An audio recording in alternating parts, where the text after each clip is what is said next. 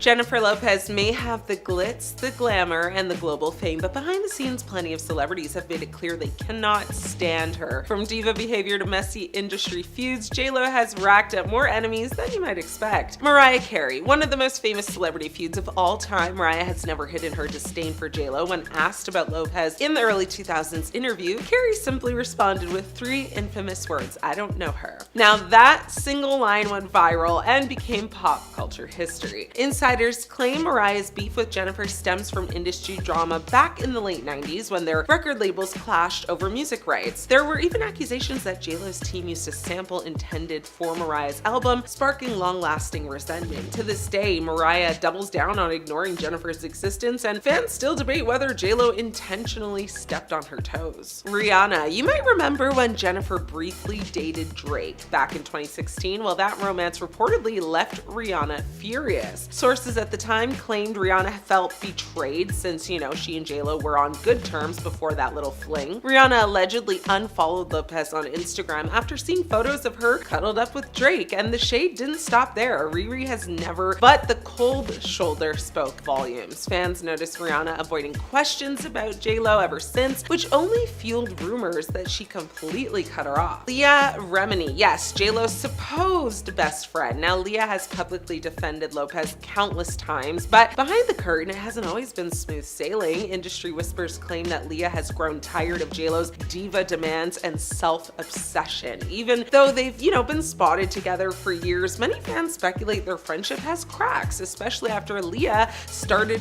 carving her own path in Hollywood, separate from Lopez. Rumors of a falling out began in 2022 when Remini did not attend Jennifer's wedding to Ben Affleck. Remini and others clarified that she did miss the wedding to help move her daughter into college, not because of a conflict with Lopez, but fans, have never been convinced of that and think otherwise. Now, while Leah would never ever trash Jennifer openly, the rumors about tension between them have not gone away. Madonna, the queen of pop, doesn't hand out compliments easily, and when it comes to J.Lo, she's been especially blunt. Madonna has allegedly mocked Jennifer's music skills in private circles, dismissing her as a dancer who got lucky. Now, the two have been seen at the same events but rarely interact, which has only kept the feud rumors alive. With Madonna's legendary reputation and J.Lo's, determined rise, it's no surprise that sparks flew between them in an industry that thrives on rivalry. Lastly, we have Nicki Minaj. Now, this feud played out publicly on live television. During their time on American Idol, Jennifer and Nicki reportedly clashed non-stop. Nicki accused J.Lo of acting superior and cold, while Jennifer seemed unimpressed with Nicki's over-the-top personality. Now, at one point, Nicki even called Jennifer disrespectful behind the scenes. Their on-air tension became so obvious that tabloids ran endless stories about the feud, cementing them as two stars who will just simply never get along. When it comes to Hollywood drama, J.Lo seems to be right at the center of it. The Ozempic era just exposed celebrity body positivity, and Meghan Trainor became the face of the backlash. Meghan Trainor built an entire career off telling women they did not need to shrink themselves to be worthy, and now the internet thinks she pulled the most Hollywood plot twist imaginable, because somehow the girl who gave us all about the base is now getting accused of becoming the exact beauty standard she used to roast. So back in 2014, Meghan Trainor exploded overnight, literally, with All About That Base, and the entire message was basically love your curves, love yourself, skinny standards are toxic. She became one of the faces of mainstream body positivity almost instantly. But fast forward to now, and the internet feels like she completely abandoned that message. After Meghan showed off dramatic weight loss in recent photos and appearances, social media immediately exploded with Ozempic accusations, of course, and hypocrisy debates. Now, to make things messier, Meghan later admitted she had been using Mounjaro, which again is a GLP-1 weight loss medication, very similar to Ozempic, Wegovy, Zepbound, all of the ones, whatever you could think of. People are allowed to do what they want with their bodies, right? But the backlash is not really about the weight loss itself. The backlash is about the branding, because people feel like Meghan built an entire identity around rejecting Hollywood beauty standards, only to eventually run directly towards them once weight loss became, mainstream and these medications became easily accessible. And social media users have not been subtle about it. I mean, one Reddit user wrote, "How can you preach body positivity, then go get work done and Botox?" Another said, "Body positive celebrities, the second confident they can lose weight with no effort with like things like Ozempic. And honestly, yeah, I mean, the internet has been especially brutal because Meghan also changed her look dramatically overall. She's got new styling, cosmetic procedures done, different face shape, different aesthetic entirely. But to be fair to Meghan, she has pushed back against some of the criticism. She said it was disheartening that people focused more on her body than her music, and said the comments became very cruel and deeply personal. And this is where the conversation gets complicated, because on one hand, yes, people feel disappointed when celebrities completely pivot away from the messages they built their careers on. But on the other hand, if body positivity really means bodily autonomy, then technically Meghan Trainor also has the right to change however she wants without needing permission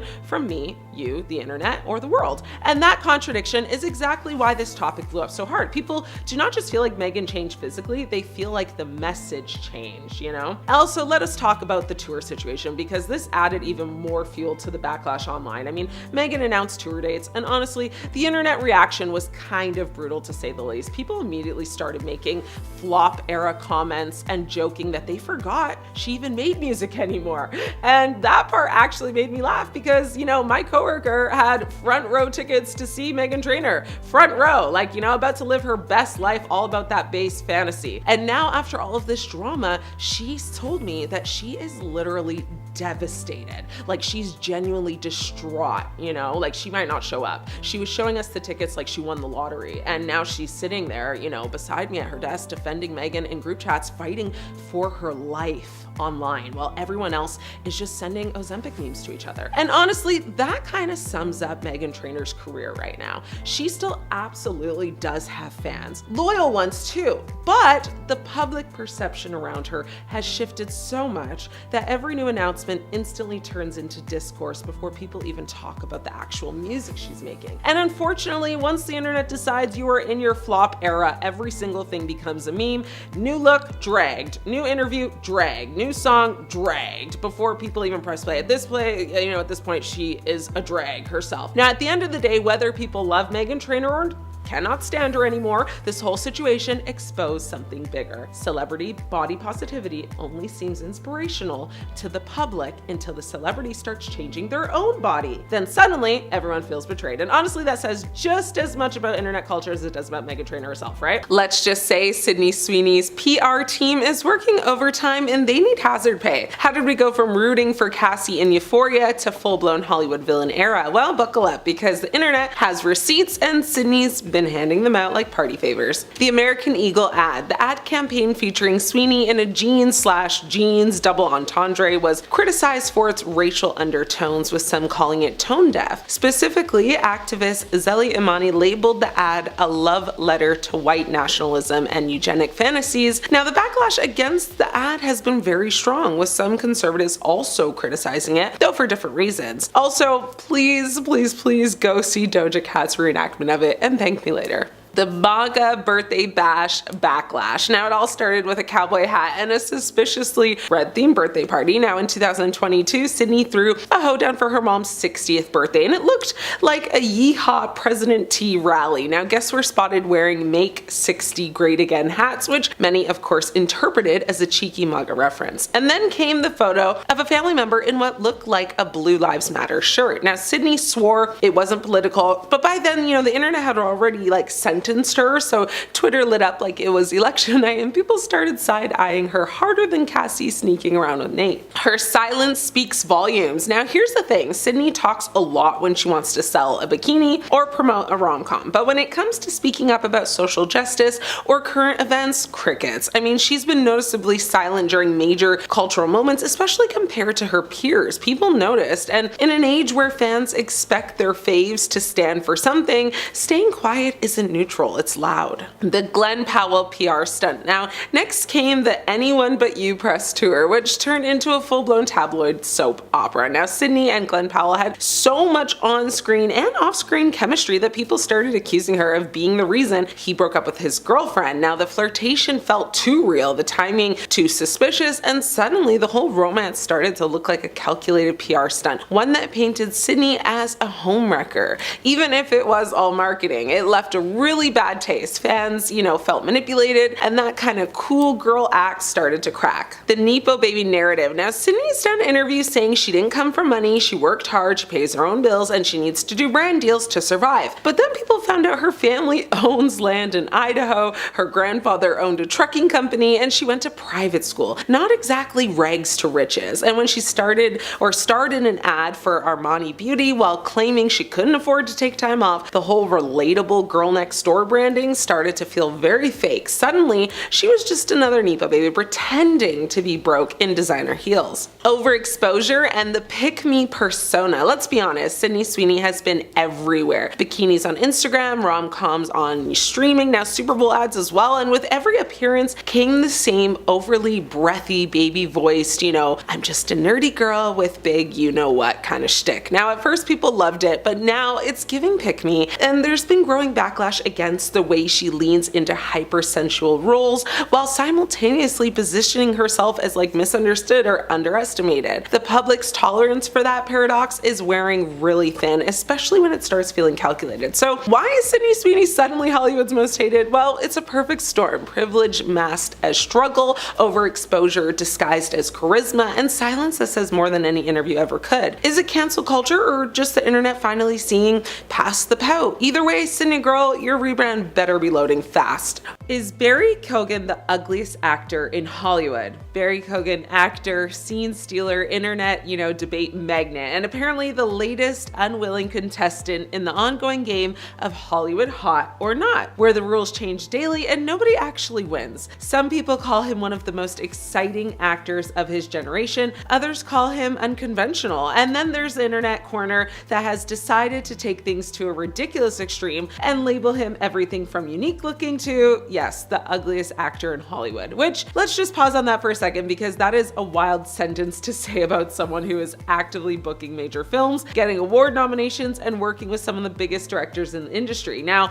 I want to be very clear, this isn't about tearing someone down for how they look. That's lazy, and honestly, it says way more about internet culture than it does about Barry Keoghan. But when a narrative gets this loud online, it becomes less about truth and more about collective chaos. So let's talk about it. Barry Keoghan is not your traditional Hollywood template. He's not, engineered in a celebrity lab to have, symmetrical perfection and a jawline carved by ancient gods. No, he doesn't look like he was designed to sell cologne in slow motion, and that's exactly why people can't stop talking about him. Because here's the truth nobody wants to admit out loud. Hollywood has trained people to expect a very specific movie star face, and when someone comes along who doesn't fit that mold but still dominates the screen, people get a little confused, and internet confusion always turns into commentary, and commentary always turns into jokes, and jokes, well, they eventually turn into narratives people repeat like facts. But let's actually zoom out for a second. Barry Keoghan isn't just the guy from memes or, your TV. He's the guy who gave us absolutely chilling performances in The Banshees of Inisherin? Don't know how to say that, where he managed to break your heart with just a few quiet scenes. And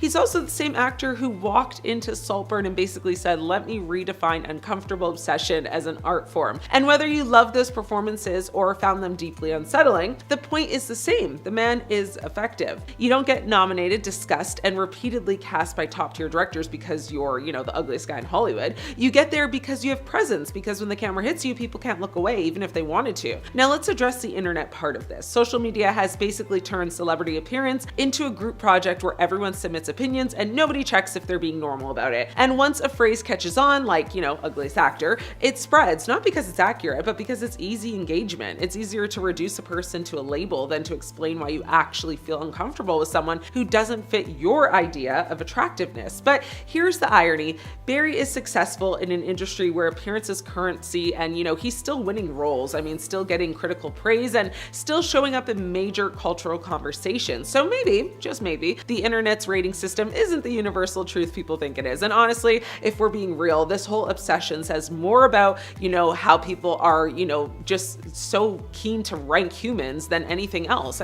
We've reached a point where someone can be objectively talented, widely respected, and still get boiled down to a comment section argument about their face. And the funniest part, well, Barry himself doesn't seem particularly interested in participating in that conversation. He shows up, does the work, disappears into characters, lets the internet argue with itself in the background like a a broken group chat. So is he the ugliest actor in Hollywood? No, that label doesn't even make sense when you step outside the chaos of social media. What he is though is distinctive, memorable, unmistakable, and honestly kind of perfect for the kind of roles he keeps landing. I mean, characters who feel real, unpredictable, and a little unpolished in a way that makes them human. Imagine showing up to a race you are not competing in and somehow becoming the most controversial person there. That is exactly what happened when Kim Kardashian stepped into the Formula One world. So Kim Kardashian has officially managed to do something nobody thought was possible. She walked into Formula One for about 5 minutes and somehow became the villain of the entire sport. Now, if you have not been following the story, buckle up because this is one of the most ridiculous celebrity controversies of the year so far. It all started at the Monaco Grand Prix, one of the biggest races in the world. Kim was there supporting Lewis Hamilton, and naturally the cameras were following her everywhere. But instead of talking about the race, fans ended up talking about Kim. First came the awkward Martin Brundle moment. For anyone who does not watch Formula One like myself, Martin Brundle is basically racing royalty. During his famous pre-race grid walk, he approached Kim, introduced himself, and tried to ask her a question. What happened next instantly went viral. Kim appeared not to respond to him, and security quickly moved Brundle away. The clip exploded online, and Formula One fans were just not impressed. Some accused her of ignoring one of the most respected figures in the sport, while others argued she probably never even heard of him, you know, in the middle of all this chaos anyway. Either way, the internet grabbed its popcorn and got to work, but somehow that was not even the biggest controversy. After the race, cameras appeared to catch Kim picking up a special winner's towel that belonged to race winner Kimi Antonelli. She was seen using it to wipe her face and sunglasses before walking away with it. And just like that, Towelgate was born. Yes, Towelgate, that's what they're calling it. Imagine spending your entire life working toward winning one of the biggest races in motorsport history, only for your winner's towel to end up becoming a Kim Kardashian accessory. The internet absolutely lost it. Fans started joking that Kim had stolen the towel. Memes started, you know, spreading everywhere. And suddenly people were talking more about a missing towel than the actual race itself. Even Mercedes joined the fun. Antonelli started posting videos jokingly asking if anyone had actually seen his towel. His teammate George Russell got dragged into the joke as well. The entire Formula One world was basically conducting, you know, a high-speed investigation over a piece of fabric. And honestly, that might be the most Formula One thing ever. Eventually, though, the situation became so viral that Kim sent Antonelli a replacement towel embroidered with a message saying, "To Kimmy from Kim." Antonelli laughed it off, thanked her, and the whole thing ended with, you know, everyone treating it like one giant joke. Well,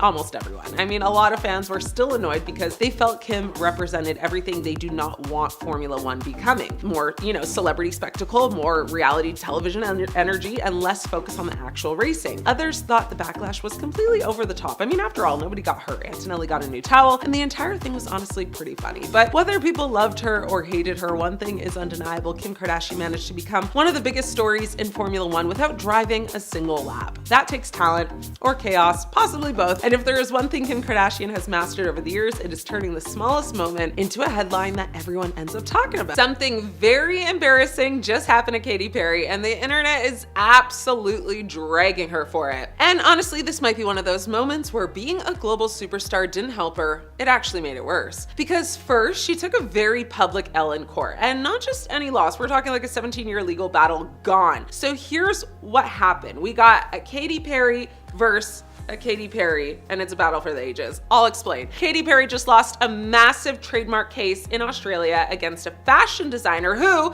plot twist, was literally born with the name Katy Perry, spelled a little differently, but it's not her stage name, and you know, it's not a branding strategy. It literally is her actual name. Now, this designer had been using her name, Katy Perry, for clothing since 2007, before Katy Perry, the pop star, really blew up globally. And after years of lawsuits, appeals, back and forth, you know, the high court basically said, yeah, the small business is gonna win this one, meaning Katy Perry's team, well, yeah, they lost again. But it gets worse. The court found that her merchandise sales in Australia had actually infringed on the designer's trademark. So all those cute little tour hoodies, yeah, legally messy. And if you think that's just internet drama, it's not. This was like the highest court in Australia backing the designer, basically saying Katy doesn't own that name in that space there. So legally, this wasn't just embarrassing, it was definitive. Now here's where the internet really starts kind of piling on, because people are bringing up a pattern here. This isn't even the first time Katie's been called out for being a little out of touch.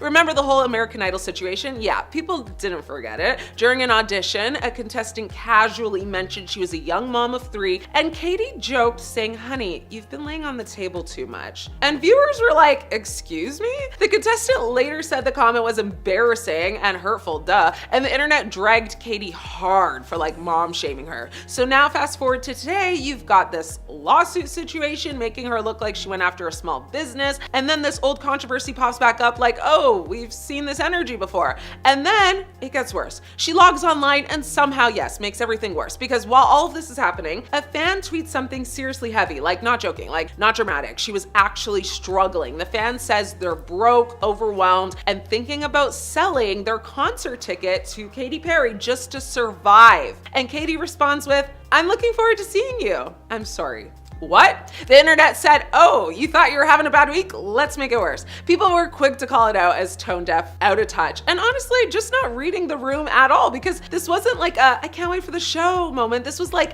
a "Hey, I'm really broke and struggling. I'm not okay." And instead of empathy, she basically said, "Yeah, I'll see you there." So social media went off. Obviously, people were pointing out her massive wealth, saying how disconnected that response felt and calling it performative, instead of actual care. I mean, Katy Perry is very much in her main character, but like not in a good way era. So, you've got a legal loss that makes her look like she went after small business. You've got a viral reply that makes her seem out of touch. You've got her dating Canada's former prime minister who, actually, never mind, no comment there. And now people are even pulling up past moments like the American Idol backlash, to kind of build a bigger picture here. And whether that's fair or not, well, that's the story people are running with. So yeah, between losing a 17-year court battle, getting called out for past behavior, dating a bum, and accidentally replying like a robot to a struggling fan, this might go down as one of her most chaotic weeks yet. And the internet, they're not letting her forget it. Justin Bieber is in the news right now for all the wrong reasons, and these celebrities hate him and are happy about his downfall.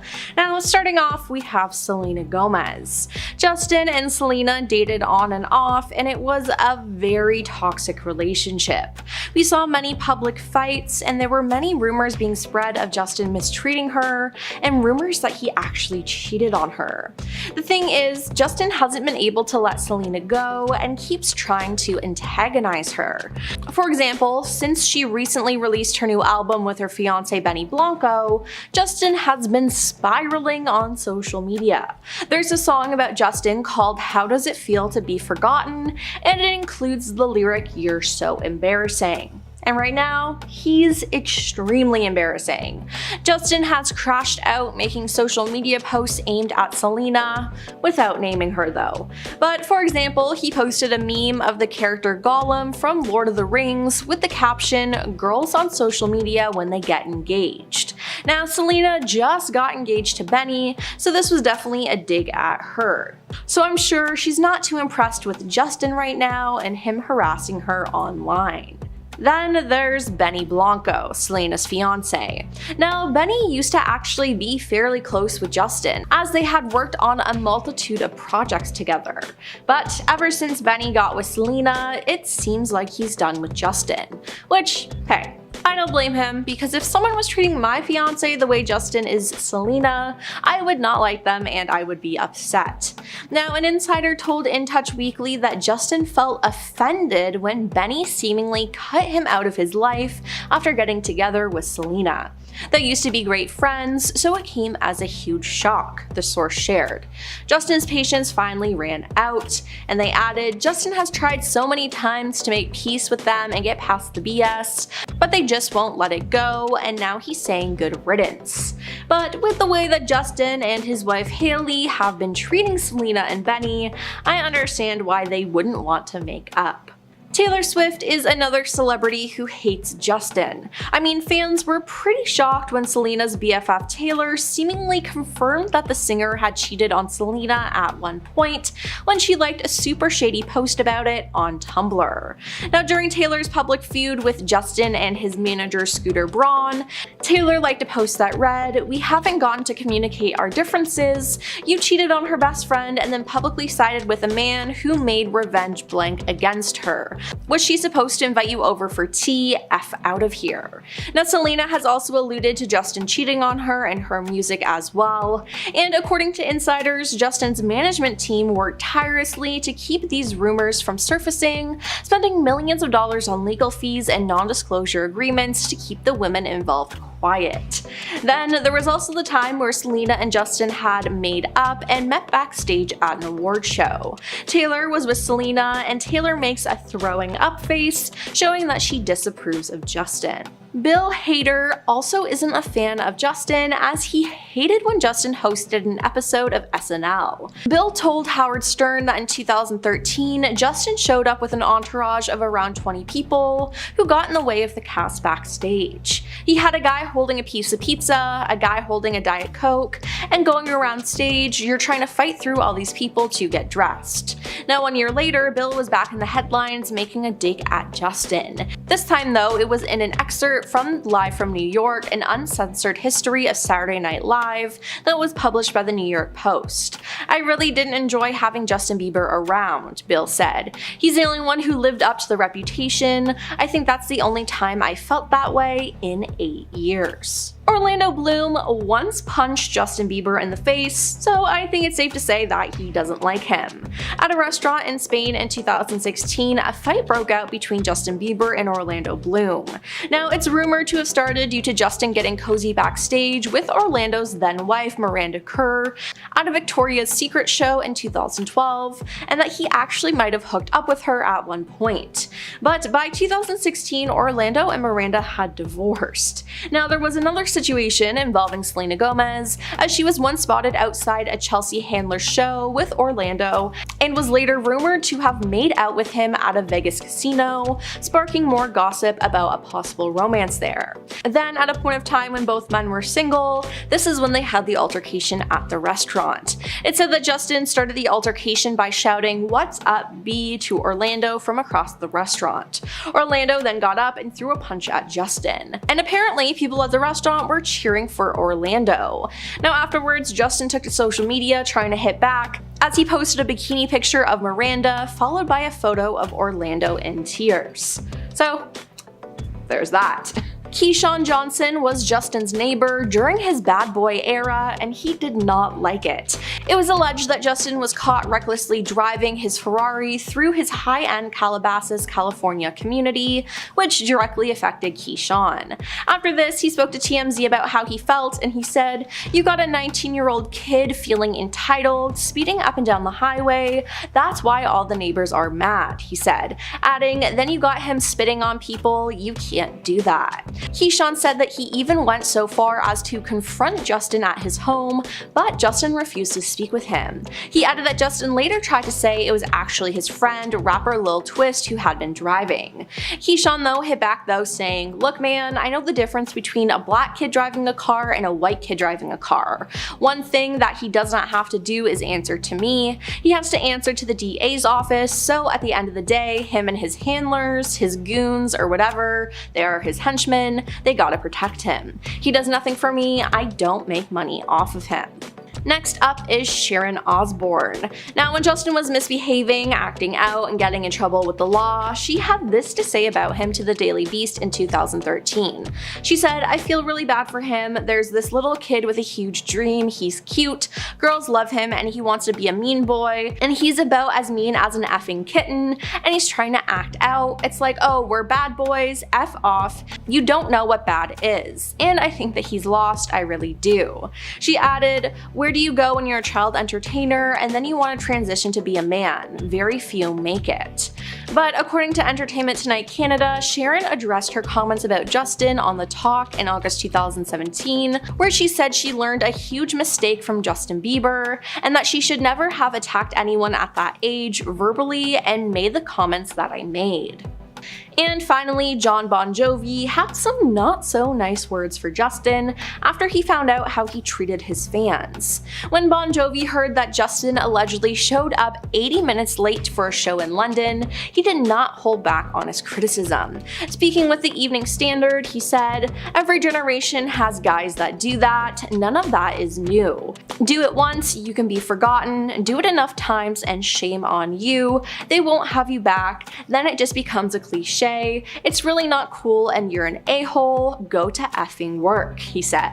Ryan Reynolds has been exposed, and there's a lot to unpack here, so lock in. All right, let's talk about Hollywood's favorite nice guy, Ryan Reynolds, because the internet is starting to side-eye the charm, and honestly, some of these stories, I mean, they're not exactly giving wholesome. So let's start with one that sounds like it belongs in a Netflix documentary, not a rom-com resume. An old report has resurfaced claiming that Reynolds was allegedly involved in setting a fire at his school when he was younger. Yes, literally setting his school on fire. Now, this comes from an old newspaper mention. It's not some confirmed criminal case, but the fact that this story even exists is wild, because the same guy who built a billion-dollar brand off sarcasm and charm might also have a chaotic backstory that people are now just digging into. Like, was this a prank gone wrong, or were we dealing with Deadpool energy way before Deadpool ever existed? And that's where things start to feel a little off, because Ryan Reynolds doesn't just play the funny guy, he is the funny guy. That's the brand, relatable, self-aware, harmless, kind of.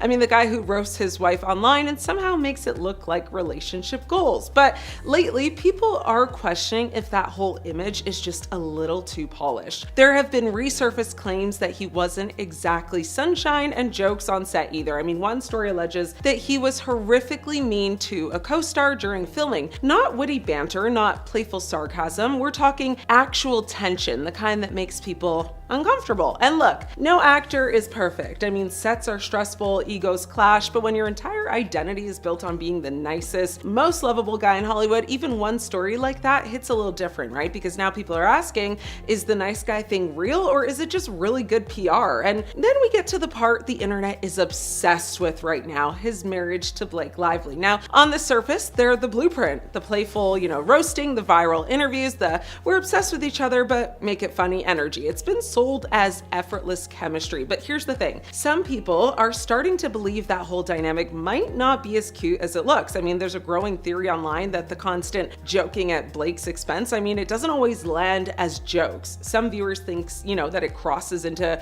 passive aggressive territory, like the humor is doing a little too much work covering something else. And then there's the moment, Reynolds himself admitted he hurled profanities at Blake during a heated phone call. I mean, not a sarcasm, not a bit. This was real anger. Now, obviously every couple argues, that's normal, but when your relationship is branded like, real life romantic comedy, moments like that make people pause for a second, because suddenly it's like, wait, is this still cute, or are we just used to seeing it that way, And that's how he secretly, or the whole theory of he secretly hates Blake even started gaining traction, not because there's proof that he hates her, because there isn't, but because people are kind of reinterpreting the dynamic, the jokes, the tone, the little digs, and asking if we've all just been, laughing along without questioning it. And, add that to the resurfaced school fire story, the on-set behavior claims, and the perfectly crafted public persona, and now the internet is doing what it always does, connecting the dots, rewriting the narrative. And once that switch flips, it's kind of hard to unsee, right? Because now, instead of Ryan Reynolds, lovable king of comedy, you've got people wondering if he's just really, really good at playing a role that never turns off. Now, to be fair, none of this proves he has some, or that he is some secret villain. It kind of just proves he's human. A little complicated, yes, maybe a little messier than the brand suggests he is, but the bigger takeaway, Hollywood loves a nice guy. It sells, right? It's safe, it's profitable, and sometimes that image is doing a lot more heavy lifting than we actually realize. So the real question isn't just who Ryan Reynolds is on screen, it's who he is when the jokes are over, and whether we've been laughing with him or just buying into the performance the whole time. And number 10, we have Jennifer Lawrence. Now, it's no lie that Jennifer Lawrence's career started off strong due to some of her iconic roles in films such as The X-Men and Hunger Games. She also worked really hard starred for her roles in the films Winter's Bone and Silver Lining Playbook. At the time, she made us think she could do it all, and her down-to-earth personality made us all love her. But then everything started to change and we actually all just started to get pretty annoyed with her actions. Even one time the star appeared on SNL and began to rage on with her quirky, annoying, relatable charm, and fans started to believe that she was just another Hollywood diva hiding behind this fake cute persona. Then she started appearing in films such as Mother and Red Sparrow, which caused her career to splinter and her fan base would then start to divide. Also, we can't forget the time in Hawaii when she caused a sacred rock fall down the mountain. Whatever the reasons may be, we all can't stop hating on this actor recently. And number 9, Katy Perry. Katy Perry is no stranger to intense media attention, as the pop star has always had high levels of public criticism. It's no lie that Katy Perry absolutely dominated the music scene in 2010 with numerous monster singles off of her album Teenage Dream. However, then the Witness era started and everyone kinda recoiled their support for the star. After Katy cut her hair and dyed it blonde, she would set out to release a string of embarrassing singles like her songs Bon Appetit and Swish Swish. Both songs were actually pretty horrifying to listen to. On top of the songs, Katy began to act really weird and we all didn't catch on to her odd behavior until she made an appearance on Ellen, and it made us all cringe. She even had Ellen wishing the show was over. Now, Katy was dealing with depression at the time, which likely played a huge part in her odd behavior and dramatic transformation. However, her newly woke image and her ongoing feud with Taylor Swift have been pretty criticized, and it's hard to support the star as she isn't willing to grow, learn, and change. Hey Peaches, are you enjoying this video so far? If so, don't forget to give it a thumbs up and subscribe to the channel. And number 8, Kanye West. Now, Kanye West is iconic, and he's been pretty popular as a rapper as he's gone on to sell millions of albums. However, that hasn't stopped people from having negative opinions about him. Now, we all used to love Kanye for his ability to speak his mind, however, his actions lately have us all pretty divided when it comes to supporting the star. Many people have started to view Kanye as someone who can't be trusted because it seems like everything lately seems to set the rapper off, and he's been saying a lot of controversial things that make us all just shake our heads. Kanye has been making it into headlines for the wrong reasons, and it has us all questioning why he would try to achieve fame with such meaningless and hurtful statements. I think we can all agree we miss the old Kanye. And number 7, James Charles. James Charles rose to fame quickly when he became the first male CoverGirl spokesperson at the age of 16. However, following a feud with fellow beauty blogger Tati Westbrook, James's following would fall from 16 million to 13 million followers. The drama over James promoting Sugar Bear hair vitamins, which is a direct competitor to Tati's hair supplement company Halo Beauty, would cause both stars to cut ties with each other, and Tati would then come for James and would start to expose a list of his bad behaviors. James's behavior online to be successful and adored by thousands had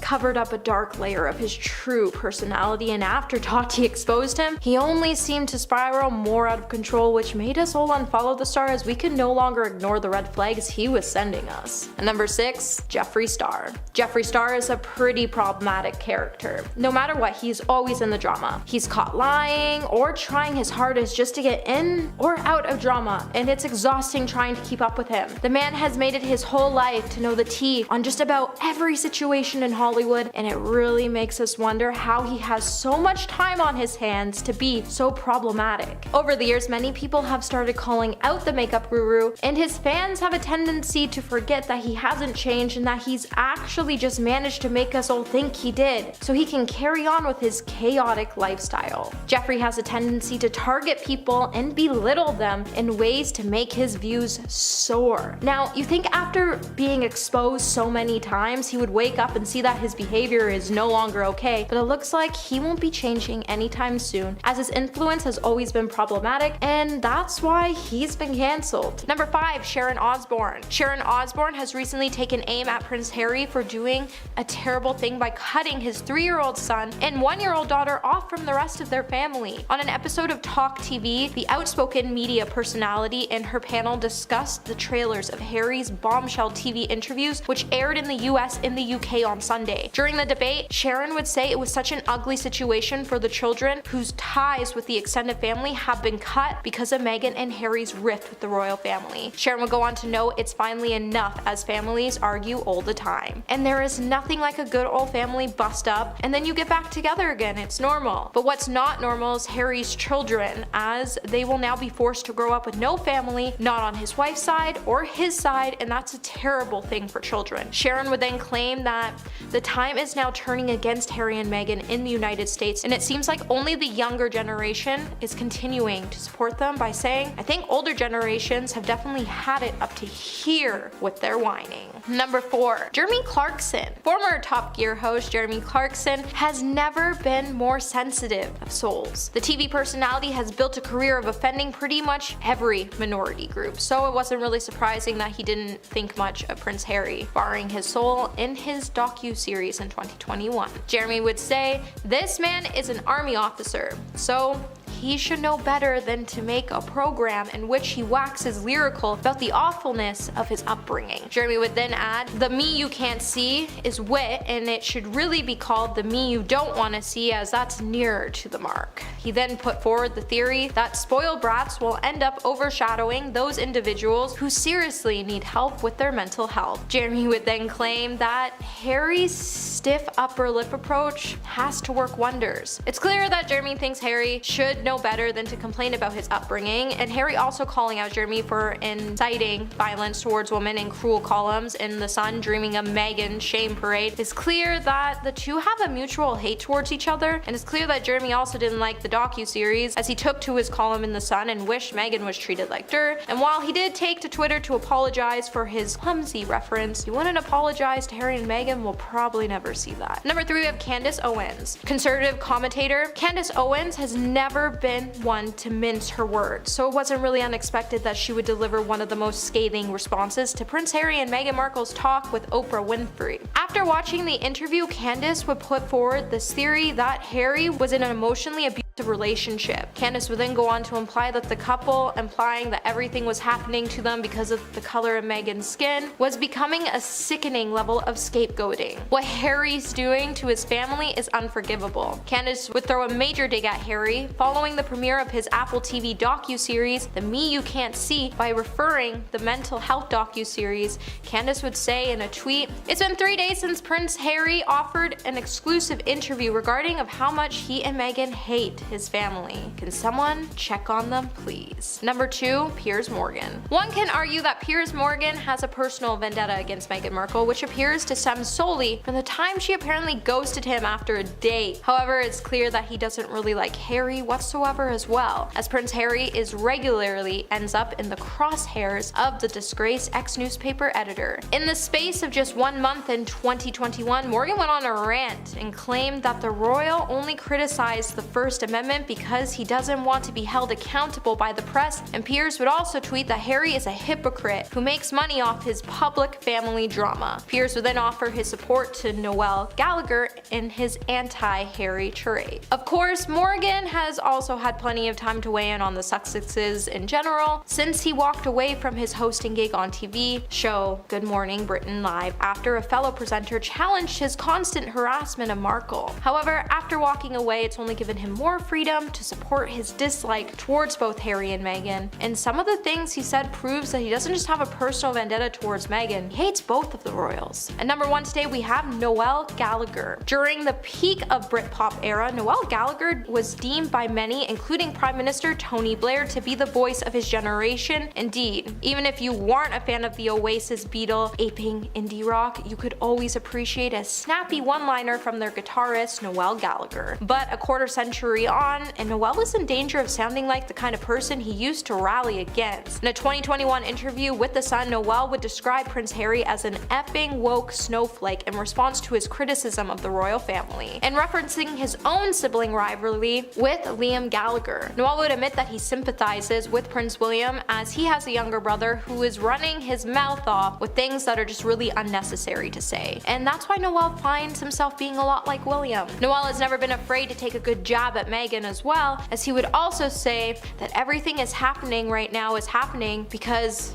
they got an American involved in their family matters. He would then ask viewers, how much of a C is Prince Harry? At number 10, we have Rose McGowan. Now, back in October of 2017, Rose McGowan slammed James Corden after he made some pretty serious insensitive jokes about a disgraced film producer. When James made the unwise joke during his monologue as the host on the Ambar Gala Los Angeles, James went on to say, "It was a weird week watching the disgraced film producer be in hot water," and then he went on to ask the audience if any woman in the crowd would watch him take a bath. Rose was not only disgusted with the audience for cheering on the comedian, but she was extremely disappointed with James Corden for making fun of someone who hurt a lot of women. Rose went on to say in a series of tweets where in one she called James Corden a Mother King piglet, and in another one she said, "Hearing the roars and laughs shows exactly what kind of Hollywood you are."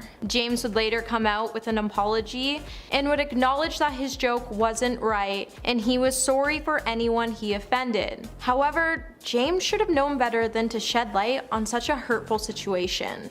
At number 9, we have Halle Berry. Halle Berry is said to be one of the sweetest actors in Hollywood, so it makes you question what James might have done to get on her bad side. With the actress appearing on TBS Drop the Mic show with James, let's just say it got a little heated between the two stars. James would open up the show by mocking the star for her box office flop in the movie Catwoman. Halle then responded by acknowledging Catwoman tanked, but she took Kingsman to the Mother King bank. The two would continue to spit back and forth with each other, with James's jokes being demeaning. Halle was quick to come to the battle to get the crowd to chant her name and won. But this wouldn't be the last of the two to work together. When Halle made an appearance on James's game show Spill Your Guts or Fill Your Guts, the star would then go on to eat an unnamed animal body part to avoid answering a question. Now, if I had to eat some weird body part off an animal, I would probably refuse to work with the star ever again. If you like this video, please subscribe to the channel. At number 8, we have Pierce Brosnan. So this feud has had some pretty sour moments. During a game, James' show Spill Your Guts or Fill Your Guts, James recalled a time where Pierce was rude to him at a U2 concert. During the game, James was asked if a celebrity has ever been rude to him at a party. Corden spoke of a time he attended the same U2 concert as Pierce. Now, Pierce was there with friends and they decided to leave halfway through the concert. James went on to note that he and his wife moved into the area that they were in, and Pierce went to push him out of the way when he came back. James went on to say the star didn't even acknowledge James and that he just continued to head back to his area. James then labeled him as the rudest celebrity alive. If someone called me rude after stealing my spot, I probably wouldn't want to work with them either, but at the same time, I certainly wouldn't have pushed them out of the way. Now, Pierce never talked about the incident, so who knows if it was actually true. At number 7, we have Patrick Stewart. Now, in 2010 at the Glamour Awards, James Corden was at the height of his career while he was hosting the event. However, Patrick Stewart was also present at the event, and he was tasked with presenting the category for Film of the Year. When he stepped up to do his role, Patrick would begin to tease the comedian for his body language throughout the event. Patrick would say, "I want to speak to James here." "It's James, isn't it?" James would then walk up to the star and the two had an epic stare down. While the star carried on with his critique, Patrick noted that when the presenters were on stage and the recipients were receiving their awards, James was standing in the back of the stage with his hands in his pockets, looking around like he wished he was anywhere but in the event. Now the two began to spit insults back and forth with each other until James made a pretty insensitive joke about Patrick's age. Well, all I can say is age doesn't define us, and sometimes it's better just to laugh at yourself than to overreact. Number 6, we have Liam Gallagher. Liam Gallagher once called James Corden a knob while stating why he would never join the star on Carpool Karaoke. In an interview with GQ magazine, Liam branded the star as a knob and mistaken him for starring in Gavin and Stacey. Liam was asked if he would ever consider doing Carpool Karaoke, and he refused by saying, "No thank you very much, not a chance mate, with that flat folk from Kevin and Perry." Liam's girlfriend pointed out that the show he meant to say was BBC's comedy series Gavin and Stacey. Now, James starred in the show in 2007, and that's how he came to stardom. Liam then notes he never watched the show and he doesn't have to watch it in order to know he won't like it. Now, the two did seemingly make up just in time for Liam to play on James Corden's show back in October of 2017. But who knows how long the two will stay on good terms, as Liam once said he likes his potatoes roasted. Number 5, Alec Baldwin. Another celebrity who has had no trouble calling out Tom Cruise was fellow actor Alec Baldwin in 2009. The dirty rock star hosted Elle Magazine's Women in Hollywood dinner and award show, and what he said had even Tom's wife at the time, Katie Holmes, laughing along with everyone. The actor joked about coming up with a solution to the disproportionate salaries between men and women in Hollywood, and then seemingly came up with an idea to solve the pay gap. Quote, "I believe we can balance the scales if Tom Cruise would lower his quote by a mere $29 million. I realize this may be a little bit unfair since he's not here to defend himself, and I really don't want to put all of this on one man, but if I had to, that man would be Tom Cruise." He went on to assure the audience that his own salary was nothing compared to Tom's. In fact, his annual salary, as he said, is the budget from mints that were featured in one of his movies. But as the saying goes, there really is a grain of truth in every joke. According to Variety, the actor is expected to earn $100 million or more from his new movie Top Gun Maverick, which would be one of the biggest paydays for an actor for a single movie ever. Number 4, Leah Remini. A former longtime Scientologist, King of Queens star Leah Remini opened up about her experiences in the church in her 2015 memoir Troublemaker, much to the disdain of Tom Cruise. In her book, Leah also made some shocking allegations about several well-known Hollywood celebrities. In fact, she recalled a time that she and her husband, Angelo, spent time at Tom Cruise's Beverly Hills mansion when he invited a group of well-known Scientologists and other celebrities including Will and Jada Pinkett Smith. He announced to all the guests that he wanted to play hide and seek and pressured everyone to join in. Remini also explained another bizarre incident when Tom had a meltdown over cookies. Quote, "Once he wanted to make cookies, and there was a package of pre-packaged cookie dough on the counter. He asked, 'Guys, where's the cookie stuff?' Tom seemed like a child who had never been told no, and he screamed at his assistant." And when Top Gun Maverick came out, Remini cautioned fans about supporting him, saying, "Don't let the movie star charm fool you. And no, I will not watch the movie, nor will I ever support or approve of this scam of a man." So she is clearly not one to forgive or forget. Number 3, Katie Holmes. Back in 2012, the former Hollywood power couple Tom Cruise and Katie Holmes announced to the world that they were getting a divorce after 6 years of marriage. News of the A-list split sent shockwaves through the world of show business and sparked waves of rumors and speculation as to why the pair decided to call it quits. After a whirlwind romance, the couple got married in a luxurious Italian wedding ceremony and welcomed their first child together, Suri Cruz. So their divorce came as a shock to everyone. The major reason was allegedly Katie's aversion to raising their daughter in Scientology. Tom basically confirmed this during a 2013 deposition, admitting that this was one of the reasons that his ex-wife filed for divorce.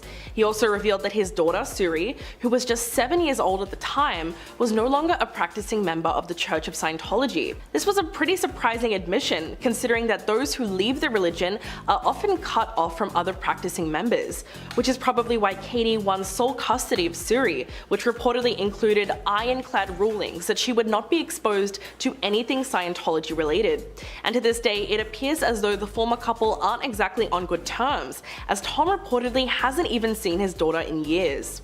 Number 2, Mickey Rourke. In a new interview with Piers Morgan Uncensored, the boxer turned actor was asked about Tom Cruise, and he made it quite clear that he wasn't a fan at all. It was mentioned that his new movie, Top Gun Maverick, made over $1 billion at the box office, and Rourke said, "That doesn't mean jack to me. This guy's been doing the same effing part for 35 years. I got no respect for that." Rourke went on to list some of the actors whose careers he does enjoy and admire, unlike Tom's. And when Morgan asked whether or not he thinks of Cruise as a good actor, Rourke just said, "I think he's irrelevant in my world." And back in 2005, when Tom criticized Brooke Shields for taking antidepressants, Mickey spoke out against him then. Quote, "My therapist saved my effing life and my career. I don't care what Tom Cruise says about therapy. F him." Picking on poor Brooke Shields. People need medicine and they need therapists. Let the Scientologists go effing live on a planet of their own. He was referring to the fact that Scientologists strictly oppose psychiatry and therapy as it goes against their core beliefs. So he's made it pretty clear that he doesn't think very highly of the Hollywood star. And coming in at number 1, John Travolta. Both are active, high-ranking members of the Church of Scientology, but it has been since revealed that the two are not exactly friends. The truth came out when a former bodyguard from the church, Brendan Teague, revealed in 2018 that John Travolta was furious when Tom achieved the highest honor in the organization in 2008. He was awarded the Freedom Medal of Valor from the leader of the organization, David Miscavige. This award is only given to its most dedicated member. John was also said to be frustrated over the fact that Tom has become a major player in the church, and to this day is one of the best known members in the world. Brendan Teague claimed that this event left Travolta feeling extremely jealous. Eventually he grew so angry that he decided to express himself and wrote a scathing letter to Miscavige, which reportedly included the question, "What the hell was this medal all about?" The reason being is that the actor believed himself to be the most dedicated member of the church, and had allegedly introduced more members than any other celebrity. So when he was passed over for the award, John began to despise Tom. It didn't help that only 2 years earlier, John wasn't invited to Tom's wedding with Katie Holmes, so their relationship was already rocky to begin with. Number 10, Lea Michele. The actress who played the most arrogant character on Glee has recently been outed as being one of the meanest celebrities in Hollywood. The music TV series that helped Lea Michele rise to fame was also her undoing, as it looks like the horrible way she treated the cast and crew on set came back to bite her. Many of her peers, including actress Samantha Ware, spoke out against her behavior. She told Variety, quote, "It was after I did my first performance. That's when it started. The silent treatment, the stare downs, the looks, the comments under her breath, the weird passive aggressiveness, it all built up." After Samantha spoke out, dozens of co-stars, film crew and staff flooded social media with stories about the diva. There were even reports of Michelle only speaking to people through her assistant and not acknowledging her co-star's presence.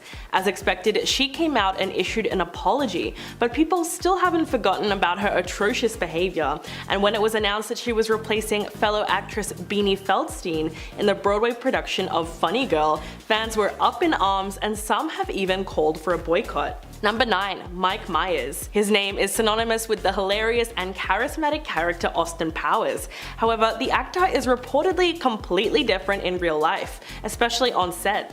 There have been numerous reports suggesting that Myers is a nightmare to work with some even claiming him to be a control freak and grumpy. It has come to light that the actor makes tons of demands of his assistants. In fact, Myers reportedly made life a daily nightmare for the cast and crew of one of his biggest films. According to Amy Hill, who was his co-star in The Cat in the Hat, she said it was a horrible, nightmarish experience.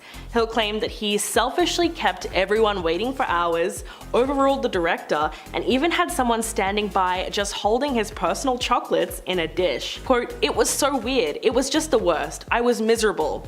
Another story involves a fan that offered to buy the actor a drink. After telling Myers how much he enjoyed his work, Myers allegedly just looked at him and said, "I can afford my own drinks," cursed at him, and said, "Save your money for my next movie." Ouch.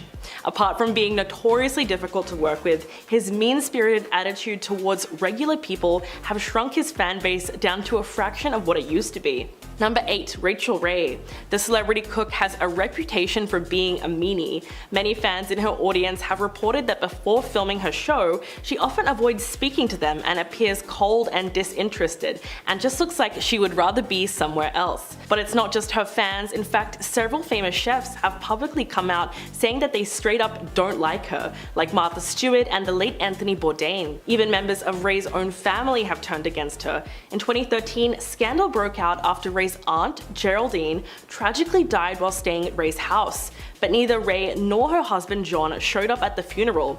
Instead, she was allegedly tweeting about cats, recipes, and TV shows, which led her cousin, Gina Mesnick, to speak out against her. Quote, "I found it very insensitive and inappropriate. It just shows how demeaning Rachel was to my family on the day we buried my mom after she died under such horrible circumstances. Her fan base is now practically non-existent. In fact, a good portion of the internet harbors a deep loathing for the chef. There's so many online forums dedicated to Rachel Ray slander. In fact, there's even a blog called Rachel Ray Sucks, and you can guess what kind of things people post on there." Number 7. Russell Crowe. The actor has had a reputation for being outright mean to both his Hollywood peers and his fans, making him an extremely controversial figure in the industry. I mean, where to start with Russell Crowe? There were rumors that he threatened any media platform that published stories about him having a fling with Courtney Love. But a great example of his overall attitude is when he intimidated and attacked the producer of the BAFTA Awards for cutting his speech short and preventing him from reciting poetry. In 2005, he was then charged with criminal possession of a weapon for allegedly throwing a phone and cutting a hotel clerk's eye, all because he was unable to get connected with his wife. One of the lesser talked about but worrying incidents involves Crowe and rapper Azealia Banks. Crowe forcibly removed her from a party he was hosting. Not only that, but he was said to have been violent and allegedly spat on her and used racist language. The Australian actor is also notoriously difficult to work with and is known for regularly shouting at his scriptwriters, yelling at them on phone calls while discussing the story. So it's safe to say that he lost not only film roles but a lot of fans due to his outright nastiness. Number 6. Jared Leto. The actor and singer really seemed to be getting a lot of backlash in recent years, especially in the era of the Me Too movement. It seemed that out of his fellow Hollywood celebrities, not everyone was willing to be silent when they heard he was behaving inappropriately towards young women. In 2018, Suit Life of Zack and Cody star Dylan Sprouse came forward on Twitter and brought disturbing allegations against him to light. Quote, "Yo, Jared Leto, now that you've slid into the DMs of every female model aged 18 to 25, what would you say your success rate is?" As you would have predicted, the tweet totally blew up and many people were happy that he was finally getting called out. The situation quickly escalated when Guardians of the Galaxy director James Gunn tweeted the following as an answer to Sprouse's initial tweet. Quote, "He starts at 18 on the internet? Aside from predatory behavior, Leto has treated his fans horribly and was seen on occasion randomly giving the finger to audience members. As a result, he really doesn't have many mainstream fans left, save for the fans of his cult/band 30 Seconds to Mars." Halfway number 5, Nicki Minaj. Nicki Minaj is a celebrity with mixed reviews. Tons of people say she's down to earth and loves her fans, while others have shared some negative experiences with the star. One person shared their experience working with Minaj on set, writing, quote, "I've worked with Nicki Minaj before and while on a set with her, I was told not to look her in the face. She also had people move out of the room before she would come in the room. It was a whole ordeal." And at number 4, Miles Teller. Miles Teller being on this list should not be a shock to anyone, because he is constantly called out for his horrible behavior. Even reporters that have interviewed him have called him entitled and rude. He's even trashed well-loved and respected actors like John Cusack. When a reporter told him they are similar actors, Teller replied, quote, "I guess we look alike, we did some similar movies. He wasn't traditionally good looking, who was offbeat and quirky but confident. I get it, but I don't want his career." And people who have met him in real life have had similar experiences. They wrote, quote, "I met Miles Teller at a bar, he told my friend to buy him a drink and he still refused to take a picture with him. He ended up smacking my phone out of my hand and I'll never watch a movie with him in it again." And at number 3, Jim Belushi. One fan shared just how terrible Jim Belushi was to them after they waited hours for an autograph. To make it worse, one of Belushi's co-stars was incredibly nice and made the contrast even worse. They wrote, quote, "Years ago us kids waited for Jim Belushi and John Candy after they shot Only the Lonely in Chicago. Asked Belushi for an autograph and he literally called us a bunch of pieces of stupid kids and to get the F out of there. Then came Candy with a big old smile and a cigar hanging out of his mouth, and he spent the next 10 minutes signing autographs and thanking all of his fans." And at number 2, Alec Baldwin. Given all the scandals that Alec Baldwin has been in, it's no surprise that he's notoriously rude. He's attacked paparazzi, gotten in physical fights with hecklers, and he's been known to be very arrogant. One Reddit user spoke of their interaction and wrote, quote, "One day in the Hamptons, I ran into Alec Baldwin and his wife and their 2 dogs. I was 6, so I wanted to pet their dogs. Mind you, they left their dogs outside of the store, so I didn't know they were theirs. They quickly yanked their dogs away from me and yelled at me. I was 6. That just proves the kind of people they are. I mean, who gets mad at a kid for petting a dog that you left outside? And finally, number 1, Gene Simmons. Gene Simmons is apparently so awful in real life, multiple Reddit users shared negative experiences with him. One user said, quote, "My brother met Gene Simmons backstage at a show he was playing in. Gene complimented my brother highly on his guitar playing, but then said, quote, 'Too bad you'll never make it,' and just walked away." Another person told the story of his dad running into Simmons after one of his Kiss shows. The dad complimented Simmons on the show, and he replied, quote, "I hope the next time you're sucking to impress someone you pucker up more," and then walked off. My dad was pissed and told his friends it was time to go, and the bartender stopped them on their way out. Before he left, Gene and his entourage told the bartender that my dad was paying for their drinks. It cost my dad almost $100 to pay for their alcohol. So that's all for the list. Let me know your thoughts below and let me know anyone that you want to see in a part 2. Number 10, Chevy Chase. In 1978, Murray infamously got into a physical altercation with Chase Chevy. After the star returned to Saturday Night Live as a guest host, it began with the two trading some pretty heavy insults towards each other. It started when Murray telling Chase to go get with his wife, and Chase responded by telling Murray his face looked like something Neil Armstrong landed on. The insults seemed to escalate as quickly as their comebacks did, and television following the rest of the cast watched the two display in a physical altercation. Larnie Newman noted, "It was a very sad and painful thing to watch unfold during her appearance on Watch What Happens Live with Andy Cohen in June of 2021. In May of 2012, Murray called his part in the scandal a childish feeling of jealousy and anger he let control him. He went on to say things that he was mad that Chevy left the cast of Saturday Night Live and Murray somehow was avenging Angel, who had to speak for everybody else. Chevy and Murray are soon back on good terms after the fiasco, and everything was fine as the two starred together in the 1980 comedy Caddyshack shortly after the altercation. Number 9.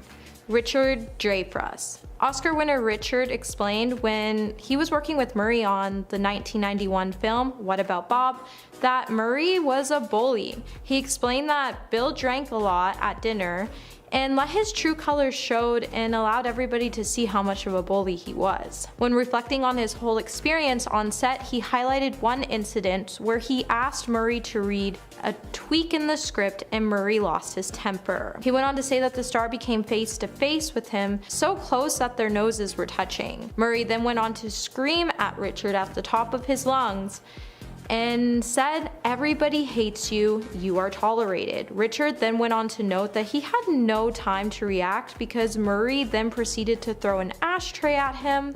Luckily the ashtray missed, and rather than making things worse, Richard decided to leave the room. Richard showed us that Murray has a violent past, not just with female co-stars, but also with his male ones. Number 8, we have Laura Ziskin. Richard Dreyfuss wasn't the only person who had problems with Murray and how he handled himself on the set of filming What About Bob. As producer, Laura Ziskin has said that she once had a disagreement with Murray which resulted in him tossing her into a lake.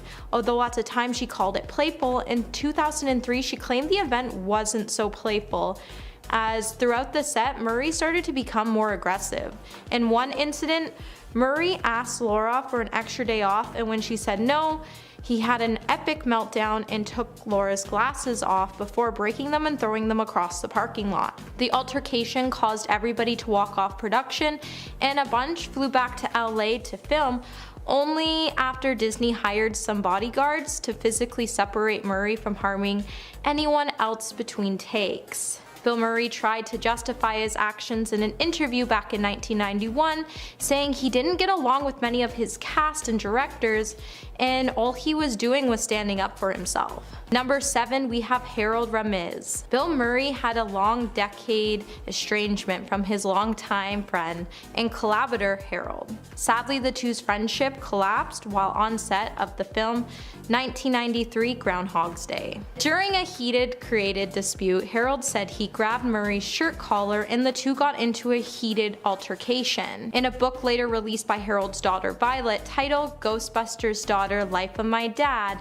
Violet would go on to note that the incident happened and Murray wouldn't speak to Harold for over 20 years, and even though Harold tried not to take it personally, he was ultimately left feeling heartbroken and confused about the unsurprised rejection. Murray was unheard from up until Harold was in the hospital, and Murray showed up to visit his old pal unannounced at 7 a.m. in February of 2014 with a box of donuts and a police escort. With Harold losing his ability to speak, he was no longer able to speak to Murray before his passing. However, Murray didn't mind and hung out with Harold for a couple of hours anyways. I'm glad Bill was able to put the two's differences aside and came together for his friend before his passing.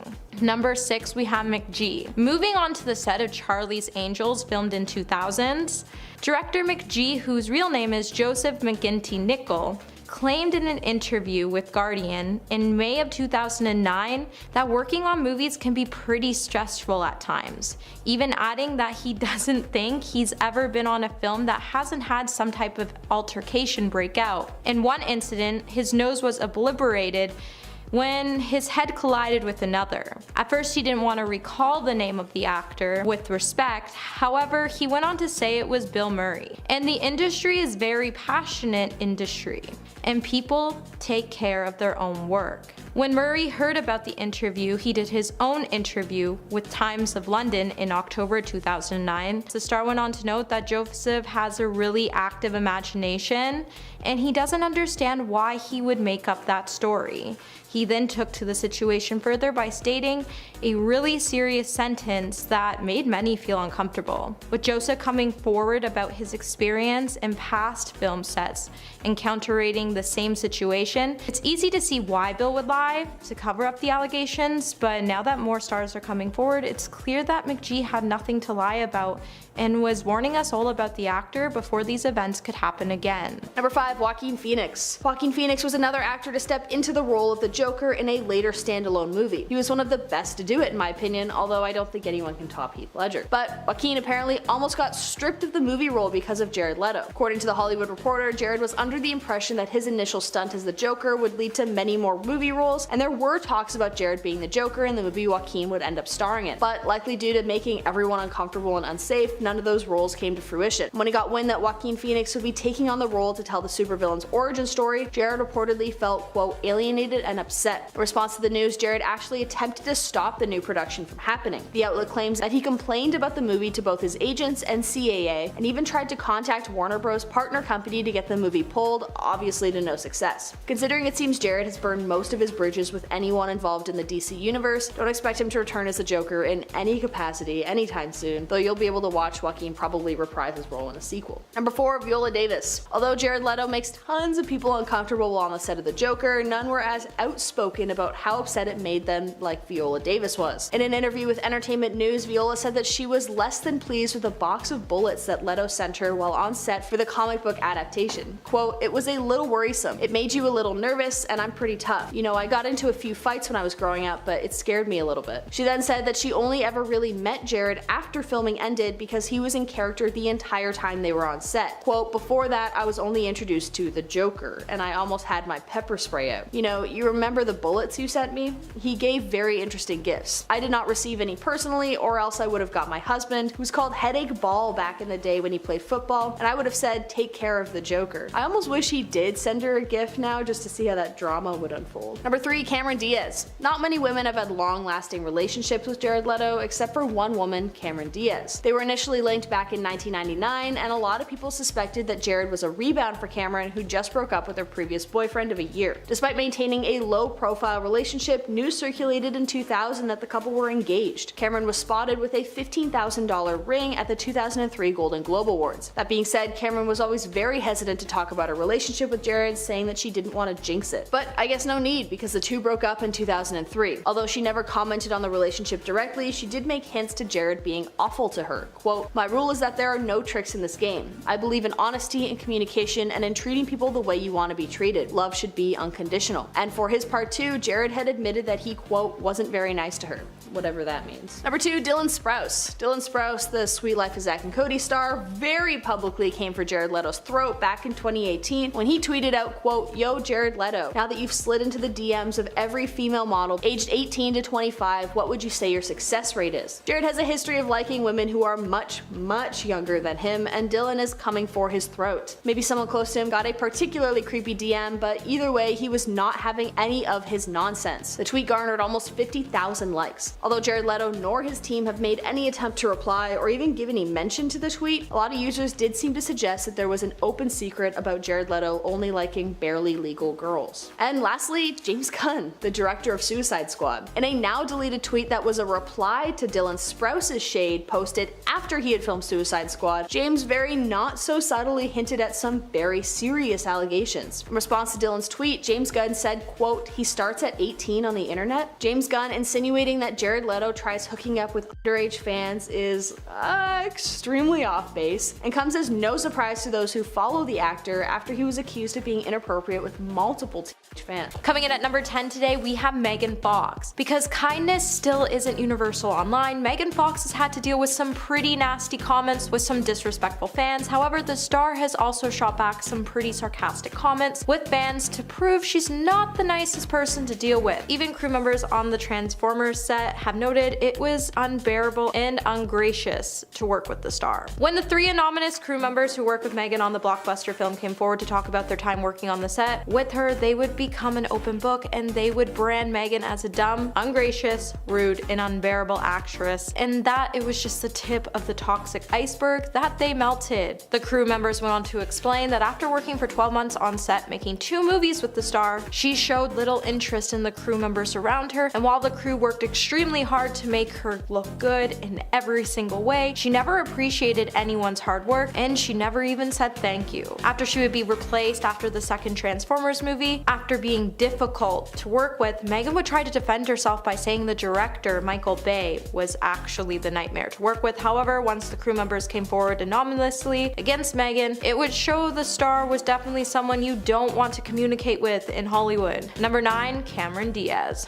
Cameron Diaz is known for her work in Charlie's Angels and countless romantic comedies. However, she isn't known for being pleasant during fan interactions. If you were maybe looking to get an autograph from the star one day, you might just want to rethink that thought, as Cameron isn't afraid to refuse to give any fan a lecture on how dumb autographs are. During the red carpet event for the premiere of X-Tape, several eyewitnesses would come forward to say how awful Cameron was to her admirers. Fans have also explained that her behavior and attitude with them was absolutely disgusting. After fans waited hours for a chance to meet her, they would be ignored and some would even be lectured. Cameron at one point even yelled at one of her fans by saying, "If I did it for you, I'd have to do it for everyone," before storming off. Cameron is known to be pretty unfriendly with her fans, and it's honestly pretty disappointing. However, she wouldn't be the only one to be rude and show terrible attitude towards fans during the X-Tape premiere, as Jason Segel would also be extremely rude to their fans who were there admiring the movie and them. With there only being 4 to 5 fans actually waiting for them, it would have taken less time for them to take a few photos and sign a couple autographs than it did to lecture their fans. Hey Peaches, are you enjoying this video so far? If so, don't forget to give it a thumbs up and subscribe to the channel. Coming in at number 8 today, we have Rihanna. So in 2014, Rihanna would come under fire as it would be discovered that she was cyberbullying a 16-year-old fan over her prom outfit. So Alexis Carter took style inspiration from Rihanna for her Hollywood-themed prom at her Baltimore high school in 2010. So the look Alexis tried to recreate was a look where Rihanna wore a head-turning teal wing jumpsuit. So Alexis loved this look so much that she decided to create her own version of the outfit, and then she would share some of the photos of her prom ensemble on social media. When memes quickly started to take off showing the teen extending her arms and the material with the wings on full display. In one of the shots, she's shown next to a really glamorous red carpet photo of Rihanna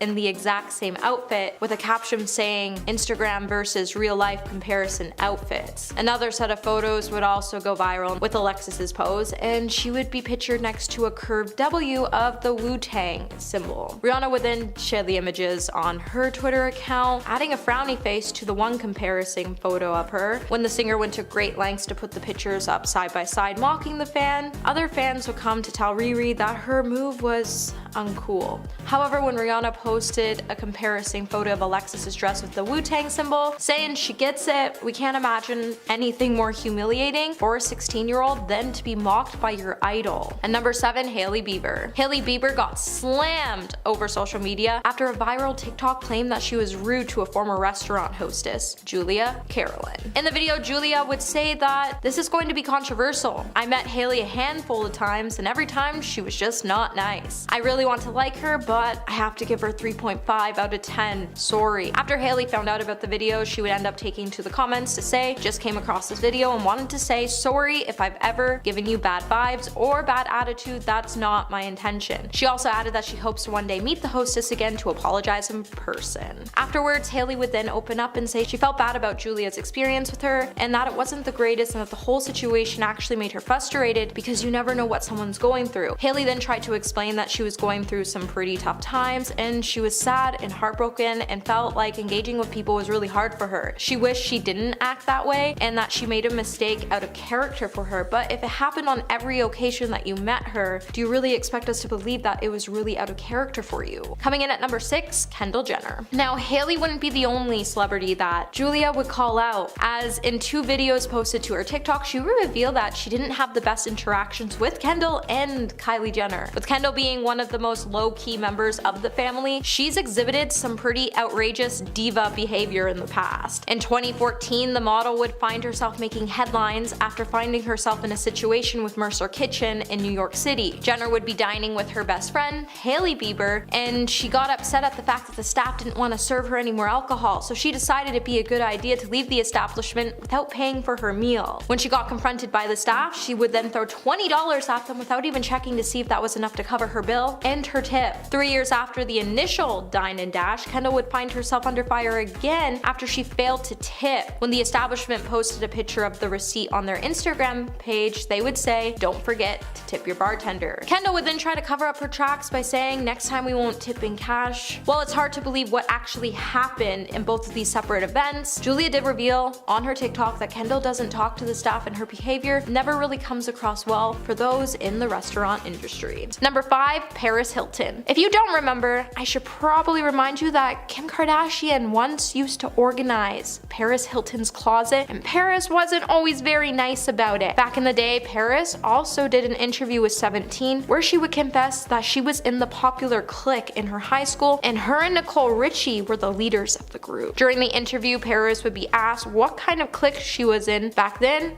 till now, and Paris would quickly respond by saying the popular clique. And she would then go on to say, Nicole Richie and I were the leaders of the group. Now I still hang out with Nicole, my sister, Nikki, my cousins, and the people I've known for 10 years. I don't really trust many people, so I keep my friends very close. Paris would also go on to say that a lot of people didn't really go on to start rumors about her because they were all scared of her. Well, it seems like today most of the girls on this list have claimed that they have left their mean girl ways behind them and found a way to use their confidence in a way to support others, but we still see Paris go back to her mean girl days every time she wants to not leave her past in the past, especially when it comes to her ongoing feud with Lindsay Lohan. Number 4, Adele. Seeing how Adele is one of the most humblest women today alive, it makes it pretty hard to believe that she would be the type of person to pick a fight and drop a hat when she was younger. But it seems like behind her humble attitude, Adele is actually pretty feisty. It's honestly quite interesting to hear. When Adele was younger, it seems like she was so full of rage that she would gladly pick a fight with anyone over anything like a reality TV show, or if anyone said anything to her ears that sounded completely wrong. While bullies usually tend to not be that complicated, it seems that everyone has this trigger that people shouldn't seek to see or push. While fighting will never solve your problems, it seems like all it does is make consequences for your actions instead. With saying that, it seems like when you watch someone lose their cool, it explains how some people aren't coping with a lot of things well, and this is a way that shows us their lives are really unbalanced and they take it out on their peers to feel better about themselves. While Adele is clearly not a mean girl anymore like she used to be, she now uses her platform to squash hate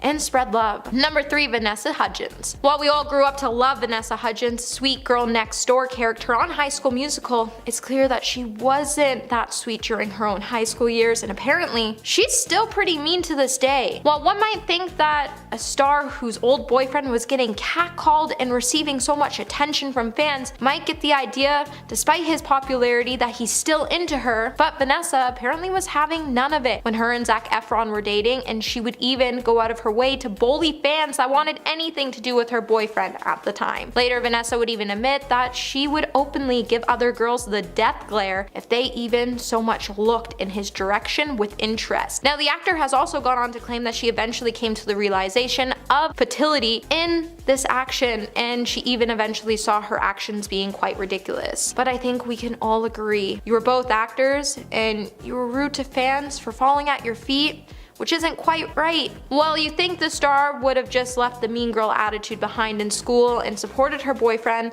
and his fans. If she was really that insecure around a person that was getting way too much attention, she should have probably just sat back and rethought her life rather than bullying others. Number 2, Scarlett Johansson. Seems like Christy Carlson Romano enjoys spilling the tea about Hollywood lately on her YouTube channel. The grown-up Disney star has been dishing the dirt on her past, and while Christy has been diving into her high school days, she would open up about how she was actually bullied in school. It's clear that even if you go to a professional theatrical performer school, you still encounter the mean girl stories. Christy went on to say, "I got bullied by a lot of kids. Some of them were famous. In fact, one of my biggest bullies is a really huge star." Now, Christy wouldn't name her bully, however, that wouldn't stop her from dropping some hints so fans could figure out who her bully was. With most of the jokes labeling Christy as a geek that was lanky, that had big teeth, her bullies would even call her Bucky Beaver in AAA because she was pretty flat-chested. Even after the actress found success on Broadway, she still felt like her bullying continued, and it got worse under the reign of one particular mean girl that fans have speculated was Scarlett Johansson. With Scarlett attending the same school, she was almost the same age as Christy, and the fact that she seems to be a baddie, and she seems to be like the only girl from Christy's school who is an A-list celebrity right now, makes you think, do you think the person Christy was talking about was Scarlett? And let us know in the comments below. And coming at number 1 today, we have Lily Allen. World's famous musician, Lily Allen, was touring the globe, and she's almost completely sold out a majority of her shows thanks to her release on some of her top charting singles. Now, Lily is mostly known for proudly speaking her mind, however, this is a trait that she often finds herself getting into a lot of trouble for. Lily, over the last couple of years, has been greeted with huge amounts of controversy when she's opted to make fun of several famous celebrities, such as Katy Perry and Amy Winehouse. However, she later admitted to insulting them because of her own insecurities. She's always been this outspoken rebel, and this attitude has been getting her into trouble her whole life. During her childhood, she would find herself being expelled from several different high schools, and she's even admitted that she considers herself to be a mean girl. While she isn't really proud of the fact, she once said, "Men aren't the enemy, I think women are the enemy." However, she does want to change, as she's also said, we should stop being so horrible to each other. But then she goes on to be horrible to others, so it's actually just pretty condescending. Starting off our list today at number 10, we have think too highly of themselves. Sometimes you can reach a certain level of fame and you forget about all the hard work and people who helped get you to the top, and you start to forget about all of them, and in the process you can sometimes get lost and become too full of yourself. And this is exactly what happened to the Smith family. While Will and Jada seem to be the main targets of this statement, when the Los Angeles Times caught up with Janet Hubert to clarify her criticism of Jada and Will, whom she is already accused of screwing over the Fresh Prince of Bel-Air cast years earlier in contract talks, Janet would say that they simply needed to get over themselves by saying, "You ain't all that, you're not kings and queens, you're not royalty, you're simply entertainers." But this is clearly not how the Smith family sees things, especially Will, who back in 2007 had a Kanye West moment when he told the Daily Mail that his ambition was to be the first black president in US history, something to which Barack Obama beat him to first, and then Will went on to say that Barack Obama stole the idea from him, but it was okay as he went first and soon he will take his turn. In 2015, Will would then again tell CBS,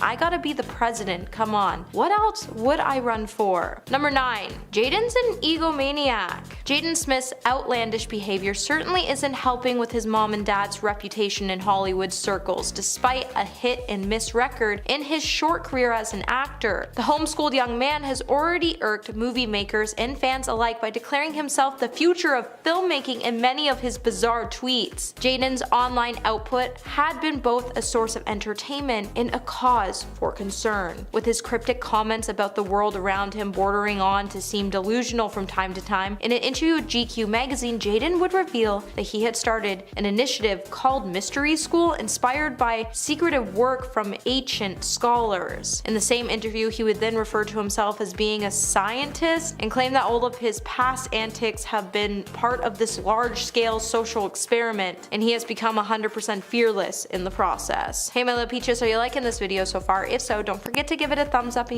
subscribe to the channel. Number 8. Willow's chatter. If you thought Jaden was the most creative member of the Smith household, then you've yet to meet Willow. With Willow being 2 years younger than her brother, she still outdoes him when it comes to wacky comments and uncomfortable interviews. During a Q&A with the New York Times, Willow would reveal that she had the ability to manipulate time. When she said, "I mean, time for me, I can make it slow or fast. However I please, and that's how I know it doesn't exist." Willow then went on to tell Style magazine that she wrote her novels because there aren't any existing books she already likes. When the interviewer tried to get back on track with questions about which themes she felt reoccurring in her music, Willow answered by saying, "The feeling of being like this is a fragment of a holographic reality. That's a higher consciousness is made." Either there's a whole philosophical level to her track Whip My Hair, the world is completely missing, or she's getting way too into quantum physics. But I would like to think if I whip my hair back and forth, I could figure out what she was trying to say. Number 7. The kids freaked out Sony executives. If you're thinking the Smith kids and their erratic behavior has no effect on Will's and Jada's standing in Hollywood, then you might want to change your minds, as a leaked email that was exchanged between Sony executives proves otherwise. If you read the T magazine profile on Jaden and Willow, you would know that TriStar chairman Tom Rothman emailed a link to the interview to another bigwig along with the message that said, "Message 1, read this. 2, they are homeschooled.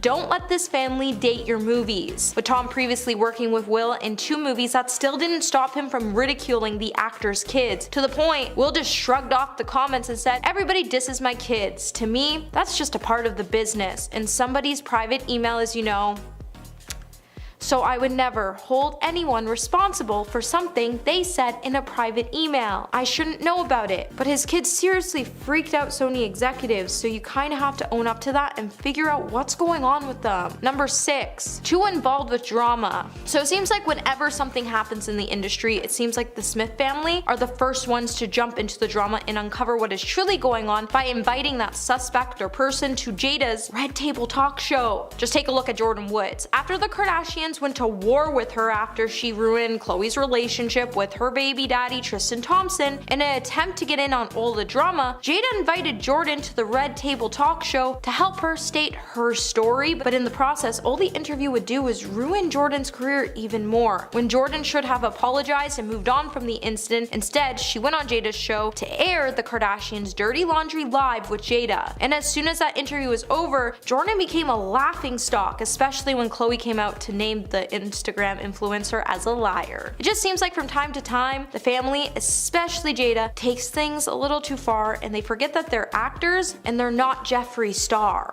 Number 5. Noel Gallagher. The English singer and songwriter who is a member of the band Oasis has a long history of questioning other artists' musical abilities. But Noel Gallagher made a whole lot of enemies when he decided to trash Harry Styles. In fact, he hated Harry even when he was in One Direction and decided to go on record calling the band members something that rhymes with rock suckers, and said that they would all be in rehab by the time they're 30.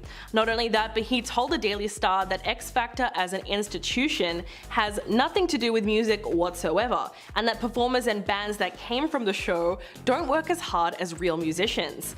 Quote, "You're not telling me that Harry Styles is currently sitting in a room somewhere writing a song. With any joy, he'll be surrounded by a lot of girls. I can assure you he's not got an acoustic guitar out trying to write a middle 8 for something." Noel also claimed that his cat could have written Harry's debut single Sign of the Times in about 10 minutes. The singer has also trashed Little Mix and said that they were not in the same league as his own band, but clearly he doesn't take into account the size of a fan base either. Number 4, Billy Porter. Not everyone was happy to see Harry Styles gracing the cover of Vogue in 2020 while wearing a dress. In fact, actor and director Billy Porter felt that Harry was just copying him. In an interview with the Sunday Times, Porter slammed Harry's gender expression as performative. Quote, "He doesn't care, he's just doing it because it's the thing to do. This is politics for me, this is my life. I had to fight my entire life to get to the place where I could wear a dress to the Oscars. All he had to do is be white and straight." Porter went on to say, "I changed the whole game. I personally changed the whole game. And that is not ego, that is just fact. I was the first one doing it and now everybody's doing it. I created the conversation and yet Vogue still put Harry Styles in a dress on their cover for the first time." It's easy to see where Porter is coming from, considering that yes, he has spent years making waves in the gender-fluid fashion world, and famously arrived at the 2019 Oscars in a Christian Siriano blazer dress, which kind of broke the internet at the time. But he also wasn't the first and only celebrity to ever push the envelope of gender binaries, so Harry shouldn't have been the target of his criticism here. Number 3, Taj Jackson. Michael Jackson's nephew was fuming when Rolling Stone UK tweeted out the cover of their November issue, which featured Harry Styles. The singer was pictured rocking a white fur stole and pink sequin shorts while holding a birthday cake with lit candles, and the title reading, "Harry Styles, How the New King of Pop Set the Music World Aflame." It's safe to say that this didn't go over too well with Taj Jackson, who immediately took to the comments to roast the magazine and demand a different title for Harry. He wrote, "There is no new king of pop. You don't own the title, Rolling Stone, and you didn't earn it. My uncle did. Decades of dedication and sacrifice. The title has been retired." The 49-year-old is the eldest child of Michael Jackson's brother Taito, and although he insisted that he wasn't disrespecting Harry, his 180,000 followers seemed to be out for blood and started joining in on the hate train against him. One user wrote, "Harry is like every other pop star, a Michael Jackson wannabe that will never be anywhere near as good or as talented as the real king of pop." Then Taj doubled down on his feelings and wrote, "There is only one king of pop, and no offense intended to Harry Styles, but he's not in the same league or universe as Michael Jackson." Wow. Number 2, Lucius. The American indie pop band did not hold back at all when they accused Harry Styles of not properly crediting them after they collaborated with the pop star on his 2019 song Treat People with Kindness. In an interview with the LA Times, the two lead vocalists, Jess Wolfe and Holly Lasig, said that Harry asked for their vocals on the song because they were already working on another song together at the time. Quote, "We were like, yeah, of course, it's just oohs and ahs, it's not a big deal, and it's a good opportunity for us. But we started singing and we were singing the whole chorus. 2 weeks later, they sent us the track and it was literally us. We started the song, we sing every chorus, just us.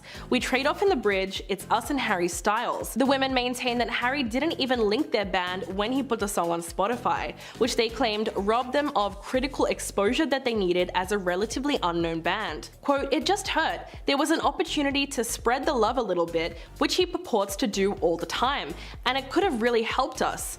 While the situation does sound disheartening, it might not have been something that Harry did knowingly or maliciously. And coming in at number 1, Candace Owens. A lot of people had a lot to say in 2020 when Harry Styles made history as the first male to have a solo cover of Vogue, and just happened to be wearing a dress. To no one's surprise, the controversial conservative commentator did not approve of his clothing choice at all, and so she decided to attack him on Twitter, saying, "There is no society that can survive without strong men. The East knows this. In the West, the steady feminization of our men at the same time that Marxism is being taught to our children is not a coincidence. It is an outright attack.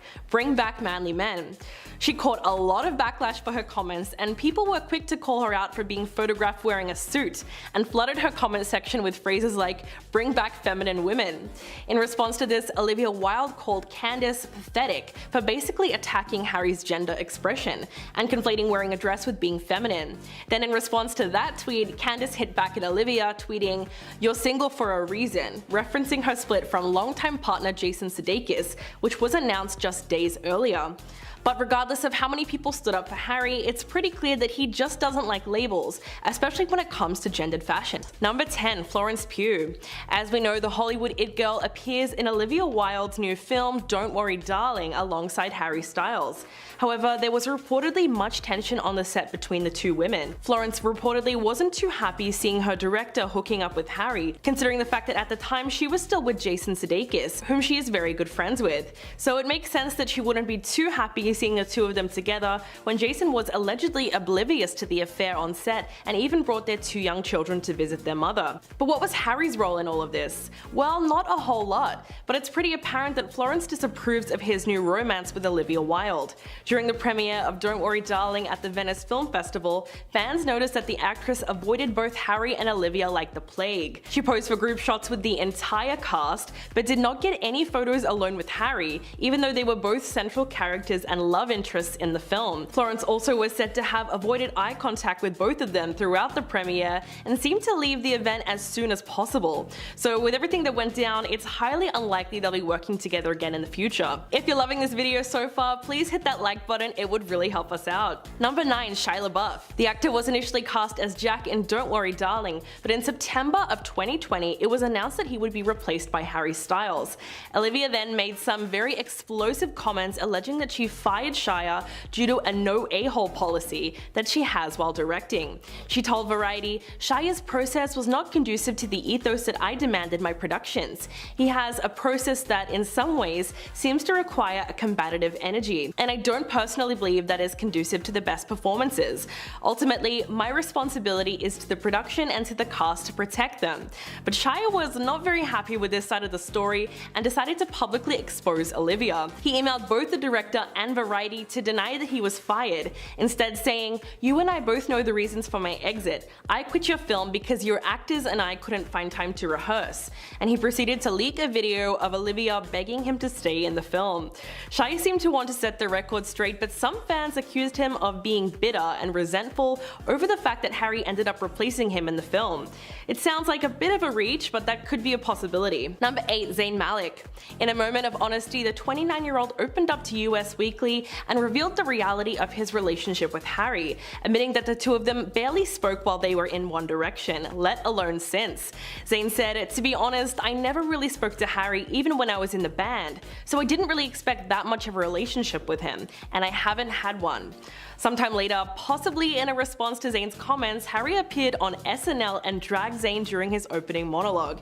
He said, "I was in a band called One Direction. How crazy would it be if they were here tonight? I love those guys. They're my brothers, Niall, Liam, Louis, and Ringo." If you didn't catch that, he was implying that Zayn was a less important member of the group, as many Beatles fans see Ringo Starr as the least talented and least interesting person in the band.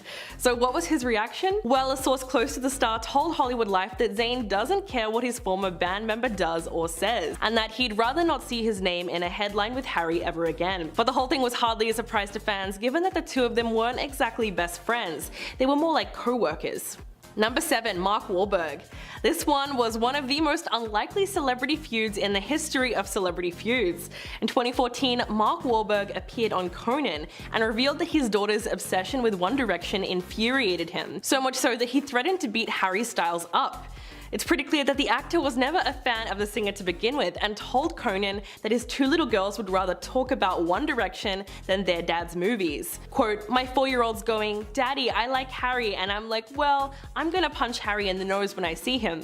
She pulls out pictures of him and she's hiding pictures in the room, and I pretend I'm ripping them up and I get jealous. But if I see that little prick, he's gonna get it." Insinuating that if Harry didn't watch out, he was going to risk getting a black eye or two. Mark also discussed a plan to have One Direction do a song for one of his movies, only to lure them in so that he could basically beat the crap out of them. Quote, "I could say, 'Hey, I really want to meet One Direction, I'm a big fan, maybe you can do the title track for the song,' and then I would beat the crap out of them in a video." Of course, it seemed like he was just messing around or being sarcastic, but it was a little odd how long he kept the joke going. Number 6. Liam Payne. Twitter fans ridiculed Liam for airing the dirty laundry of his former 1D bandmates on Logan Paul's Impulsive podcast. The 29-year-old reflected on the band's highs and lows, as well as the various feuds within the group and their personal problems in recent years. But fans took particular issue with the fact that he said his 2017 debut solo track, Strip That Down, outsold everyone else in the band. In fact, the whole interview came off as a little bit of a humble brag for Liam, and a lot of people were confused how he seemingly thought that he was the most successful member of the band. Liam also claimed that he was the chosen leader of One Direction, and disputed the notion that Harry was a frontman of the group. He insisted that the band was formed around him as a part of a promise that Simon had made to him 2 years prior. He explained that when he auditioned for X Factor the second time, he was thrown into the group, and Simon promised to make it work for him, and allegedly decided that Liam was to be the band's leader. But fans were very skeptical of the claim, and even Lizzo said, "I don't know who lied to that poor boy, but he was not the frontman." So it looks like the question is still up for debate. Number 5. Sarah Foster. The actress shared a video on TikTok where she slammed both Adam and Sumner for their involvement in the year-long affair. She said, "He's obviously a total pig and gross, but this woman who chose to make a viral TikTok video, not even apologizing, but putting it out there for the world to see, for a pregnant woman to see, when she could have just messaged her privately, claiming it's not her fault or something." She went on to say that we don't feel sorry for you. You knew this man was married and you participated. You could have easily ignored the messages. You knew he was married. We do not feel sorry for you. As women, we need to do better. The married man is being a pig and reaching out to you. You hopefully have been raised well enough to be like, "No, sorry, you're married, I can't engage." This chick is giving women a very bad name. But not a lot of people were happy with her commentary because they felt that she focused too much on Sumner instead of pointing out Adam's wrongs. Number 4. Corey Taylor. When Adam was asked by Variety if he considered Maroon 5 to be a pop, rock, or urban band, he replied, "Something unique to this band is that we have always looked to hip-hop, R&B, all rhythmic forms of music, from back when we were writing our first album to now.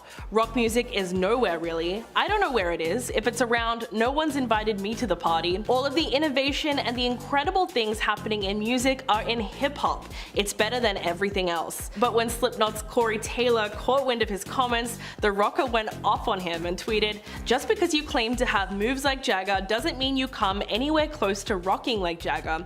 Tell that schmuck to go back to the effing voice." Adam also divided fans by saying that there are no rock bands anymore and calling them a dying breed, which clearly angered quite a few people. Number 3. Sebastian Bach.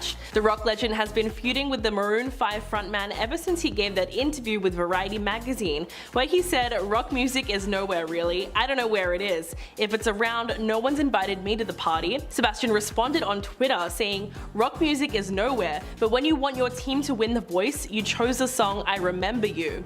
You're welcome." He also slammed Adam's Super Bowl halftime show performance in 2019, tweeting, "Whatever he was trying to do on stage tonight is way more dead than rock will ever be." The Skid Row singer was not the only one to jump on the hate train. Dee Snider from Twisted Sister wrote, "Hey Adam Levine, I hear you're having a lot of trouble getting hip-hop artists to join you for the Super Bowl.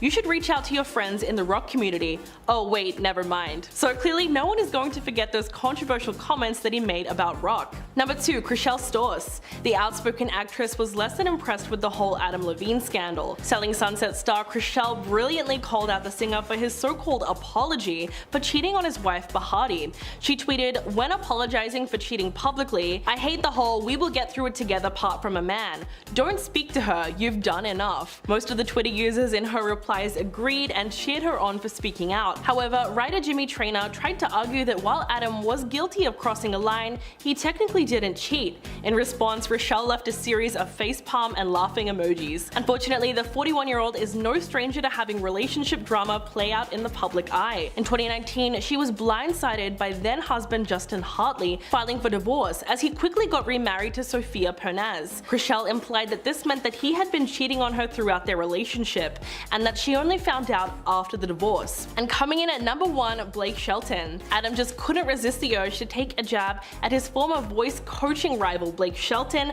on his Instagram story. The Maroon 5 singer decided to address all sorts of burning questions from fans, including some about his time on The Voice. But soon it became clear that Adam did not exactly have fond memories working with Blake. Blake. When one fan asked whether or not he missed him, Adam responded by saying, "Blake who?" And when another fan asked him to name his favorite of Blake's albums, he said, "Who is this Blake you speak of?" The latest example of this conflict came during a Maroon 5 concert last year, as one fan captured the shocking moment that Adam leaned over, directly looked into the camera and said, "Hey Blake, F you, we sold more tickets," and then started to scream as the fans cheered. So it seems like he still has a bit of resentment and rivalry towards his former co-host. So I couldn't imagine that Blake would be jumping at the opportunity to work with him again. Coming in number 10 today, we have Lea Michele. The star of Glee, Lea Michele, seems to just be obsessed with being a diva like her character was on the show. According to a long list of people who have worked with the actor over the years, they have accused Lea of being a racist, arrogant, spoiled, and hateful. While only rumors have circulated about her demeanor before, Pandora's box would open after Lea made a tweet about her support of Black Lives Matter movement and the George Floyd protest against racism. Samantha Ware, who played Jane Hayward on Glee's final season, called out Michele for her hypocrisy, racism, and aggressive bullying actions after Samantha spoke out. Dozens of co-stars, film crew, and stars flooded social media with stories about the diva that makes you wonder, even after she was exposed, how she was still able to go on and land the lead role of Funny Girl. Even after former 30 Rock actor Keith Powell accused Lea of being a terrible person, as he witnessed on the background of Glee Lea calling background actors cockroaches, telling multiple crew members how to do their jobs, and even witnessing Lea have a tantrum over something that resulted in her holding up the film schedule for at least an extra hour. Number 9, Jennifer Aniston. It may be surprising that Jennifer Aniston has a bad reputation when it comes to working with other people on set, as she's been painted to look like the all-American nice girl. However, Jennifer Aniston has also garnered a bad reputation for being a bit of a snob with her cast members and crew when she's working on sets. It's said that Jennifer will refuse to eat with the other cast members, and she demands that her trailer is to be placed further away from everyone else, and she purposely avoids talking to her co-stars and cast members, her co-stars and crew members, unless she absolutely has to. Besides that, Jennifer has also been accused of being more concerned about her appearance more than she is about reality. She only got the best when she redecorated her Bel Air mansion, dresses, and she even stylized her ex-husband Justin when they were still together. It's also been said that she will turn down a role if she doesn't deem it as a powerful, classy, and sophisticated role. But I mean, do we really blame her, because she worked really hard to get to where she is today, and she's allowed to be picky when it comes to her well-being and image. Hey my little peaches, are you liking this video so far? If so, don't forget to give it a thumbs up and subscribe to the channel. Coming number 8, we have Jennifer Lopez. Jennifer Lopez has been accused of having a list of demands every time she works on an event or a film set. When she was running for the opening ceremonies of India's Premier League cricket tournament, what may have seemed like a massive opportunity would soon evaporate when the organizers received Jennifer's list of demands. Among the big asks that repeatedly came through from her manager was a private plane, a host of hotel rooms for her entourage, stylist, and handlers. Also, when she was set to perform at the 2010 World Video Music Awards, she reportedly insisted on a custom-fitted speedboat and requested a pair of diamond-encrusted headphones and a helicopter to be on standby. By 2012, it's also been reported that the singer and actress even banned staff that were working on her new home from speaking to her or even making eye contact with her. Not to mention, there has also been some sets that accused Jennifer of manipulating the cast and crew members. Number 7, Christian Bale. Christian Bale is seen as a bit off-putting by many of his fellow actors for a couple of reasons. One is that he is a fairly angry person who takes things a bit too seriously at times. Another is he tends to be fascinated by real-world violence and sees it as a means of making the world work. Back in 2009, an audio recording would be leaked to the media, and it would start to make headlines as it would show Christian Bale's infamous outburst towards cinematographer Shane Hurlbut on the set of the Terminator Salvation. In the audio, Christian could be heard yelling at Shane when he said, "You do it one more effing time and I ain't walking on the set if you're still hired. You're a nice guy, but that doesn't effing cut it. After the audio clip was released, Christian would later apologize for his outburst during an interview on Kevin and Bean's radio show on KROQ, where he would say, "I was out of order beyond belief. I was way out of order and I acted like a punk. I regret that." It's clear that Christian has a reputation of not being one to cross, joke with, or get too close with because you never know how he will truly react. Number 6, Edward Norton. Edward Norton is infamous for trying to rewrite the script of almost every movie he is a part of. Even Edward tried to make an attempt to rewrite the script of Red Dragon in the middle of the filming. He would then battle with Marvel over his Incredible Hulk breweries, and the director of American History X still curses Edward's name for ruining the film with his rewrites of the script. Edward made a relatively rare televised appearance in the summer of 2018, showing up for the taping of the Comedy Central roast of Bruce Willis. As one does at a roast, Edward took some pretty harsh jabs at Bruce Willis when he said things like, "I tried to mutilate you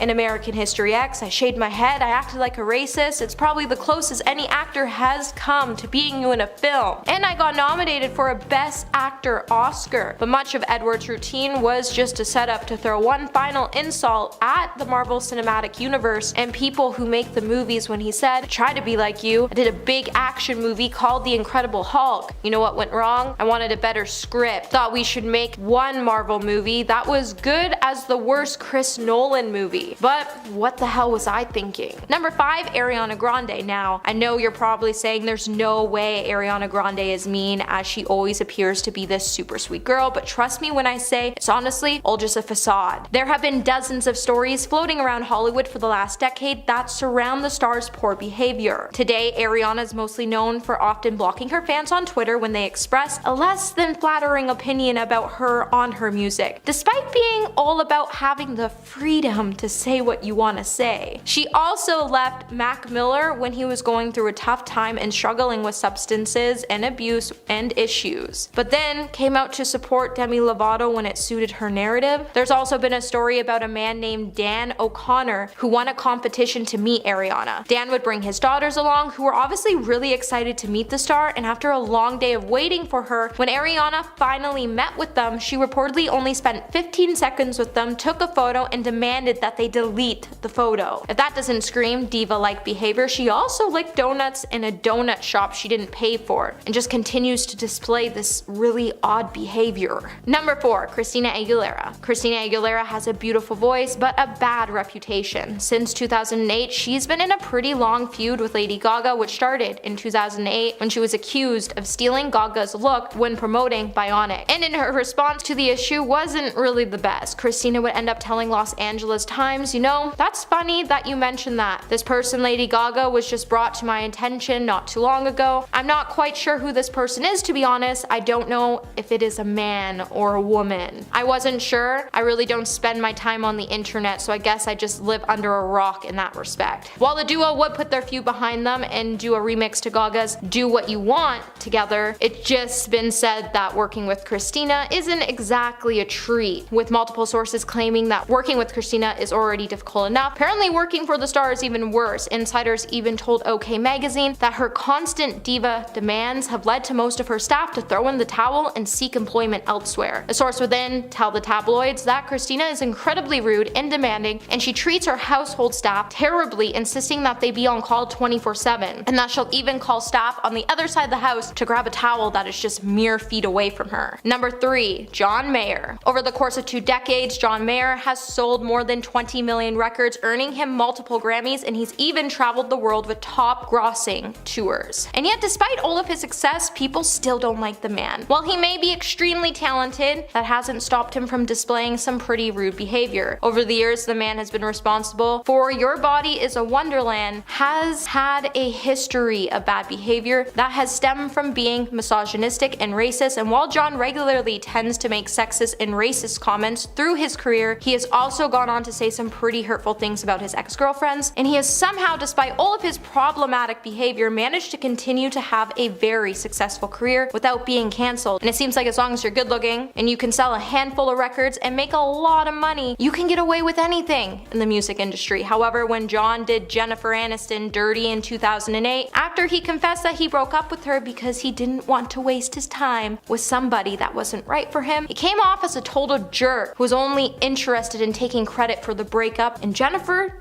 didn't deserve that. Number 2, Kanye West. Kim Kardashian and Kanye West's divorce was messy to say at least, but the drama between the former couple just continues to escalate due to Kanye's increasingly alarming behavior, which stems from accusations that Kim was withholding her children from him and over the fact that she was dating Pete Davidson for a bit. Kanye has continued to head to his social media accounts to express his anger and frustrations while making an attempt to bully Kim in front of the world. Kanye's social media presence is a constant target to Kim and her former partner Pete Davidson. Kanye has been creating a dangerous and scary environment, and while he does seem to come out to take accountability for some of his actions, he just jumps right back into his old ways and creates more damage. It seems like anything pertaining to Kim and Kanye keeps making headlines as Kanye keeps engaging in the idea that it's okay to harass his estranged wife and that his behavior is justifiable because he's just protecting himself. While Kanye is struggling with his own mental health, his constant attacks on his ex-wife are hurtful and causing further pain to their family. While a lot of Kanye's fans continue to see there's nothing wrong with his actions, he has continued to act out in problematic ways, and his actions are just so unjustifiable at this point. And coming in at number 1 today, we have Justin Bieber. Justin Bieber is constantly being criticized for his rude behavior, as the Peaches singer has been a part of several controversies, especially when he was younger, with rumors stating that he cheated on Selena Gomez, he has a habit of spitting on fans, or getting arrested for driving under the influence. He has faced massive backlash every single time. While the star has definitely grown a lot since getting married to Hailey Bieber, in 2018 he would find himself getting called out again, and this time by famous singer and dancer JoJo Siwa, after she claimed that Justin was rude to her in a TikTok video. When JoJo bought a custom BMW 4 years ago, Justin Bieber would comment on the photo and tell JoJo to burn it. JoJo would then take a screenshot of the comment and say, "POV, you're Justin Bieber when I got my first car." The audio in the back of the video also played the lyrics that said, "Did I say stand there and look stupid? No, I said burn it." This audio was made for me. Though Justin tweeted about the same video in 2018 as well and said it wasn't malicious or mean-spirited, JoJo still decided to call him out and name him as one of the meanest celebrities she has ever met. Number 10, Mark Wahlberg. In 2013, a series of leaked court documents suggested that Tom Cruise had compared working on a film to being as intense as fighting in Afghanistan. It's safe to say that this statement did not go down well with Mark Wahlberg. Later down the line, while he was promoting his film Lone Survivor, which was based on actual events of the failed 2005 mission Operation Red Wings, where Mark played the role of a Navy SEAL. When asked about the difficulty of shooting the film, he went on an angry rant. Quote, "For actors to sit there and talk about, oh, I went to SEAL training and I slept on the floor. I don't give an F what you did. You don't do what these guys did. For somebody to sit there and say, my job was as difficult as somebody in the military's, how effing dare you, while you sit in a makeup chair for 2 hours. He added that at the end of the day, actors get to go home, go to their hotel room and order effing chicken. Tom's lawyers then jumped in very quickly and claimed that the actor was only joking, and in fact is a staunch supporter of the troops, but the tension was very clearly real. Number 9, Thandie Newton. When speaking with Vulture, Newton revealed exactly why working with Tom Cruise on the 2000 film Mission Impossible was a total nightmare. When asked why she never filmed another movie in the franchise, the actress said, "Oh, I was never asked. I was so scared of Tom. He was a very dominant individual. He tries super hard to be a nice person." She described him as really stressed and dominant, recounting an incident on set in which she and Cruise attempted to finish a night scene on the balcony. Quote, "I don't think it was a very well written scene. I get angry with him, we're frustrated at each other, and Tom made a decision at the very beginning of the movie, unbeknownst certainly to me, that he didn't speak English, which I think was very helpful to him, but it was extremely unhelpful to the rest of us." Thandie went on to say that Tom got so frustrated with her performance that it just pushed her further into a place of terror and insecurity. But despite everything everything Thandie insisted that she doesn't think poorly of Tom as a person. Quote, he wasn't horrible, it was just that he was really stressed. But the pressure, he takes on a lot. I think he has this sense that only he can do everything as best as it can be done. Number 8, Brooke Shields. Telling women what they can and can't wear is one way to make yourself extremely unpopular among the female demographic, but telling them how to give birth is a different kind of insult entirely. Just ask Brooke Shields after she had to deal with public shaming from Tom Cruise, who went on the record criticizing her decision to use antidepressants to help her with postpartum depression. Quote, when someone says medication has helped them, it is to cope. It didn't cure anything. There is no science. There is nothing that can cure them whatsoever. And if that wasn't condescending enough for you, he added, I care about Brooke Shields because I think she's an incredibly talented woman, but look at where her career has gone. But Brooke was not having it and took the opportunity to stand up for herself and new mothers everywhere. She said, Tom should stick to saving the world from aliens and let women who are experiencing postpartum depression decide what treatment options are best for them. Adding that, I'm going to take a wild guess and say that Mr. Cruise has never suffered from postpartum depression. She called his comments a disservice to mothers everywhere and said that if any good can come of Mr. Cruise's ridiculous rants, let's hope that it gives much needed attention to a serious disease. Number 7, Brad Pitt. Although the two A-list actors have a lot in common, especially when it comes to their careers, they allegedly couldn't be more at odds with each other. In fact, rumors have it that they have been feuding for 25 years, and it all started with one movie, 1994's Interview with a Vampire. The hit horror film where both actors had starring roles really ignited their resentment for one another. And even though the film was nominated for an Oscar and a Golden Globe upon its release, Brad said that he was miserable on set and that Tom being there certainly didn't help. And when asked about his co-star in an interview, Brad did not bother to hold back his feelings at all. Quote, he bugged me. There came a point during filming when I started really resenting him. He's North Pole, I'm South. He's always coming at you with a handshake whereas I may bump into you. There was this underlying competition that got in the way of any real conversation. Fast forward to 2009, when both actors were starring in World War II dramas, Brad in Inglourious Basterds and Tom in Valkyrie. Not only was Brad's film way better received, but to add insult to injury, he reportedly called Tom's film a ridiculous movie. Number 6, Nicole Kidman. Although it's been over for decades, Nicole Kidman's marriage to Tom Cruise is still one of Hollywood's most talked about relationships. But at the time of meeting, he was still married to Mimi Rogers. Tom eventually divorced his first wife in February of 1990, and less than 1 year later, he exchanged vows with Nicole. They even adopted 2 children, Isabella Jane and Connor Anthony, and eventually went on to make 2 more movies together as a couple. But as we all know, their marriage was far from perfect, and they ended up splitting up a decade later in 2001. Looking back on the divorce, Nicole said, quote, I was so young when I got married. I look back now and I'm like, what? She told Red Magazine that she felt isolated during her marriage, and even when she won an Oscar, she described it as, I was holding a gold statue and I was the loneliest I'd ever been. The divorce took Nicole by surprise, and it got very messy very quickly with the custody battle. In the end, Tom allegedly turned her children against her, as he was granted full custody of their kids, and ended up raising both of them to be Scientologists.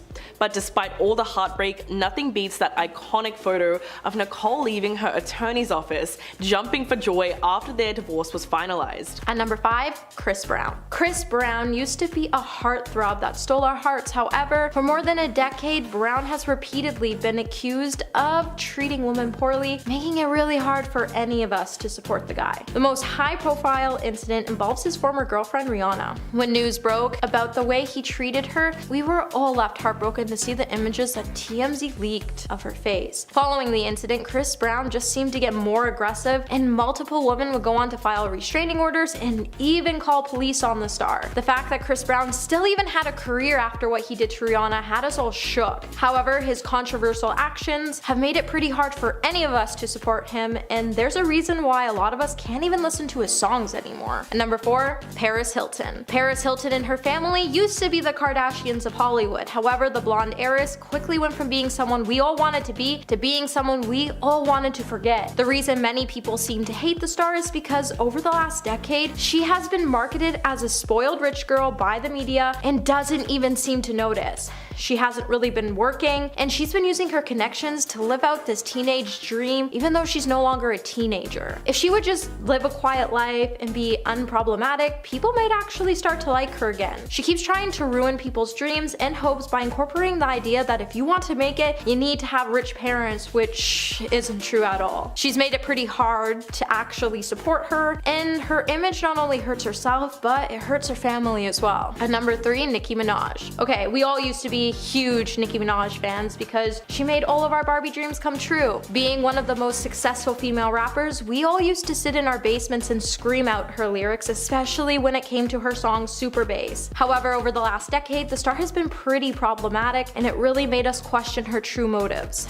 It seems like if you're a rapper entering into the industry under Nicki, you better watch out, because it seems like she comes for everyone in an attempt to block them from reaching the top. Just take her feud with Cardi B for an example. These two women had the chance to become a powerful duo. However, Nicki felt threatened that another female was climbing the ranks faster than she ever could, and she decided to come for Cardi in a chance to snub her rise. Who can forget the time Cardi threw her shoe at Minaj? It was just one of those moments we knew that we could no longer trust the rapper, as she was no longer real, and she proved that she was really unsupportive towards other females entering into the industry, which was really sad to see. And number 2, Rebecca Black. Rebecca Black was cute until she released her single Friday in 2011. After that, we all started to dislike her for having the most horrendous song stuck in our heads. I swear, even to this day, when I hear the word Friday, all my brain can think of it's Friday, I'm gonna get down on a Friday. And if you haven't heard the song, take my advice, don't, as you just might not like Fridays anymore. After Friday was released, it was quickly dubbed as the world's worst song. Now, Rebecca's video would rack up millions of views, but the reviews were mainly negative, with hundreds of thousands of negative comments. Rebecca would even try to go on to resume her career, but she could never leave Friday behind, which caused her to disappear from the industry completely.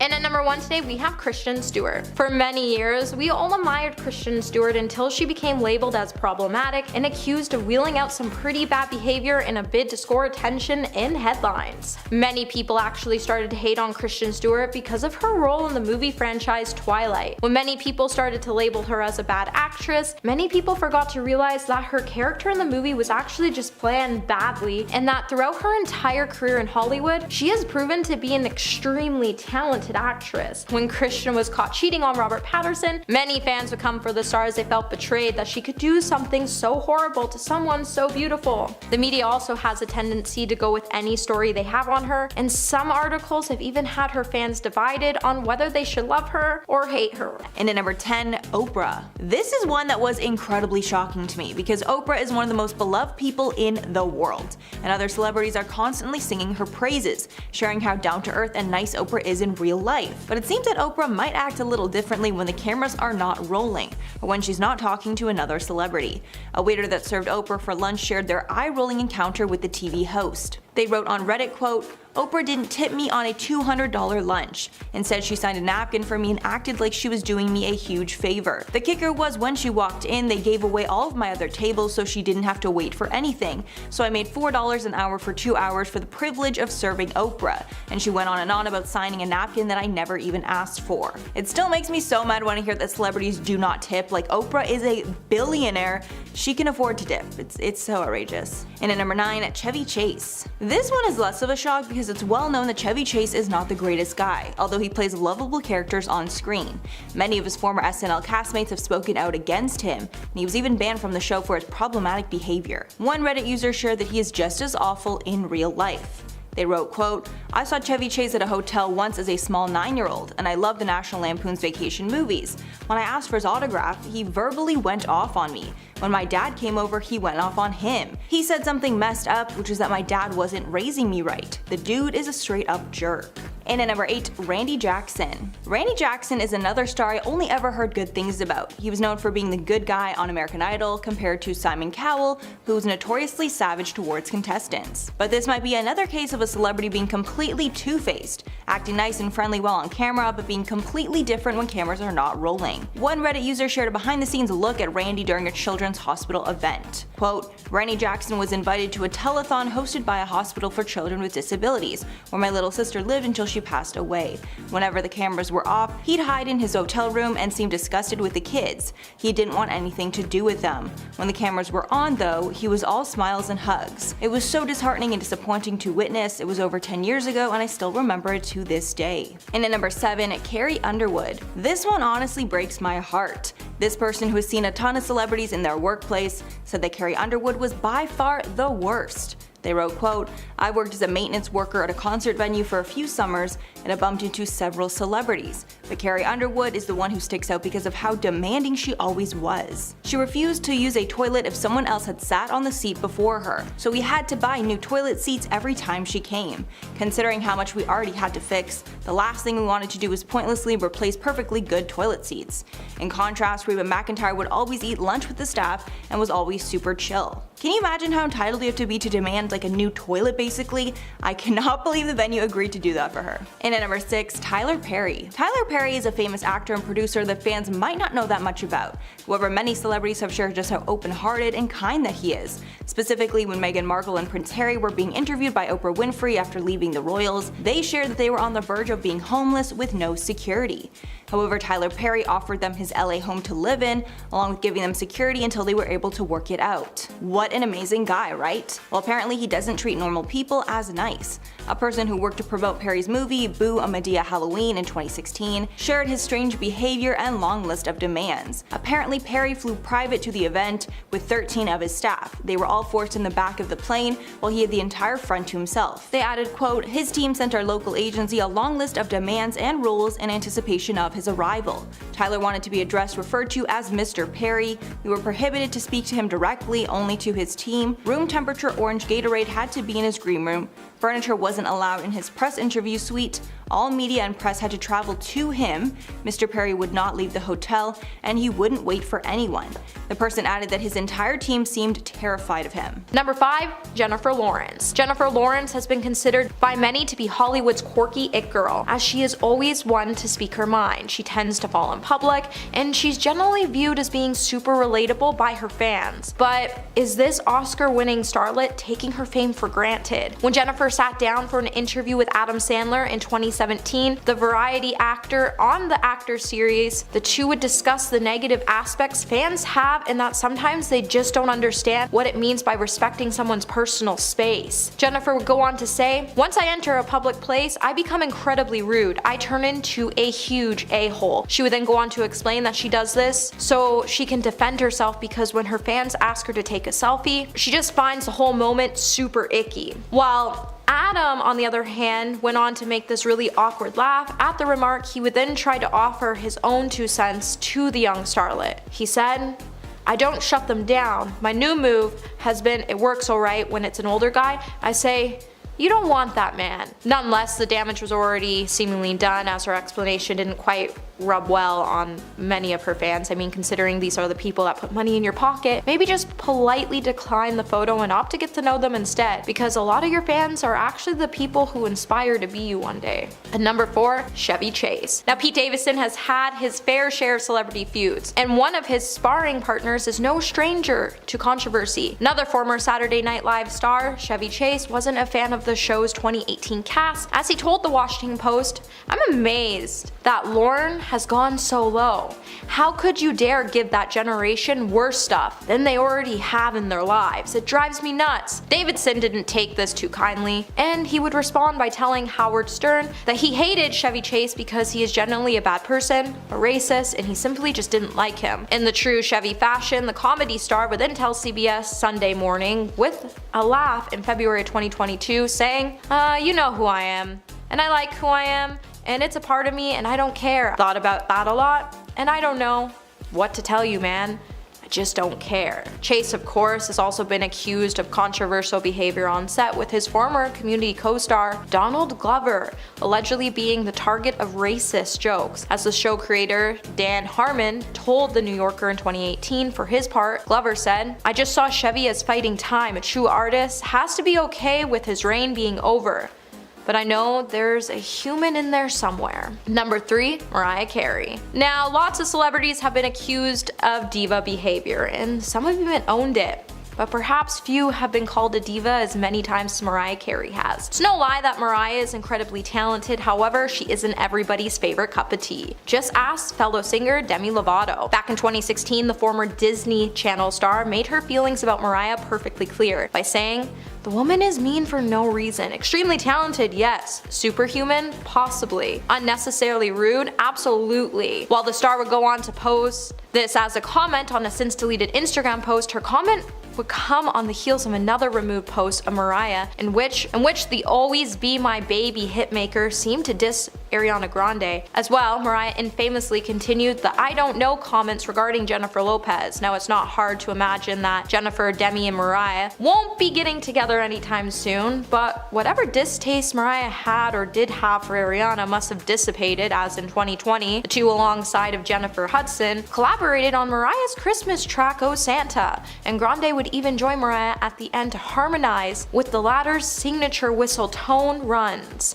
However, while we all imagine Mariah to be so over the top, none of us really expected her to be this mega diva with no control, and it was pretty disappointing to see. Number 2, Jennifer Lopez. Rosie Perez and Jennifer Lopez worked together on Living Color in the early 90s. Perez was the choreographer for the sketch comedy show and even fought for Jennifer, who appeared in over 60 episodes to get her big break as a fly girl. In her 2014 memoir, Handbook for an Unpredictable Life, Perez would claim that the Waiting for Tonight hitmaker on-set behavior was inappropriate.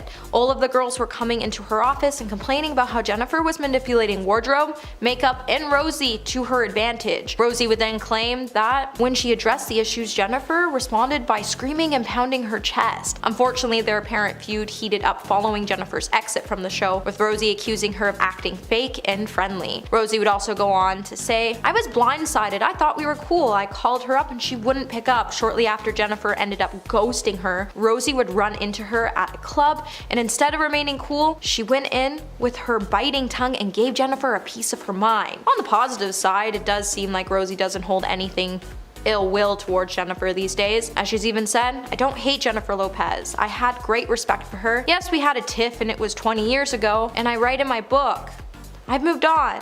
And I'm sure she has also. However, who knew Jennifer was actually so hard to work with on set? And it's actually pretty surprising to hear." And coming in at number 1 today, we have Tommy Lee Jones. Oscar winner Tommy Lee Jones is apparently not a fan of Jim Carrey. The two worked together on Batman Forever back in the 90s, and as Carrey recounted on Normal McDonald Live in 2017, Jones didn't mince words when it came to his lack of fondness with his comedic co-star. After Carrey spotted him having dinner at the same restaurant as him, Carrey would end up going over and saying, "Hey Tommy, how you doing?" And Tommy's face would go white and he would start shaking, and it was at this moment Jim knew that he was about to have a pretty unpleasant interaction with the Men in Black actor. Jim would say, "And he went in to hug me and he said, 'I hate you. I really don't like you.'" While Jim went to find out what the problem was, he pulled up a chair, and that probably wasn't the best move to do, but he just wanted to talk things out, and Tommy said, "I cannot sanction your buffoonery." Now, Jim kept a mostly good attitude about the incident, summarizing, "I was the star and that was the problem. He's a phenomenal actor though, I still love him." Some have since defended Tommy's apparent attitude, however,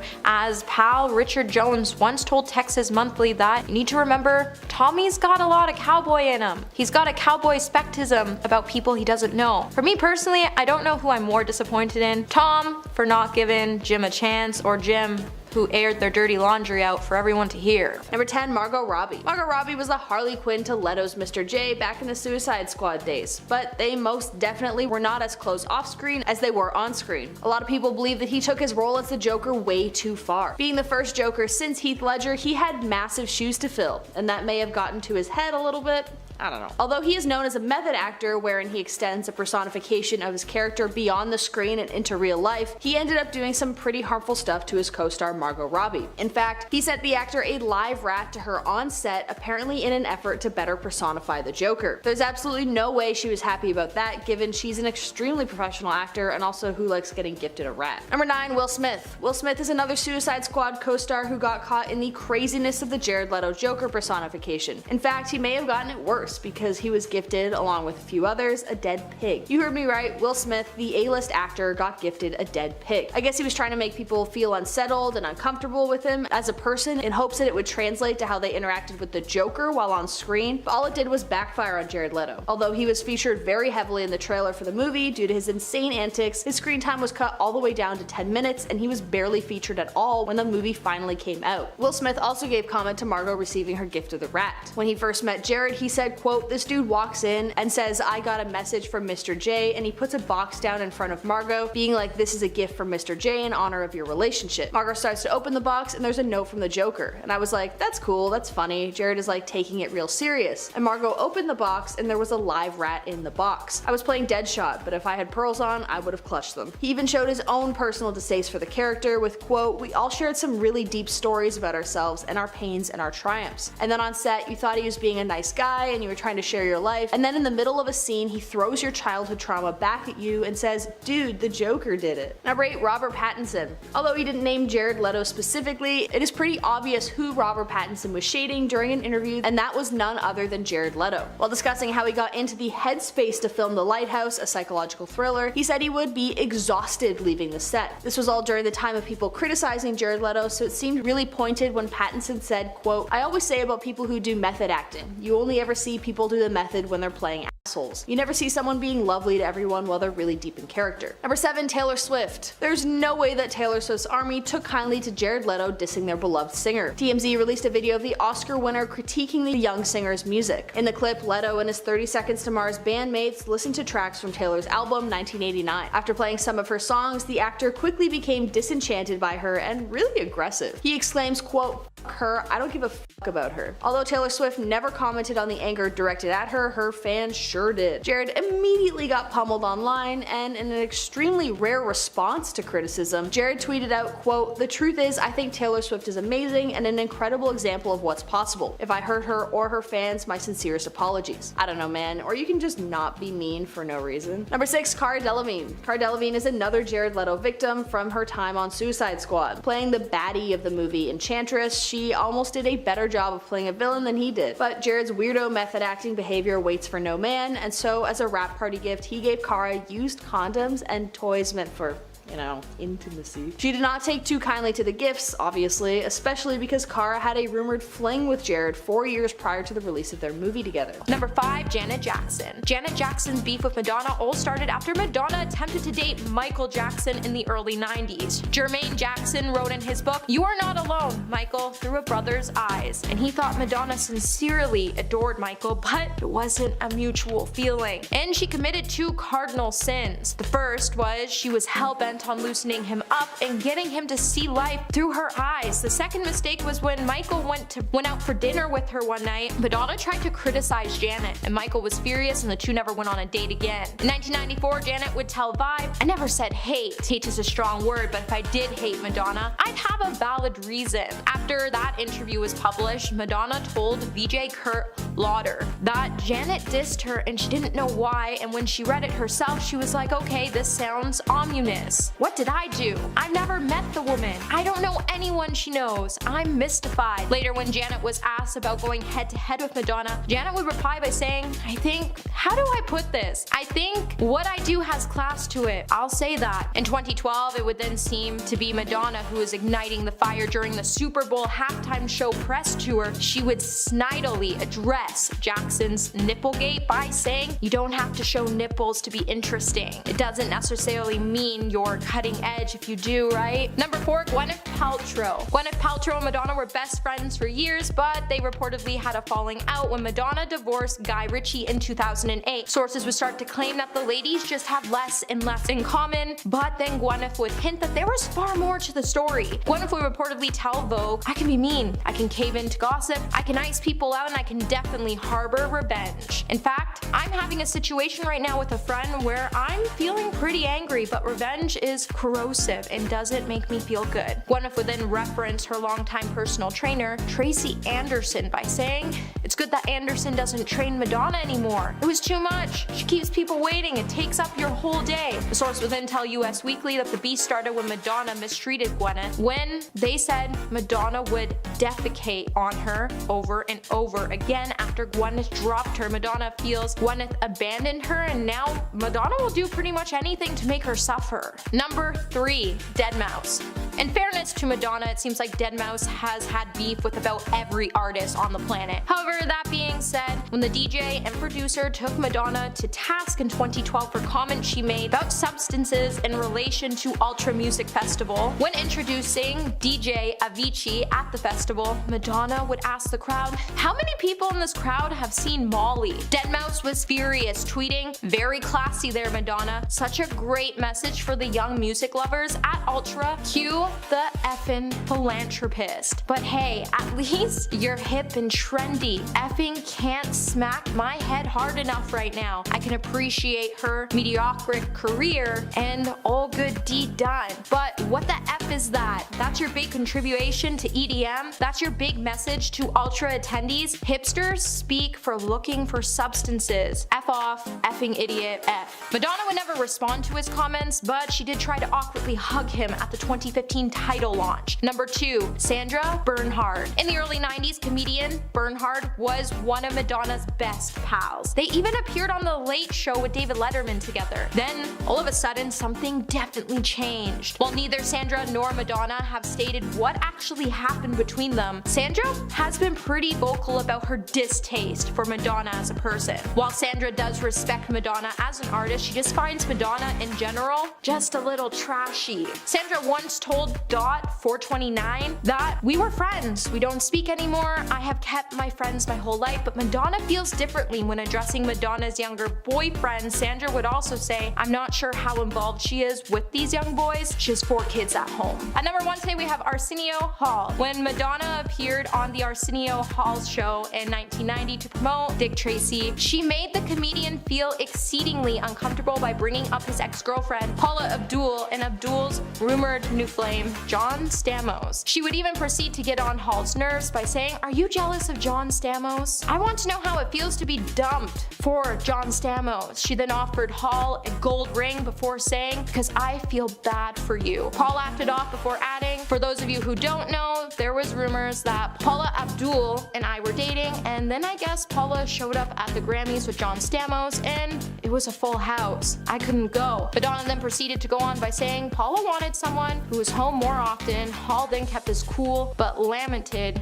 "Wow, you're telling all my business?" Madonna would go on to defend her move by saying, "I know you were heading in the direction of getting into my intimate life, so I thought I'd turn it around." They would eventually change the subject, but the tension between the two would remain for the rest of the episode, and Madonna would proceed to call Hall's hairstyle tired and suggested he and best friend Eddie Murphy were more than friends. On the bright side of Hall, Entertainment Weekly reported it was the show's highest rated episode ever. Coming in number 10, we have Mariah Carey. Now, it's been said that even though Mariah Carey may not have been a super mean girl, she was definitely one of those popular girls that got on everyone's nerves. While Mariah had little to no respect for the school system at all, I'm pretty sure none of us were really shocked when the diva let us all know that she was actually a mean girl in high school. While in high school, Mariah would explain that she was given the nickname of Mirage because she barely appeared in class, as she described herself as being more of a socialized person in school rather than an actual student. Later on in an interview, TMZ would even ask the Obsessed With Me singer if she would be attending her high school reunion when the time came around, and you could tell Mariah definitely wasn't impressed with the question and that she clearly had some major hate towards her former high school, because she would reply by saying, "Why would I go to anything I didn't create myself?" Mariah's comment actually ended up being the perfect diva response, and honestly I'm gonna use it when my high school reunion comes around because I definitely don't want to see anyone from there ever again. Coming in at number 9, Cameron Diaz. So today Cameron Diaz may seem like a ray of sunshine now, who's all holistic and healthy living, but back in high school she was described as being pretty feisty when it came to interacting with her classmates. Now the star has admitted that she had it pretty rough and she had to become a fighter just to get by. Cameron would say, anytime you heard the locker slam and you turn and there was a girl taking off her earrings, she was pulling her hair back in a ponytail and she was taking all of her friends' rings and coming at you like this. I used to get in fights with boys more than girls. For some reason, boys like to fight me, but one time in junior high I had this girl come up to me in the locker room from behind and she pulled my hair back. I had to shut her down. It's not hard to believe that Cameron was so feisty, as I mean, the girl once quoted her father by saying, my dad always used to tell me, if they challenge you to an after-school fight, tell them you won't wait, you can kick their butts right now. Just taking one look at Cameron, I don't know why anyone would be brave enough to challenge her, as she looks like the type of person that would need like 8 people to tear her away from you before she did some critical damage. But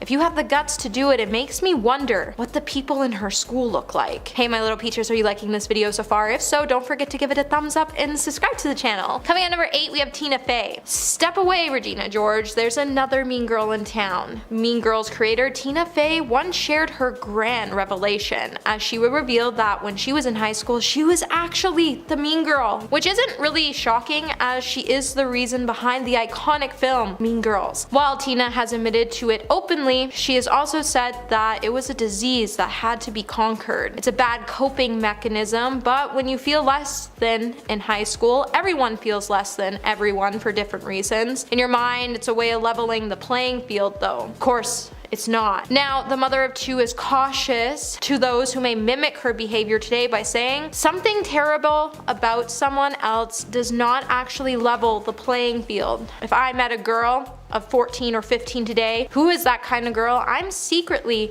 in my body afraid even though I'm 45. While Tina has admitted that when she turned 13 she realized that she wasn't going to glide by on her looks alone because she was a normal looking person, she had the desire to be funny. While being 13, when she was trying to be funny around the boys, she thought if she mocked them they would like her, but it only backfired on her because they all just ended up being scared of her. Number 7, Angelina Jolie. It's no lie when I say Angelina Jolie is one of the most beautiful women alive, and she would have definitely been considered one of those hot girls in high school everyone wanted to be, but she chose a road less traveled. While it's been said Angelina was definitely a mean girl, she did it in her own way by choosing to rebel against those in the popular crowds. While Angelina attended Moreno High School in Beverly Hills, she would state it was where all the bad kids would go, and she chose it. While she attended the school she would consider herself to be a punk outsider nobody wanted to mess with. Angelina would then also state when she was in school she was considered to be fearless. She would then end up working so hard so she could graduate and move out by the time she turned 16 years old. And while I can only imagine what it was like being a punk outsider moving through the popular crowds that were against her, it's kinda really hard to say Angelina was really a mean girl because in any photos we've seen of her in high school, she just looks like one of those awkward schoolgirls rather than a punk rebel child. Number 6, Gabrielle Union. Back in 2013, Gabrielle Union would gather with the rest of the Black elite community for the annual Essence Black Woman in Hollywood luncheon. Among those honored, Gabriella Union would receive the Fierce and Fearless Award. While the star looked stunning in her green vintage Versace dress, the actress, during her acceptance speech, would confess that she used to be a mean girl, not necessarily in high school but early on in life. While she claims she now supports other women, her speech was pretty powerful when Gabriella took to the stand to say, "We live in a town that rewards pretending. I had to pretend to be fierce and fearless for a long time. I was a victim masquerading as a survivor. I stayed when I should have run. I was quiet when I should have spoken up. I turned a blind eye to injustice instead of having the courage to stand up for what's right. I used to shrink in the presence of other dope beautiful women. I used to revel in the gossip and rumors. I lived for negativity inflicted upon my sister actresses and anyone who I felt who shined diminished my own." While the actress has also went on to challenge onlookers to live courageously by admitting and correcting mistakes, I definitely still wouldn't want to shine my light brighter than hers. Number 5, Nicki Minaj. Nicki Minaj seriously caused some major chaos in 2022 when she had to cancel her meet and greet in London on the spot. When the rapper was arranging to meet her fans at a venue in Camden in midday, the event quickly spiraled out of control after thousands of fans showed up. When Nicki eventually reappeared hours later than what was originally scheduled, she was mobbed by the crowd and even had to be escorted back to her SUV before speeding away. In a since deleted TikTok video from the chaotic scene, it would show Nicki pushing a fan while she was attempting to make her way through the crowd to the venue on foot. Despite fans ignoring Nicki's pleas to form an orderly fashion line outside of the venue, Nicki would make the decision to cancel her meet and greet, and then the police would issue a statement saying it was shut down by the event managers due to safety concerns. And as Nicki drove off, fans started to cry and chase her car down the street. Number 4. Britney Spears. Back in November 2022, Alexa Nicholas would recall a time Jamie Lynn Spears had her older sister Britney Spears yell at the actor on set to the point she became a crying mess as she recalled all the trauma she had to deal with while working on the Nickelodeon set. During the podcast, Alexa recounted that a talent coordinator told her mom he was taking her to get her hair and makeup done, but instead he brought the preteen to talk with Britney. At first, Alexa was excited because she was a huge fan. She thought Britney was just going to help her and Jamie Lynn work through their problems. But after going into Jamie Lynn's trailer, Britney started yelling at her as Jamie Lynn hid in the back room. While Britney has come out to apologize to the star, Alexa would acknowledge how she was a crying mess and that the show's creator even had to give her a DVD player in order to get her to stop crying so she could finish filming. Was Jamie's bullying only getting worse as the set carried on? No one really cared for Alexa since it was called Zoe 101 and not Nicole 101, but I think we can all agree Nicole 101 would have been a great show. Number 3. Lea Michele. When Haley Steinfeld was 14 years old, she was auditioning for True Grit on the Paramount lot. And while she was getting ready to leave, she ran into Lea Michele, who was filming Glee. When Haley walked up to the actress and asked her for an autograph, things quickly took a sharp turn after Lea ignored her and continued to walk by the young actress. A guy then came out of nowhere and told Haley it just wasn't a good time. So as Haley walked back to her car wearing an uncomfortable outfit from the 1800s, she would go on to cry the whole way home. Because she was really upset at the person who's been a main inspiration for her own acting work was so rude to her. At the end of the day, I think we can all agree Lea should have at least greeted Haley and told her it wasn't a good time herself instead of storming off. Number 2. Jennifer Lopez. Back in 2014, Jennifer Lopez would be left cringing after one of her superfans dissolved into tears after being rejected on American Idol. With no content with attempting to win Idol, bubbly Ronald Reed was out on a mission to end poverty by trying to make the world a better place. However, when Ronald caught sight of Lopez, he then sat down to share a tuneless ballad, which sent the judges, including Jennifer, squirming in their seats. To the point Jennifer even told him that his voice wasn't strong enough. Keith Urban then had to take over and tell Ronald that he was really sweet, as Reed searched desperately for his mojo after being belittled by Jennifer, as she made fun of his lack of melody. Reed would then be sent home, while 33 other hopefuls made it through to the next round. And coming in at number 1 on our list today, we have Demi Lovato. Back in 2016, Demi Lovato would come to learn about how she crushed one of her younger fans after she canceled her concert. With Isabella Miklos being 10 at the time, she was looking forward to seeing Demi Lovato perform with Nick Jonas in Virginia Beach. After her family pulled their money together to buy her the tickets for Christmas as a reward for her excellent grades at school, when she found out the concert was cancelled due to a scheduling conflict, Isabella would be left feeling utterly devastated. In frustration over her child's unhappiness, Isabella's mother then took to her Facebook to share the images of her daughter looking excited on Christmas Eve when she was given the tickets, to crying in the car after learning it was cancelled. With Demi cancelling her concert just for the opportunity to be on TV, it upset a lot of fans, which is strange since the pop star has always been the one of those few artists which uses her platform to preach about empowerment, and she has so much pride in her work that she's always considered her fans to be her top priority. But then when she canceled her concert to be on TV and said it was a scheduling conflict, it was really just a sad excuse. Number 10. Lady Gaga. The Maroon 5 frontman seems to have a lot of feuds with female artists, especially ones that you wouldn't expect, like Lady Gaga. Adam criticized her music in 2011 when he tweeted, "Lady Gaga took Vogue and Express Yourself and put them in a blender. The result? Born This Way." Then only 2 years later, he slammed her creative choices when she dropped her Applause music video from Art Pop, which referenced several major works of art throughout history. Adam wrote, "Ugh, recycling old art for a younger generation doesn't make you an artist, it makes you an art teacher. I unabashedly love writing and performing pop music for both myself and everyone around me. That's it. It doesn't need any extra sauce. Gaga hilariously responded, tweeting, "Uh-oh guys, the art police is here." Adam then wrote, "By the way, I'm not an artist, I sing in a band and I make music with my friends. Methinks thou dost protest too much. Yikes. While we're at it, we should call the grammar police." Loving this video so far, please hit that like button, it would really help us out. Number 9, Emily Ratajkowski. The model and actress straight up called Adam Levine a prick while sharing her thoughts about the cheating scandal, just hours after he publicly denied the affair. Emily said, "I don't understand why we continue to blame women for men's mistakes, especially when you're talking about 20-something-year-old women dealing with men in positions of power who are twice their age. The power dynamic is so skewed, it's ridiculous. Like, it's it's manipulative, I can't imagine." In a second post, the 31-year-old followed it up with, "I think a huge problem in our culture right now is we say, oh, men are monsters, they're terrible, they're horrible. Then we don't hold them accountable. We blame other women and ask women to adjust their behavior, instead of just saying that men need to change their behavior.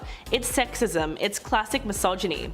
The actress actually filed for divorce earlier this month from her film producer husband, Sebastian Bear-McLeod, after 4 years of marriage, following reports that he was unfaithful as well. So Emily is clearly talking from experience here. Number 8, Lindsay Lohan. Chaos erupted in Hollywood when Lindsay Lohan's infamous sex list was leaked to In Touch Weekly. Adam Levine then went on Howard Stern and denied sleeping with the actress, even though his name appears on the list. The singer was following in the footsteps of Terry Richardson and James Franco, who also appeared on that same list and publicly denied sleeping with her too. Howard asked Adam, "So you don't know Lindsay Lohan?" To which he replied very clearly, "I did not have sexual intercourse with Lindsay Lohan." Then he decided to throw her under the bus completely when Howard asked who did sleep with her, to which Adam said, "A lot of people probably did, I don't know." That last part was both unnecessary and hurtful, but what it comes down to though is that no one except Lindsay and the men on the list will ever know the truth. And while she admitted that the list was real by saying it was a step of her AA program, she didn't explicitly say it was a sex list, so we'll never really know for sure. Number 7, Christina Aguilera. In 2012, Adam started a beef with his fellow coach on The Voice and used a contestant called Tony Luca to antagonize her. The feud culminated with Tony's performance of 99 Problems, which Adam insisted on because he knew it would make Christina uncomfortable. He was right, and she got so offended by the song choice that she told him, "Your beautiful wife and your daughter and family are here tonight, and I just thought the lyrical connotation was a little derogatory towards women." Weeks later, a source told Radar Online that Adam went right up to Christina and called her the C word, to which she responded by demanding that he should be fired.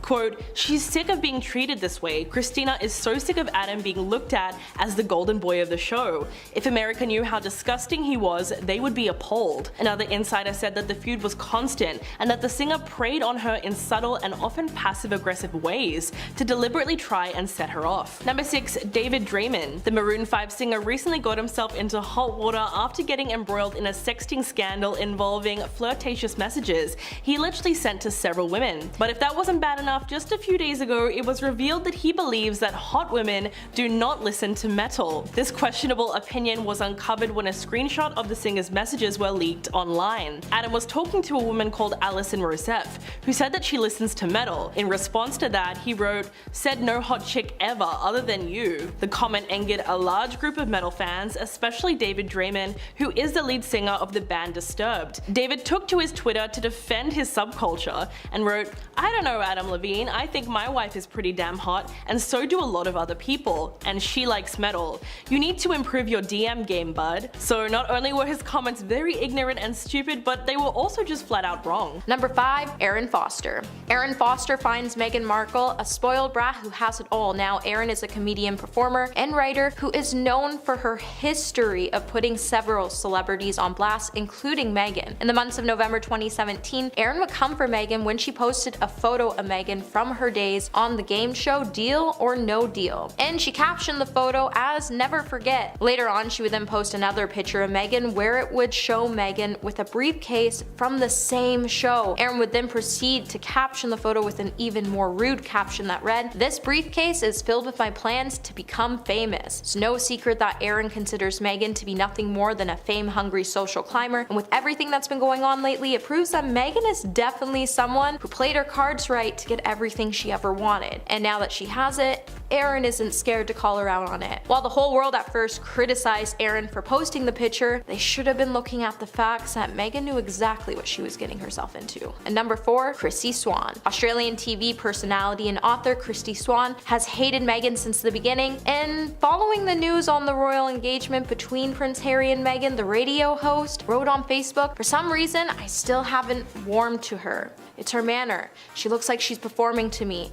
It looks like she's portraying a concocted humility of acting." While Meghan is indeed a brilliant actress, it's not hard to see why Chrissy believes that she is acting to show the world that she is head over heels for Harry. Since the beginning, Chrissy has always been keen on critiquing Meghan Markle. She even first opened up about her judgment on her personal Facebook page, which would state that Chrissy would never warm up to Meghan, as she was under the impression that since the beginning, Meghan has always been acting. And since Meghan has continued to play the same narrative that the royals hated her, and we probably should take this as a hint that there might be some truth behind what Chrissy has been saying. However, instead, Chrissy's Facebook page has turned into an open field of judgment, as hundreds of fans have expressed their agreement or disagreement with Chrissy. So do you think Chrissy is right and Meghan is just acting? And let us know in the comments below. And number 3, Samantha Grant. Meghan Markle's estranged sister, Samantha Grant, would expose her relationship with her sister in a tell-all book. Samantha would highlight that Meghan isn't as innocent as she seems, even though they grew up in different lives sharing the same father. Samantha doesn't have any sort of relationship with Meghan whatsoever. When the rumors began to swirl about Prince Harry's engagement to Meghan, Samantha stated that she felt like Meghan was taking advantage of her current situation to become a household name. Samantha would even state that Meghan has a history of lying and manipulating certain settings in her sites for no reason. While Samantha isn't exactly a celebrity, she's still worth mentioning because who knows you better than your own siblings. Also, she's had some pretty good opinions on Meghan that we should have listened to before we all took Meghan's side in the beginning. Samantha has labeled her sister as a social climber and has claimed that when she needed her sister at the most, she was never there for her. Later, Samantha would even publicly bash Meghan again when she claimed that she wasn't even invited to her wedding. Given that the two sisters did end up growing up in different households and the fact that they did live different lives for most of their lives, while the world bashed Samantha for just looking for attention when she came out with her story, however, given that we've seen Meghan do a complete 180 in years to come after Samantha's comments, it's safe to say that she wasn't just using Meghan's name for clickbait. Number 2, Katie Hopkins. It's no secret that Katie Hopkins hates Meghan Markle, as she's been scrutinizing every one of Meghan's moves since the beginning. When the scandal of Meghan and Harry first started to make headlines, Katie would hop on the trend and she would share a shocking media rant with the world. The Daily Mail writer and media personality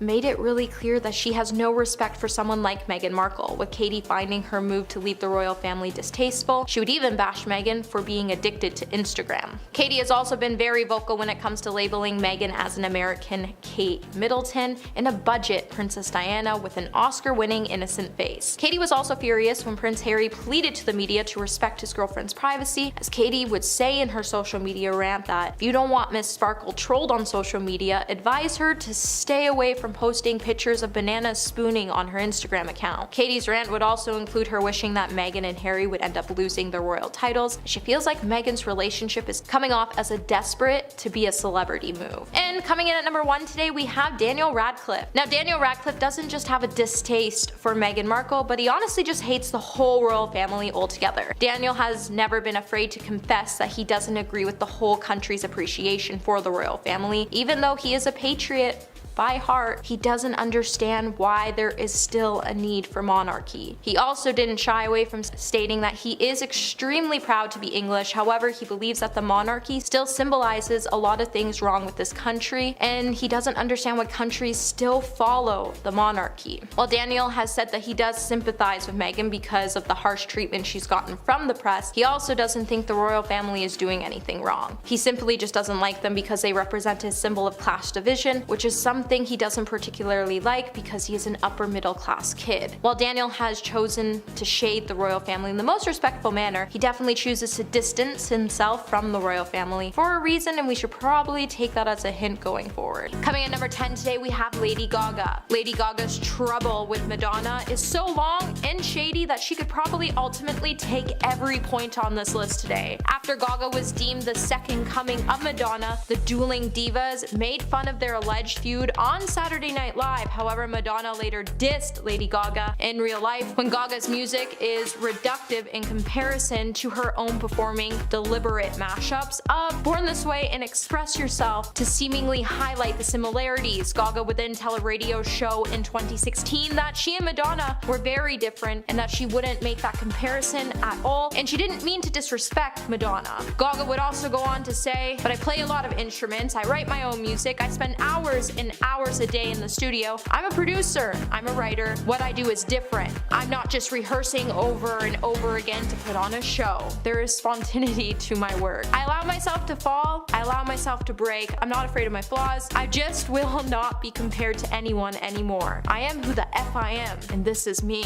Number 9, Cher. In a 1991 interview, Cher discussed Madonna and her dislike towards the star, and it was pretty juicy as she made herself very loud and clear about her lackluster opinion of Madonna. When the interviewer asked the singer if she goes jogging like the Material Girl, Cher would respond by saying, "Do you mean my very best friend Madonna?" The interviewer then said that the question was made to drag Madonna into the conversation, and Cher responded by saying, "How about dragging her in by her hair?" The believed singer then continued to say, "In my day, I was pretty good at doing the same thing that she's doing, but she does it so much better. She's unbelievably creative because she's not talented, she's not beautiful, but she's rude. But I really don't have anything against her. I do respect that she goes further than anyone else should go." Hey my little peaches, are you liking this video so far? If so, don't forget to give it a thumbs up and subscribe to the channel. Number 8, David Letterman. David Letterman has disliked Madonna ever since she sat down for an interview with him in 1994 for The Late Show with David Letterman. Madonna was obnoxious and crass during the interview that she would probably make the modern day Miley Cyrus blush, and her actions pretty much left David speechless. During the interview, Madonna went on to drop a handful of F-bombs that just seemed endless. She even proceeded to give David Letterman a pair of her underwear and then proceeded to try to get him to sniff them. Not to mention, when her segment ended, she just refused to leave the stage, while David proceeded to tell Madonna people didn't want to hear her swearing in their homes. When he tried to end the interview, Madonna would say, "Can't this go on?" and Letterman would fire back saying, "Feels like it already has."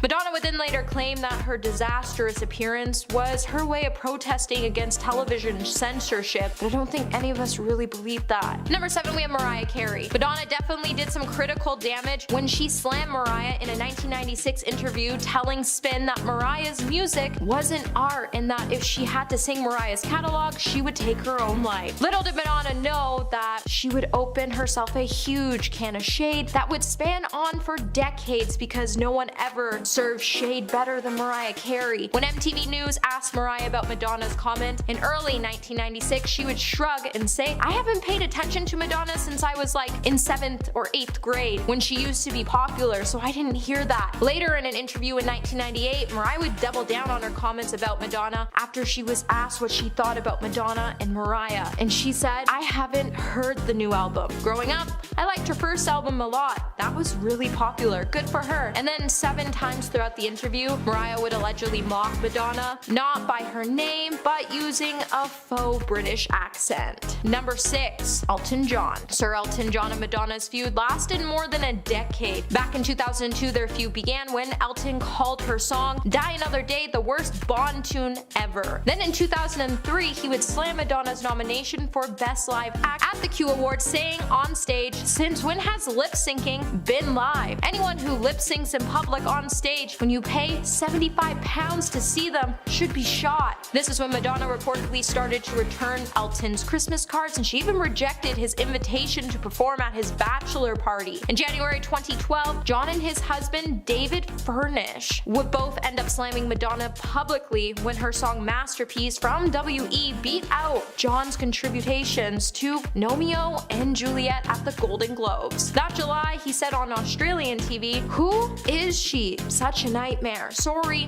her career is over. Her tour has been a disaster and it couldn't happen to be a bigger B. And she looks like an effing fairground stripper." In 2016, Elton would even reveal on the Graham Norton show that he and Madonna did eventually bury their hatchet by saying, "I was in a restaurant in south of France a couple years ago when she walked in and I sent her a note saying, 'You'll probably never speak to me again, but I'm really sorry and ashamed of myself, and can I buy you dinner?' She was very gracious and accepted, and we talked. We're fine, it's just me and my big mouth." Number 5.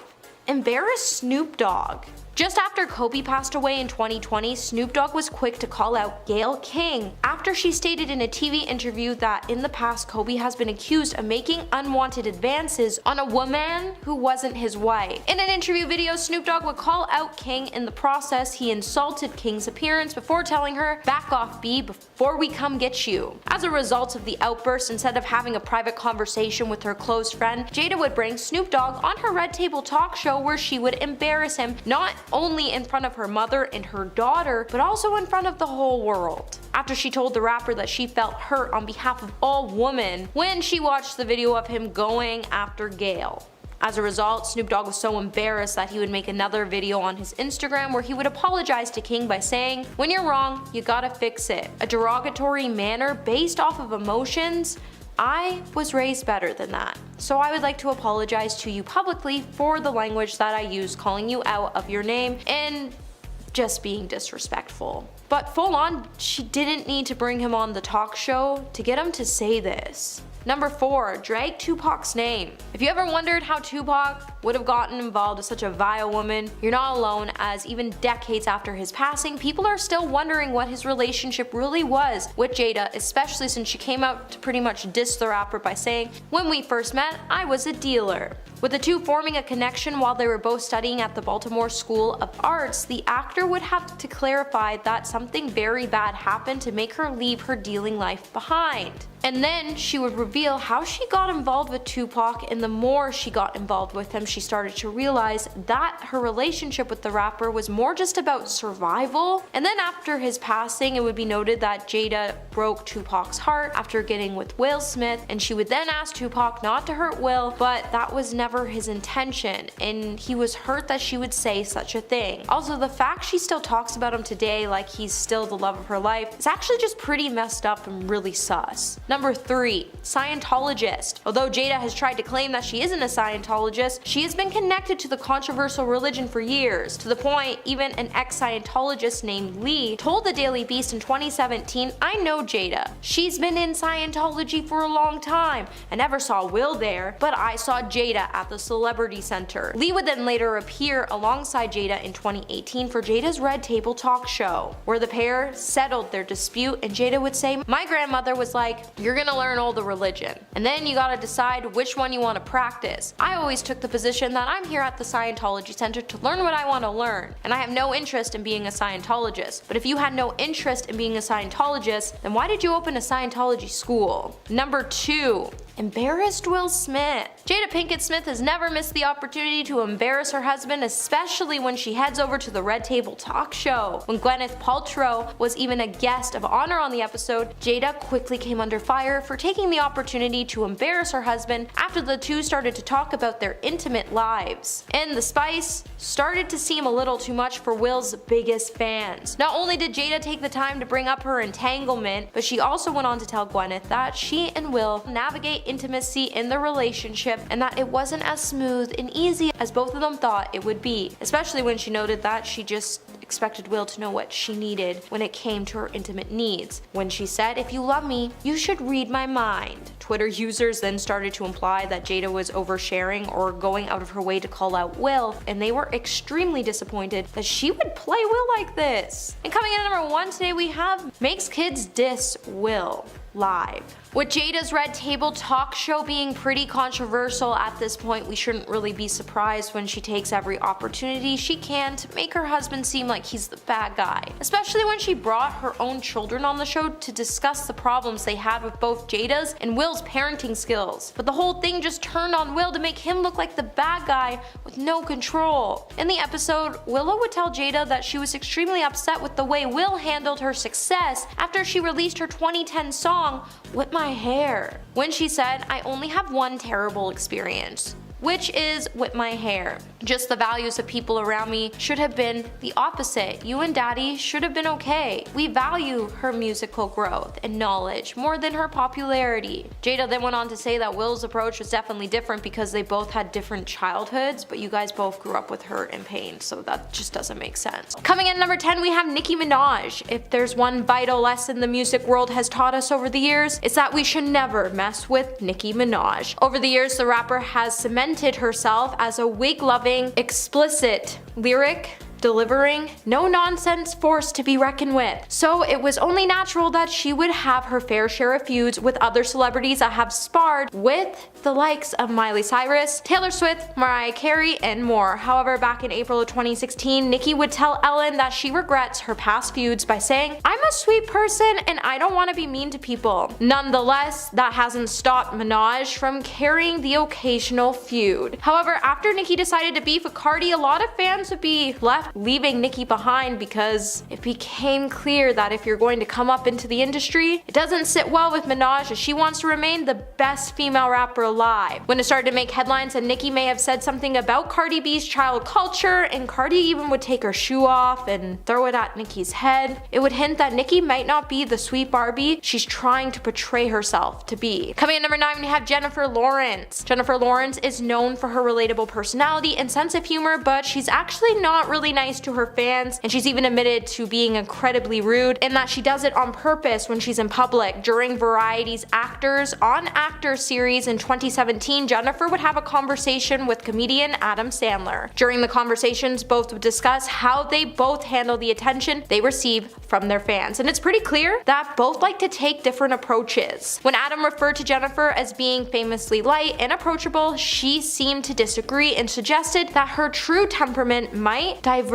from her perceived persona. Jennifer would then go on to say, "I just generally, once I enter a public space, I become incredibly rude. I turn into a huge a-hole." Jennifer would then use even more colorful language to describe herself later on. While the star tends to get icy with her fans in public, she would note that she does it because it's the only way she knows how to defend herself. So if you ever see Jennifer in public and want a selfie, just know she's most likely going to bluntly say no, and if you see her at a restaurant when she's trying to enjoy her meal, she's just gonna give you a sour look, wag her finger, and tell you she's not working today. Hey my little peaches, are you liking this video so far? If so, don't forget to give it a thumbs up and subscribe to the channel. Coming at number 8, we have Adam Levine. Adam Levine is no stranger to the conversation surrounding his alleged rude behavior. Adam is known to often even embrace it, and like many jerks before him, he repeatedly tries to gaslight the public into loving him anyways. The Maroon 5 singer is also known to get pretty rude with his fans when they simply just ask him for an autograph. In one instant, Adam would even proceed to call one of his fans ugly and refuse to sign an autograph for them. If that wasn't bad enough, in an interview with Cosmopolitan, Adam would also express his opinions on cheating, and he would even continue to go on to make excuses for men and why they tend to do it. He would then also go on to admit to cheating himself, and he really didn't seem so upset about his actions. And the fact that he cheated on his stunning wife with Sumner Stroff and he tried to name his child after her proves that there's something truly disturbing when it comes to his personality. Not to mention, but there's also been several occasions where he's just been totally rude on stage towards friends. To be honest, Adam has always acted like a bit of a tool, so it's no surprise to find out he's one of the rudest celebrities out there. Number 7, Tobey Maguire. While it's well known that Tobey Maguire isn't a fan of the paparazzi, he has also behaved questionably with others. One of the biggest incidents he was involved in occurred back in 2014 during a high-stakes poker game hosted by Molly Bloom. It's been said that Tobey often took part in Molly's poker games alongside of other celebrities such as Leonardo DiCaprio and Ben Affleck. However, on one occasion, Spider-Man showed his true colors when he once offered Bloom $1,000 worth of poker chips, but only if she barked like a seal. It said that Toby purposely tried to embarrass Molly in front of big name celebrities because she was winning so much that night, and it would later be revealed that this was all part of Tony's plan to take control of the poker game, and that's exactly what he ended up doing after he sent Molly out of business. Today Toby is more of a private person whose once over-the-top party lifestyle has been tapered down after he became a dad. And there aren't too many stories about him displaying rude behavior over the past decade, but for this incident alone, he does deserve a place on this list today, because who tells someone they'll give them $1,000 to bark like a seal? Hilarious, don't get me wrong, but it's completely uncalled for. Number 6, Britney Spears. Back in November, a Zoe 101 actress, Alexa Nicholas, would spill some tea about her time working on the Nickelodeon series, and honestly, after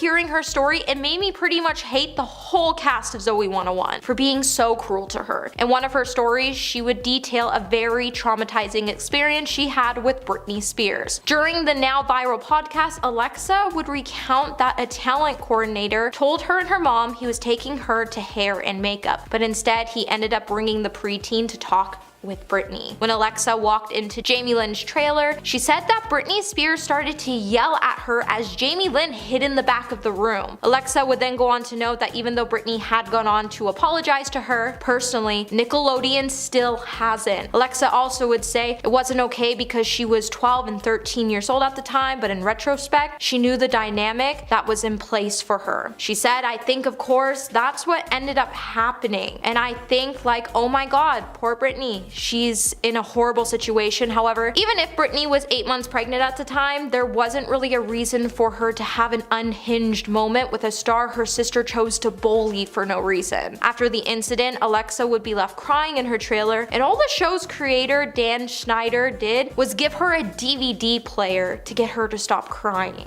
Number 5, Julia Roberts. When Steven Spielberg worked with Julia Roberts, who played Tinkerbell in his 1991 Peter Pan adaptation Hook, Steven would claim that Julia was extremely difficult to work with. At the time of the movie's filming, it's said that Julia Roberts was going through a really hard breakup with her then fiance, Kiefer Sutherland, who was supposedly impacted her behavior on the set and garnered her the nickname Tinker Hell among the other cast and crew members. However, no matter what you're going through, it never truly gives you a valid reason to behave poorly or mistreat any person. When Steven was later asked in an interview with 60 Minutes what it was like working with Julia Roberts for the movie, he would say, it was an unfortunate time for us to work together, but I think Julia's a really good actress. But is being a good actress enough for someone to get away with treating people poorly? Number 4, Mike Myers. Austin Power star Mike Myers apparently has a reputation for being difficult to work with. In an interview with AV Club, Mike's The Cat in the Hat co-star Amy Hill painted an unflattering portrait of the film's lead, right down to the claim that he has a sycophant trailing behind him all day whose entire job seems to be feeding Mike chocolates from a Tupperware container. Imagine putting that on your resume. Amy would then go on to characterize Myers as a diva who constantly made the cast and crew wait while he micromanaged the entire production. Later in a 2008 EW profile of Myers, Wayne's World director Penelope Spheres got her own digs in when she described him as being emotionally needy, and she would even note that Mike got more difficult to work with as the shooting went on. Penelope would also echo Amy's experience when she recalled having to enlist her own daughter to perform the duties of a snack wrangler for Myers. But perhaps her most telling line from the internet was her remark when she said maybe he could open like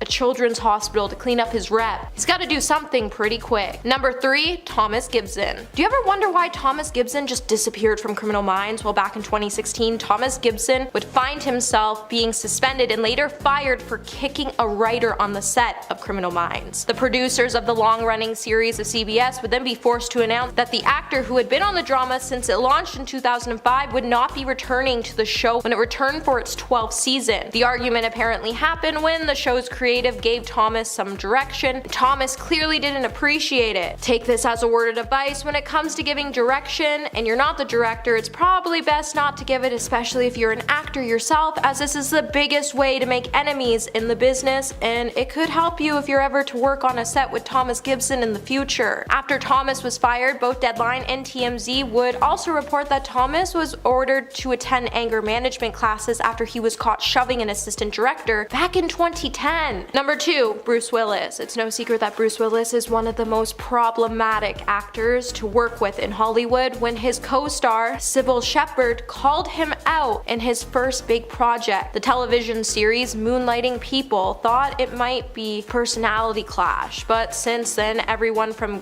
Kevin Smith to Sylvester Stallone has talked about how difficult he is to deal with. From superstar action hero to being relatively hidden, it seems like Bruce Willis' reputation has changed slightly over the years as he's now considered to be one of the most difficult actors to work with. One of the first time Bruce would end up being called out on his odd behavior on set was by Kevin Smith, who directed the actor in the 2010 film Cop Out. Kevin would call his experience soul-crushing and allegedly said at the wrap-up party, "I want to thank everyone who worked on the film except for Bruce Willis, who is an effing wang." 3 years later, Sylvester Stallone spoke out about dropping Willis from Expendables 3 when he tweeted, "Greedy and lazy, a formula for career failure." It would be revealed that Bruce demanded a pay increase despite having a very minimal role in the film. On top of these reactions from stars who have worked with Bruce, it has been well noted that he is a notoriously poor interview subject and his bad attitude is now well known. And coming in at number 1 today, we have Katherine Heigl. For years, Katherine Heigl's departure from Grey's Anatomy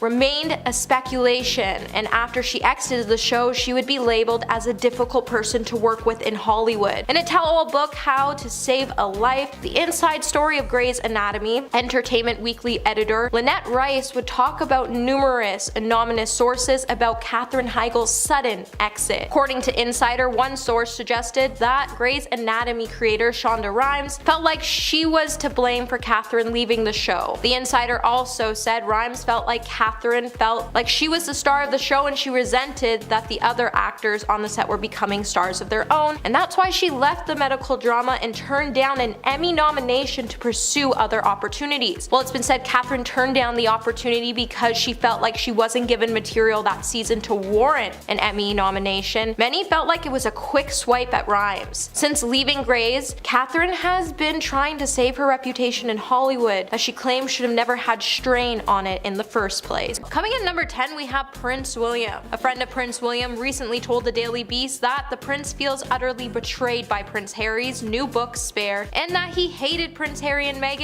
due to the highly personal nature of the attacks they have unleashed on him and his wife, Kate Middleton. After days of sensational leaks and headlines from the book, the friend also said they believe it is now completely impossible that their relationship will ever be healed, and said that although they believed Harry and Meghan will still be invited to the coronation of King Charles and Queen Camilla, they suspected that William would insist they should be relegated to the cheap seats. The friend would also say that even if Harry and Meghan decided not to even show their faces, no one would mourn their absence. The friend would also go on to say, it's impossible to exaggerate the extent of William's contempt for Harry and Meghan now. He absolutely hates them and can't believe that Harry would do this to him and Kate. He feels utterly betrayed and deeply saddened by everything that has happened. There will be no way back after this. The thing that is so sad is that it was a tight family and Harry has blown it all up for what? He's literally turned his entire family against him. It seems like Harry and William have been at odds for a while because in the book Spare, Harry talks about how William attacked him and caused Harry to fall on the ground and break a dog bowl. But both Kensington Palace and Buckingham Palace not responding to the allegations, it's really clear that they would rather just let this situation fizzle out on its own. Number 9, King Charles. According to various sources, the one who has taken Meghan and Harry's documentary and Harry's book Spare more seriously is King Charles III, who made the determination to confront the issue head on. While sources close to the king have said that he does not plan to go to the British Parliament to ask Prince Harry and Meghan to lose their titles of Duke and Duchess of Sussex, he will also not appear to the media to criticize the couple, as he plans to do something more decisive, and that is to cut all ties off officially with the couple. King Charles has basically applied the law of ice to his son and his son's wife, and he will no longer be inviting them to family gatherings, whether it be public or private. It's also been reported that the monarch will not be asking them to accompany accompany him on his traditional vacations in Scotland as Queen Elizabeth II did. And on top of that, they will also not be invited to this year's coronation ceremony of King Charles, which takes place on May 6, 2023. This decision will also affect Harry and Meghan's children, as they will no longer be welcome to participate in royal and religious celebrations. While it's known that Charles hates confrontation, during his first speech in a television interview after the passing of his mother, he would say, "Harry and Meghan, we send you our love, but you know, love has been spurned." Hey my little peaches, are you liking this video so far? If so, don't forget to give it a thumbs up and subscribe to the channel. Number 8, Howard Stern. Howard Stern isn't a big fan of Prince Harry, and he has a lot to say with Netflix docuseries Harry and Meghan, with Howard stating that the couple in the series came off as such whiny bees.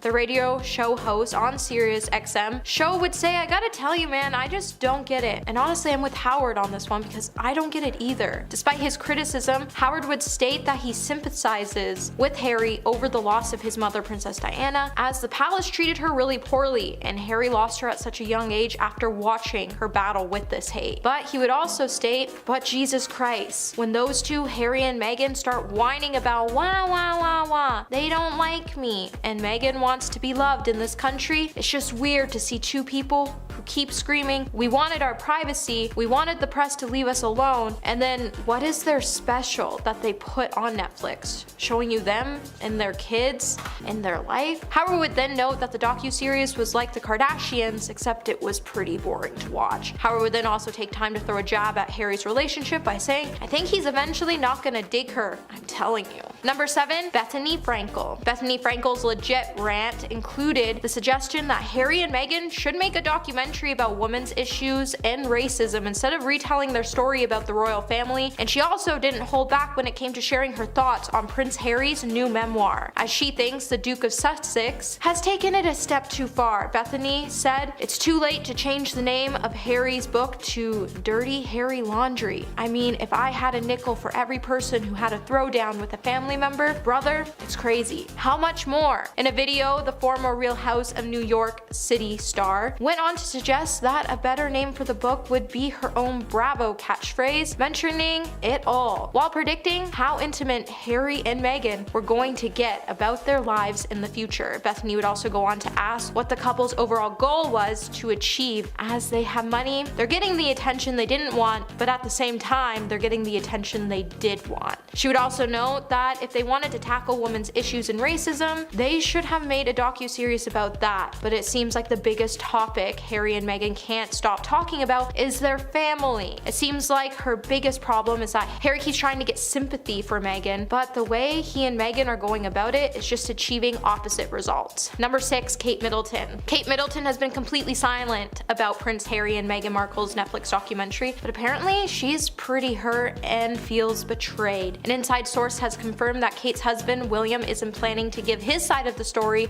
or openly retaliate, and this whole thing is remaining dignified and getting on with the job. But Kate feels hurt and betrayed that Harry would do this to her, especially as the pair used to be so close. In Harry's book Spare, he would write that both Kate and Prince William were allegedly religious suit watchers, and that they were both in disbelief when he started dating Meghan. However, it seems like when Meghan became his fiance and joined their Fab Four, things would take a sour turn, with Harry implying that William felt pressure to marry Kate because she fit into this mold by saying, "For so many people in the family, especially obviously men, there can be temptation or an urge to marry someone who would fit into the mold, as opposed to somebody who you're perhaps destined to be with. The difference between making decisions with your head or your heart. My mom certainly made most of her decisions, if not all of them, with her heart, and I am my mother's son." And to hear this must have really hurt Kate, so I don't blame her and the rest of the royal family for icing Prince Harry and Meghan out completely. At number 5, we have Jack Allison.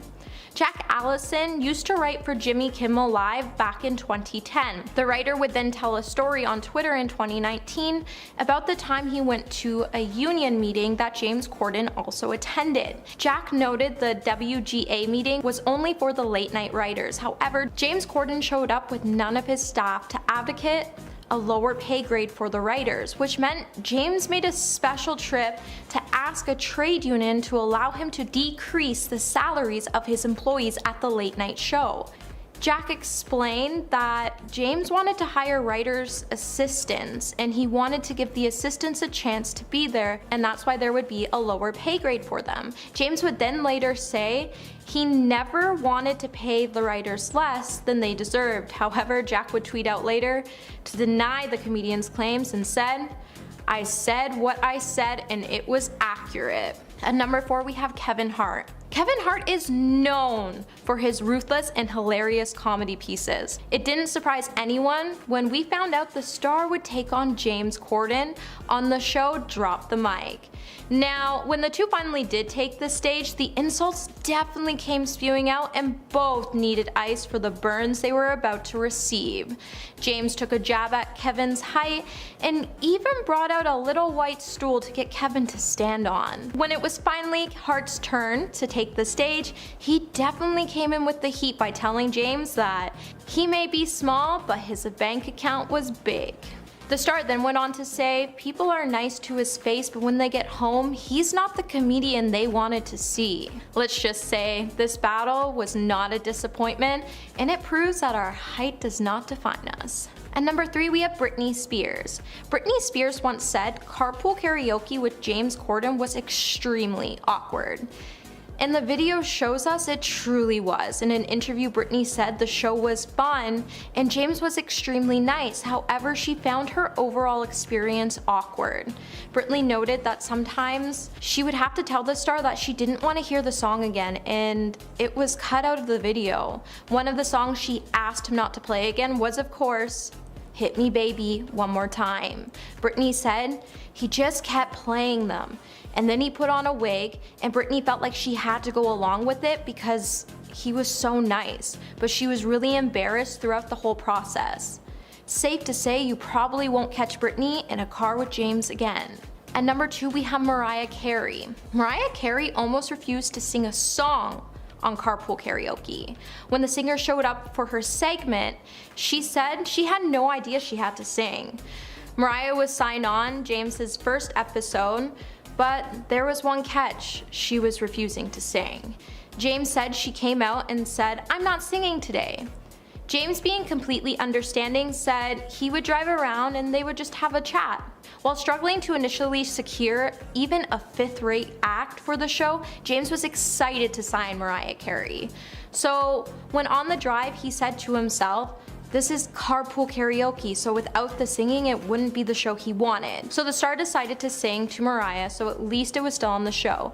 Luckily for James, Mariah would change her mind and would sing along to a number of her greatest hits with the comedian. In the number 1 spot today, we have Bryan Adams. Bryan Adams once walked out of carpool karaoke, and how he did it will definitely leave you laughing.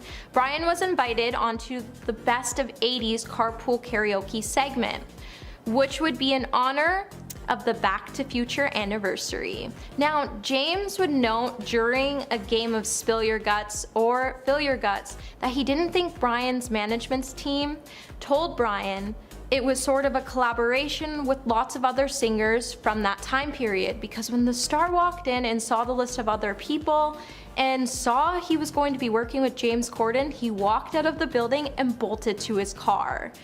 Bryan was never heard from or seen from on the set again. He just bolted and was gone, which makes you wonder who was on that list to make him bolt, or was it just James Corden? Coming in at number 10 today, we have Ariana Grande. The rumors surrounding Ariana Grande's alleged diva behavior has been circulating online for years now, while Ariana has been denying the claims. In 2014, she would make an appearance on the Australian radio show Mike, E and Emma to say, "That's not real.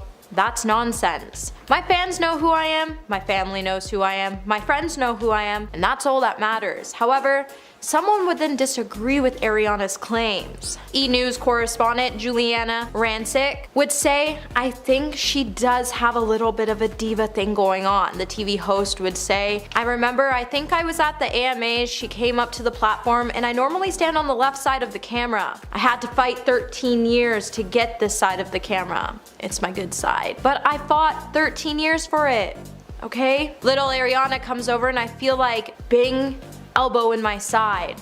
I'm like, what's going on? And they push me to the other side. While the thought of the two stars fighting over their good side to be shown on the camera sounds hilarious, we weren't really surprised Ariana Grande won this round because don't forget, if she wants something, she'll get something. So, thank you next. Coming at number 9, Christina Aguilera. Christina Aguilera has built up quite a reputation for not being the friendliest person among the Hollywood's elite. One celebrity this pop star has apparently rubbed off wrong with is Valerie Bertinelli. TV host Andy Cohen would once even ask Valerie to spill the dirt on what went on between the two starlets during a 2014 episode on Watch What Happens Live. She would clarify that she and Christina didn't have an all-out feud, but the singer did snub her once at one of her ex-husband's, Eddie Van Halen's concerts. Valerie would say, "I was a fan at the time and I went up to her because she was at a Van Halen concert and I said, oh my god, I think you're a beautiful singer." And she went, "Yeah, whatever," and gave me the cold shoulder. And I thought, V, I'm a fan, you can't be nice to me? Now it's clear that Christina Aguilera hates compliments. However, after Andy asked Valerie if she's ever seen Christina again, the hot in Cleveland star would reply by saying, "I have not, but you know what? She may have gotten better, but I heard she hasn't." And the rumor has it that Christina isn't the nicest person that she's perceived to be on TV and in the movies. And it seems like you maybe want to think twice before you give her a compliment because you might just get this unexpected reaction that may just break your heart. Hey my little peaches, are you liking this video so far? If so, don't forget to give it a thumbs up and subscribe to the channel. Coming at number 8, we have Charlize Theron. So you probably shouldn't bother with someone while they're in the middle of a workout. But this is exactly what Tia Mowry decided to do during one particular soul class, and it didn't end up too well for her. In 2014, the former child star would recount a time where she allegedly and awkwardly got snubbed by one of her favorite actors, Charlize. Tia would say, "She wasn't really nice to me. I said hi, and she actually rolled her eyes and said, 'Oh my god.'" Tia would then add that there was no way that she was over the top with her hi, as she knew how to approach another celebrity. Later on, Andy Cohen decided to rehash the gossip with Charlize on an episode of Watch What Happens Next. Charlize would then say, "What a B," the starlet joked, and when she asked about the stitch, she would then say she never heard this story, and she would ask if Tia actually said it or was it just written. When Andy explained that the tale was originated in the tabloid, Charlize would then respond by saying, "Oh, well, you can't go by that, right?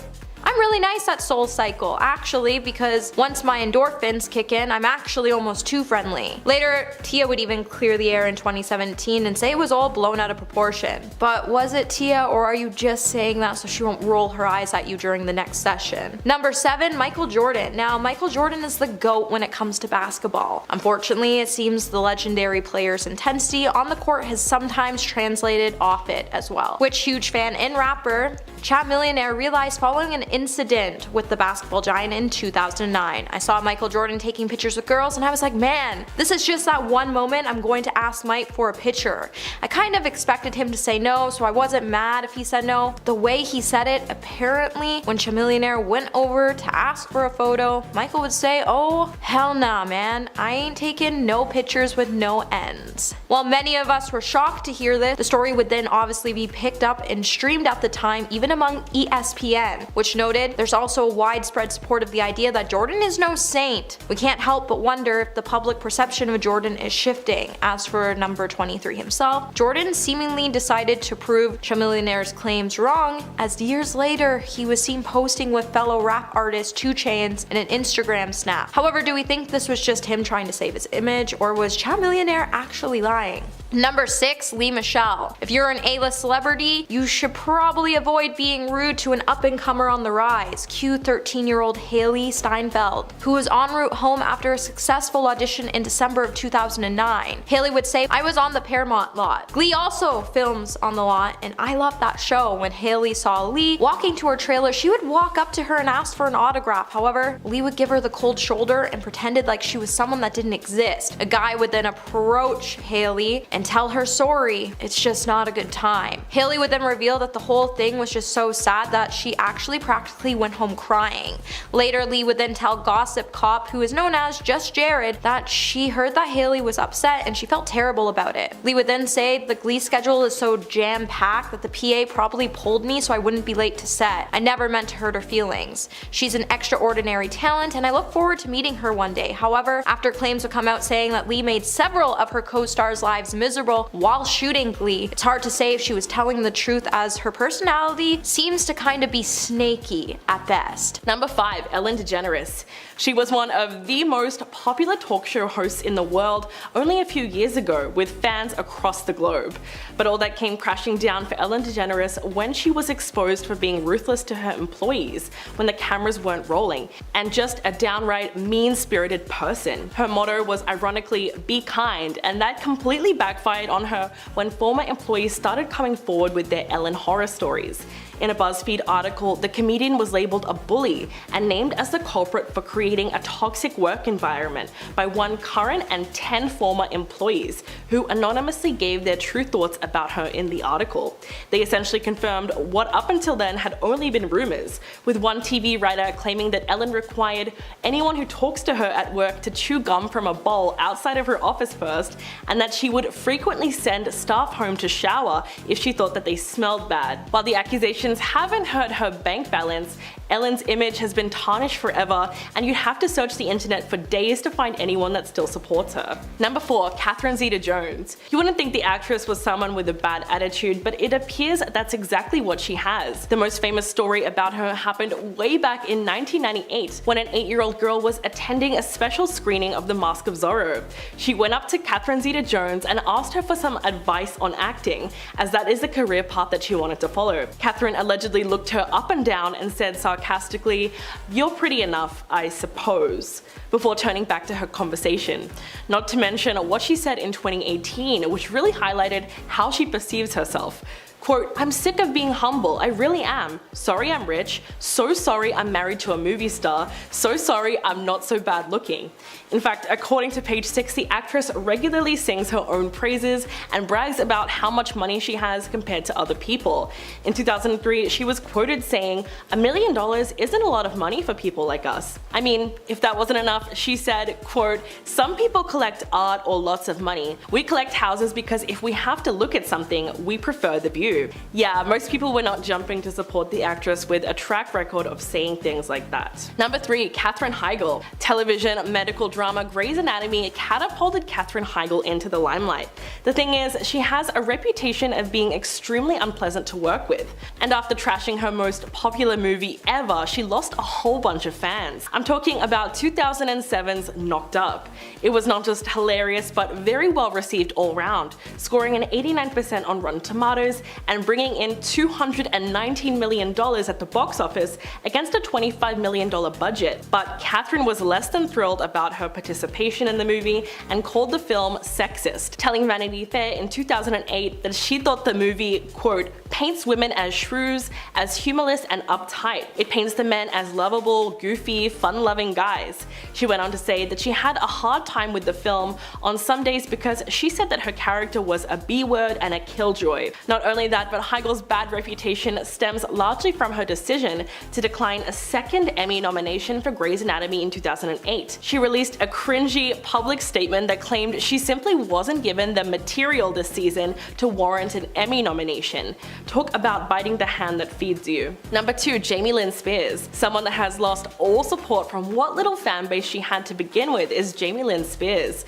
She's known pretty much as the younger sibling of Britney Spears, but she didn't exactly hide long in her sister's shadow before entering the limelight. Although she made a few appearances in film and television as a child, she didn't receive star status until landing the lead role as Zoe Brooks on the Nickelodeon show Zoe 101. After 3 years on the very popular show, the then 16-year-old announced that she was pregnant, effectively ending her role and putting her acting career on hiatus. But people dislike the star because of the horrific way she has treated her sister over the years. In fact, fans of Britney have heavily criticized Jamie Lynn for an apparent lack of support during her sister's 14-year-long conservatorship. In fact, the former actress has been accused of trying to steal Britney's fortune, fighting against the movement to free her from her conservatorship, and writing tell-all books to try and profit off of her sister's name while trying to make her look bad. With Britney now finally able to speak up for herself and reportedly working on her own memoir, it will probably result in even more exposure of Jamie Lynn's horrific behavior. Number 1. Faye Dunaway. Once called the worst person in Hollywood by Bette Davis, the Academy Award winner is no doubt one of the meanest people in the industry. In 2019, she was actually fired from the Broadway production of Tea at 5 because of bizarre behavior which included hurling objects at crew members and slapping her wig fitting team, throwing salad on the floor, and even insisting that no one wear white to rehearsal because it's distracting. That's not all. In fact, she reportedly shrieks at service industry employees and thinks that her plane tickets should be upgraded as a matter of principle. A flight attendant once claimed Dunaway was screaming at everyone, saying, "Don't you know who I am?" And while filming Chinatown, the actor once reportedly threw a cup of urine on director Roman Polanski because he wouldn't let her use the restroom. In 2019, she was also sued by her former personal assistant, who claimed that she regularly and relentlessly subjected him to, quote, demeaning tirades, and used his sexual orientation as a gay man against him. And according to an insider, Dunaway was so demonic on the set of Mummy Dearest that no one dared to approach her for fear of being verbally attacked. So it's not surprising that she no longer has many fans left at all. Starting off our list today at number 10, we have The Affair. So it's clear that Jada Pinkett Smith's affair with August Alsina crossed a lot of boundaries, especially since August was one of Jaden's best friends. What makes the situation even more unsettling is that August has even stated that Will gave him his blessing to continue his relationship with his wife. While August definitely didn't do anything wrong to be ashamed about, he did completely give himself to a relationship with Jada just to be thrown to the trash like he was nothing. Even though his relationship might have occurred with honesty and communication between all parties, the age difference between Jada and August definitely raised a lot of eyebrows, with critics being quick to point out that August was in fact introduced to the family as Jaden Smith's best friend. Number 9. Took advantage of August Alsina. When it comes to August and Jada's entanglement, because apparently it wasn't an affair, it was an entanglement, there has been a lot of questions, especially when it comes to the notion that Jada definitely took advantage of August's mental state. When Jada started seeing August, he was struggling to cope with a very vulnerable time of his life. Being 22 at the time, August was struggling with his health, as he was diagnosed with an autoimmune condition that had him hospitalized on multiple occasions. And with Jada stating that she was mentoring him, it would have an inside source tell Page 6 what kind of mentoring was she giving him, where he felt he was giving his all to a relationship that left him devastated and hurt. You did not help him, you destroyed him. Hey my little peaches, are you liking this video so far? If so, don't forget to give this video a thumbs up and subscribe to the channel. Coming back at our list today in the number 8 spot, we have Hates Woman. During an episode of the Red Table Talk, Jada Pinkett Smith would have a pretty hypocritical moment when she said that the racial divide between women of color and white women should shrink because they have all been oppressed for their gender, but she candidly revealed that she carried her own biased opinion when she said later on, she went on to note that she had a racial bias towards blonde white women. And when she sees a woman with white blonde hair, she just gets triggered and she has to force herself to stop lashing out at them in the process for no reason. Jada then went on to note that she has these feelings because blonde white women used to bully her in school, but we really had to question if this was because she feels scared about the bond Margot Robbie has with Will Smith. Number 7. Tries to become the woman she hates. So we all know Jada hates women who have blonde hair, and a lot of you have pointed out in the comments in some of our previous videos that it's weird that she has such a bias when it comes to women with blonde hair, as she herself has donned the blonde hair baddie movement, which makes you wonder, does she have a tendency of becoming the woman she hates? As it's clear that her comments about hating women had nothing to do with the girls who bullied her in school, and it was more just an indirect comment thrown as a diss towards Margot Robbie. Because as soon as Margot and Will worked together in the movie Focus, Jada started dyeing her hair blonde and telling her husband to get in shape so Margot didn't embarrass him on the big screen. Number 6. The Oscar slap. The 94th Academy Awards was interesting to the point that everybody is still cracking jokes about it today. Even at the 95th Academy Awards that just passed. And what's not funny is that everyone keeps making jokes about violence, when the infamous slap definitely is still hurting not only Chris Rock but also Will Smith. After Chris Rock made a joke about Jada's balding head, she would scrutinize her husband by rolling her eyes and giving him an "are you kidding me" look. The look then definitely wiped the simple smile and laugh from Will's face, and he would stand up and take the stage to defend his wife. Even though Jada has been like, "I didn't force him to do this and I'm appalled by his actions," maybe she didn't do it, but she did encourage him to defend her name, and she did have the power from stopping her husband from ruining his career. Number 5. Angelica Houston. Addams Family star Angelica Houston was essentially hurt by Bill Murray's behavior on set of Wes Anderson's 2004 film. Angelica said Bill was horrible after working with him, and in May of 2017, Houston told Vulture that during her first week of set, Bill invited the entire cast for dinner except for her. She went on to say that everyone went out for dinner a little dog-faced at the fact she wasn't there or had been invited, and throughout the day they were telling her, "Oh, you know, we really don't want to go," but they all went otherwise. The whole situation really hurt Angelica. With the film being shot all over Italy, Angelica noted that she didn't see Bill again until they were on set to shoot in Florence. When she entered the set, Bill greeted her and asked her how she was and even said, "I miss you."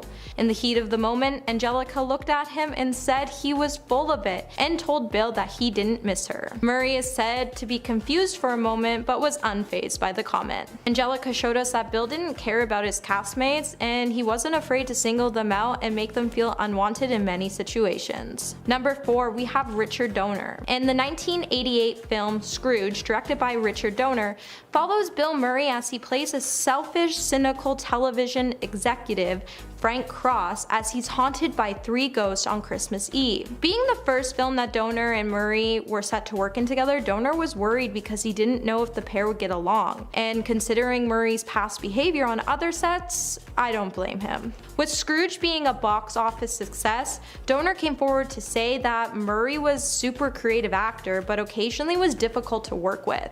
He also noted he was only as difficult to work with as any other actor. Cast and crews have gone on to say that the source between the rift between Donner and Murray was mainly because Murray's approach to acting is fully under the approach of method acting. When on scene, Murray has an approach that is somewhat wild and reckless, which can pose difficulties for actors and directors who are more comfortable with working in more traditional methods. With there being 2 sides to every story, Murray went on to say that the two had a disagreement over every single minute of the day because Donner demanded for lines to be delivered louder. Despite their differences on set, the two were still able to work it out and create an amazing film, which is still today's best holiday classic films to watch for the Christmas season. Number 3, Geena Davis. On the 1990 film set of Quick Change, Geena Davis explained how she was harassed and that she should have walked out. In her memoir titled Dying of Politeness,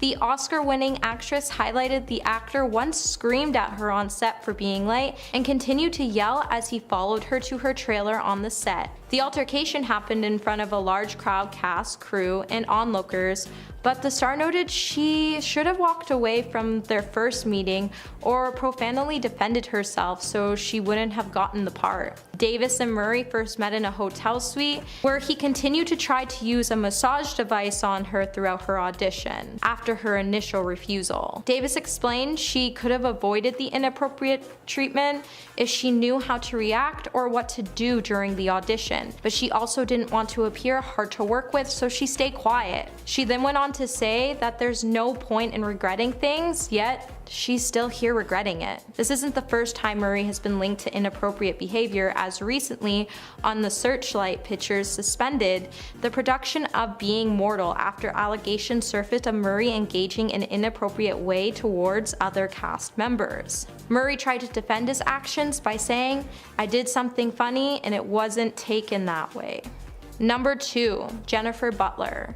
On October 12, 2008, Jennifer Butler filed for divorce from Bill Murray, while alleging that their relationship was brutal and uncomplimentary. After 11 years together, the couple's relationship ended with both parties being accused of ugly behavior that played out in front of the press. While filing for divorce, Jennifer also requested at the time that there be a restraining order placed against her husband. While Bill's lawyers did come out to say they couldn't comment on the fact of the case, they did say Bill was deeply saddened by the breakup, and Jennifer Butler's accusations against her husband showed that Murray was aggressive both on and off set, and that her story should have been the reason the star was cancelled years ago before this mess got any worse. The two remained loving parents to their 4 children and would remain that way on best behavior for the best interest of their children. Number 1, Lucy Liu. Lucy's experience with Bill on the set of Charlie's Angels was truly heartbreaking, considering the stars showed amazing chemistry on screen. However, Lucy went on to say that she got into an argument with Murray on set and he started using language that was inappropriate and unacceptable. On the Los Angeles Times podcast, Asian Enough, Lucy said that during the confrontation, she stood up for herself and did not regret doing it. The star went on to note that no matter how high you get on the totem pole, there's no reason to put other people down. Liu went on to say that the clash came during a rehearsal on a scene which had recently been reworked. Bill was unable to come because he had to attend a family gathering, and when he learned about it, he was upset and hurled insults at her. Lucy definitely wasn't having it, and she definitely wasn't going to sit around and be talked to in a degrading language, so she decided to speak up for herself and stand by the one thing she had, which was her self-respect and dignity. Murray later downplayed the incident by saying, "Look, I will dismiss you completely if you are unprofessional in working with me. When our relationship is professional and you're not getting that done, forget it." Since the incident, many crew members who were on the set have told Lucy they're really grateful for what she did. Lucy then went on to say that since the film, her and Murray reconciled and that they have nothing bad to say about him. The two started talking at the Saturday Night Live reunion, and he was perfectly nice to her, but she also noted she would no longer sit around and be walked all over. Like Lucy, many stars have addressed their concerns about Bill over the years, and Hollywood should have been keeping an eye on it before matters got worse. Coming in at number 10 today, we have Katy Perry. Have you seen all the drama surrounding Katy Perry and American Idol? Well, if you haven't, let me get you caught up. So recently, a 25-year-old mom who was bullied by Katy Perry on American Idol decided to quit the show while on stage in tears. When Sarah Beth Libby first appeared in front of the judges to perform "You Know I'm No Good" by Amy Winehouse, many viewers criticized Katy Perry and the comments she made during Sarah's audition. Sarah would later open up in a TikTok video in which she described the incident as being hurtful and embarrassing by saying there was a joke that was made that's gotten so much attention, and she then went on to say, "At the start of my audition, before I sang, I mentioned that I had 3 children and I was a young mother, and Katy Perry made a joke that wasn't super kind. Now the mom of 3 has decided to call it quits, and it's not for the reason you might assume." In an episode of the singing contest, she sang Roxanne by the Police before suddenly quitting and telling the judges after finishing her song, "The opportunity is really rad, but this is actually going to be my last performance because my heart's at home. So I'm going to get home to my babies, thank you." With Sarah returning to the stage, Katy Perry would then beg the contestants not to leave, but Sarah stood her ground and left the show. And now we're all wondering if Katy Perry might be replaced as a judge on the show. Number 9, Justin Bieber. Well, we all know Justin Bieber is all about his personal space, and in 2017, he would show his fans that they probably shouldn't approach him and ask him for a selfie or an autograph. While Justin was in Australia for a leg of his world tour, he was approached by a female fan looking to take a selfie on the street, but instead she would be left in tears. During the encounter, which was filmed and shared on the internet, the singer rebuffed her request by telling her, "Look at your respect level, look at you, you make me sick." In one swift move, he then took some bite of his food that he was holding and got into his car. His Melbourne fan then recalled during an interview on Nova 969, "I took the photo anyways because I thought, when am I ever going to have this moment in my highlight. Well, Justin went on to receive some major backlash for how he handled the situation. In a brief dispute, the star seemed to go into digital damage control, uploading more photos of himself welcoming his fans, including a throwback photo of him shaking hands with a young girl on the beach. Hey my little peaches, are you liking this video so far? If so, don't forget to give this video a thumbs up and subscribe to the channel so you never have to miss out on what we might just cover next. Coming back to our list, in the number 8 spot today we have Jennifer Lawrence. Did you know Jennifer Lawrence once made a grown man cry in a bar before? Well, apparently she did, and she even talked about the incident when she appeared on the popular chat show Late Night with Seth Meyers. When Jennifer was in the capital of Hungary for the shooting of Red Sparrow, when she ventured into the bar on a night with some friends, she would be drinking with her company when a fan approached the group and asked Jennifer to take a selfie with him. When the actress declined to take a photo with him, he apparently kept on insisting, to the point Jennifer and her friends had to ask him to leave them alone. Things quickly then took a sharp turn after the man got agitated and said "F you" to Lawrence, which then riled up the star, and she snapped, and she then grabbed her fan, threw a drink in his face, then poured it all over his suitcase, and after her friends stopped her from doing anything else so insane, she then noticed her fan was in tears. Number 7, Miley Cyrus. So Kendall Jenner has been a fan of Miley Cyrus for a while now, so it probably didn't sit so well with the model after Miley Cyrus recently called her out on her mean girl behavior. So at the height of Selena Gomez and Hailey Bieber's ongoing feud, after it was revealed that Kendall Jenner helped Hailey Bieber make fun of Selena Gomez in a video, news would shortly start to circulate online that Miley made Kendall cry at the Versace fashion show in Los Angeles. Apparently, like the rest of us, she didn't like the way Kendall and her buddy Hailey were being mean girls towards Selena, and she wanted to call them out on it. So no one really knows what Miley said or didn't say to the model, but not long after the rumor went viral, Selena then posted a selfie and tagged Miley and captioned the picture by saying "Violent Chemistry," which is a song from Miley's new album, and fans immediately started to suspect the post was connected to Kendall's and Miley's confrontation. Number 6, Tobey Maguire. Tobey Maguire isn't your friendly neighborhood Spider-Man, and yes, he did play Spider-Man, but that doesn't mean his nice on-screen persona can be found behind the scene, as apparently the star isn't as nice as he seems, especially when it comes to his fans. With there being several reports of the star displaying in some pretty odd behavior when it comes to interacting with any of his fans, he once took things a little too far. When Tobey was walking back to his hotel in Paris, a fan walking right beside him held out a camera in front of the star to snap a picture of his face. Looking annoyed, Tobey then out of nowhere slapped his fan's hand,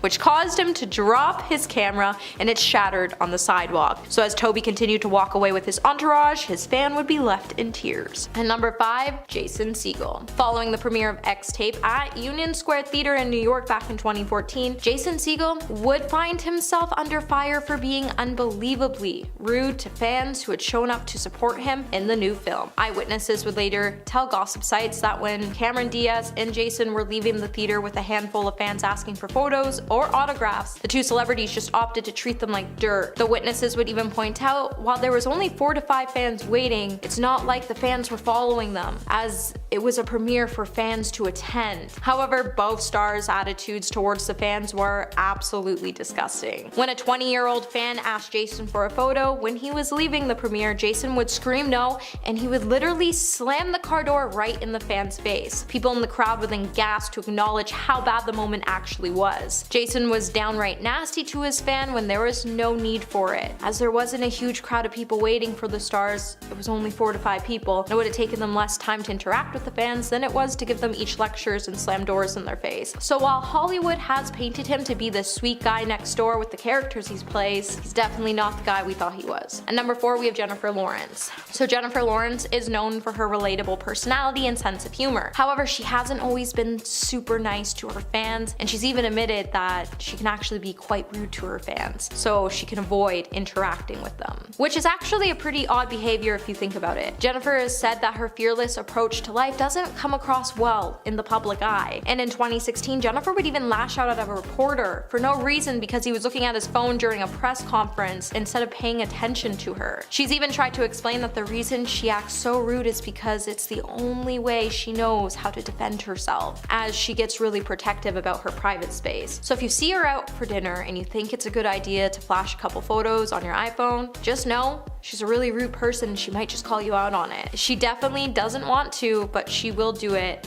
So people in the future, leave her alone because she's not your friend. And number 3, Sandra Bullock. Sandra Bullock may play these compassionate, caring characters, however, that doesn't mean that her real self is as kind or giving. And she's actually been described by many fans as one of the meanest people in Hollywood to meet. While the star refuses to make time for people, she was once considered to be one of America's sweethearts. However, her rude behavior has caused her to lose that title. In 2014, Denise Coates told Star magazine that she was out with her husband, who happens to be a war veteran, when they ran into Sandra in Boston while she was filming The Heat. Sandra was on a filming break, and when Denise and her husband approached her, Sandra just ended up being extremely rude. She would cover her face and would even start yelling at the couple and threw insults at the man in the wheelchair after they just asked her for an autograph. Now sure, we get it. Not all celebrities have time to greet their fans because they're on this busy schedule, and we understand it can be annoying when they're hounded by mobs of fans. However, with it being just a single wheelchair-bound veteran and his wife approaching you in a polite request, did the autograph really warrant a yelling match? She could have just turned down the request. Instead, she just shocked us all with her rude response. And number 2, Tobey Maguire. When Tobey Maguire had a pretty bad gambling habit, he was reportedly part of the infamous poker ring with Molly Bloom. Now, Molly organized games many Hollywood superstars attended in the early 2000s, but Tobey was one of her most frequent visitors. In her memoir, Molly's Game, which was made into a movie, she would reveal that Tobey was one of the worst tippers, best players, and absolute worst loser. Molly would also reveal that Tobey once tried to humiliate her when she was at the tables by demanding that she should bark like a seal who wants fish in order to earn $1,000 in poker chips, all because he thought she was making a little too much money that night. When the poker game organizer added that she just tried to laugh it off, the actor continued to persist, and he would go on to say, "I'm not kidding. What's wrong? You're too rich now? You won't bark for $1,000? What makes this incident even more funnier is Tobey would even refuse to play without a shuffle master, which is like a $17,000 device that's supposed to deliver a fair random shuffle, and he even tried charging the machine for rent as he wanted $200 a night every time it was used. And coming at number 1 today, we have Christina Aguilera. Now, Christina Aguilera may be a vocal powerhouse, however, rumor has it that the star hasn't always been the nicest when it comes to her fans, and she can actually get pretty nasty with people auditioning or performing on The Voice. When Christina was still a judge on The Voice, she would even go as far to scald one of the contestants because he wasn't paying super close attention to her critiques. With the singer repeatedly asking the male singer to take off his pants, he thinks she would have stopped after asking him for the 3rd time. And her behavior would just get more worse as the show went on, as her attitude reportedly didn't even stop when the fans were actually famous themselves. Even actress Valerie Bertolini said that she once approached Christina to say, "Oh my god, I think you're a beautiful singer," and she would claim that Christina paid no attention to her comment and just said, "Yeah, whatever," before walking away. Coming in at number 10 today, we have Kate Middleton. When sibling rivalry is a common thing, Kate Middleton and Meghan Markle have drama that is a bit more than that. When news started to arise that there was a lot of tension between Kate and Meghan as the two were not getting along, this meant that Harry and William were also not getting along. With the whole family not seeing eye to eye, it became super hard on everyone, including the Queen. It said that the Queen was actually so fed up with the drama that she even ordered Kate and Meghan to sit down and sort it all out. With Kate feeling like Meghan was using her to climb the royal ladder, Kate would even use this time to state that she was very suspicious of Meghan and that she had no interest in becoming Meghan's friend. Soon the media would even start to state that Meghan made Kate cry on her wedding day. Although Kate would end up sending Meghan flowers to apologize, Kate still didn't want to have an opportunity to become close to the actress. It said that Kate was really hesitant about pursuing a friendship with Meghan when they first met, as Kate is a very private person and she likes to keep things that way. While Kate tends to keep a really tight circle, she doesn't let a lot of people in, and she's always felt like there was something extremely off with Meghan. While the tension between the two has become more tense, the royal family, including Kate, have decided to cut Meghan and Harry out for continuing to spread lies about the royal family in an attempt to tarnish their legacy. At number 9, Piers Morgan. The feud between Piers Morgan and Meghan Markle tends to get pretty nasty at times. While Piers has stated over and over since the beginning that Meghan was a liar and that we shouldn't dive too deep into her story, we probably should have listened to him. Piers' relationship with Meghan began back in 2015 when the actress apparently messaged Piers after he had followed some of her Suits castmates. While Meghan went on to claim that she was a big fan of him in the beginning, I think it's safe to say that she probably isn't a big fan now. When things rapidly started to disintegrate between the two after Meghan became a household name thanks thanks to her romance with Prince Harry, it seems like their feud first started to boil over Meghan's first message to him. In 2016, after Piers and Meghan had been in constant communication with each other, when Meghan went to a private members club where she met Prince Harry, Piers would then never hear from Meghan again. So it's clear that her relationship with Piers was only for clickbait so she could get some views. However, when Harry came around, she realized that she could get everything she wanted before Piers could give it to her, and essentially she left Piers behind. As soon as it was announced that Meghan was dating Harry, that's when his first dig towards Meghan came public, and since he's continued to mock her and call her out on her behavior. Now, we have seen dozens of people get ghosted by Meghan when she sees that their relationship isn't getting her anywhere in the spotlight, as we've seen her do it to her friends, her ex-husband, and almost all of her family. Hey Peaches, are you liking this video so far? If so, don't forget to give it a thumbs up and subscribe to the channel. Coming in at number 8, we have Wendy Williams. It's no lie that Wendy Williams loves talking about celebrity gossips. While hosting the Wendy Williams show back in 2021, she didn't shy away from her true thoughts about Meghan Markle when Meghan and Harry made the decision to leave the royal family. Now, after Wendy watched the groundbreaking interview Meghan and Harry had with Oprah, she would cast her own doubts about Meghan and claim that her friends actually tried to warn Meghan not to marry Prince Harry because the media probably wouldn't be too kind to her, as they're not really kind to any of the royal family. With Wendy claiming that Meghan weaseled her way into the kingdom before leaving the United Kingdom for Los Angeles, with Wendy claiming that Meghan was lying about her story, Wendy would then claim that Meghan should have listened to her friends instead of pretending not to get it when her friends warned her about the British media's fixation on the royals. Wendy would also state that Meghan knew what she was getting herself into when she joined the royal family and that no one really has sympathy for her. Wendy would then try to claim that Meghan knew what she was doing because no one knew her when she was on Suits, and Wendy only knew her prior to becoming a royal because she wanted to be a runway model for her company and came in for an interview. Coming at number 7, we have Corey Vitiello. So it appears that Meghan Markle was still living with Canadian Society chef Corey Vitiello when she went on her first date with Prince Harry. In a recently published biography, Tom Bauer would then claim that Meghan was still living with Corey when she set up a date with Prince Harry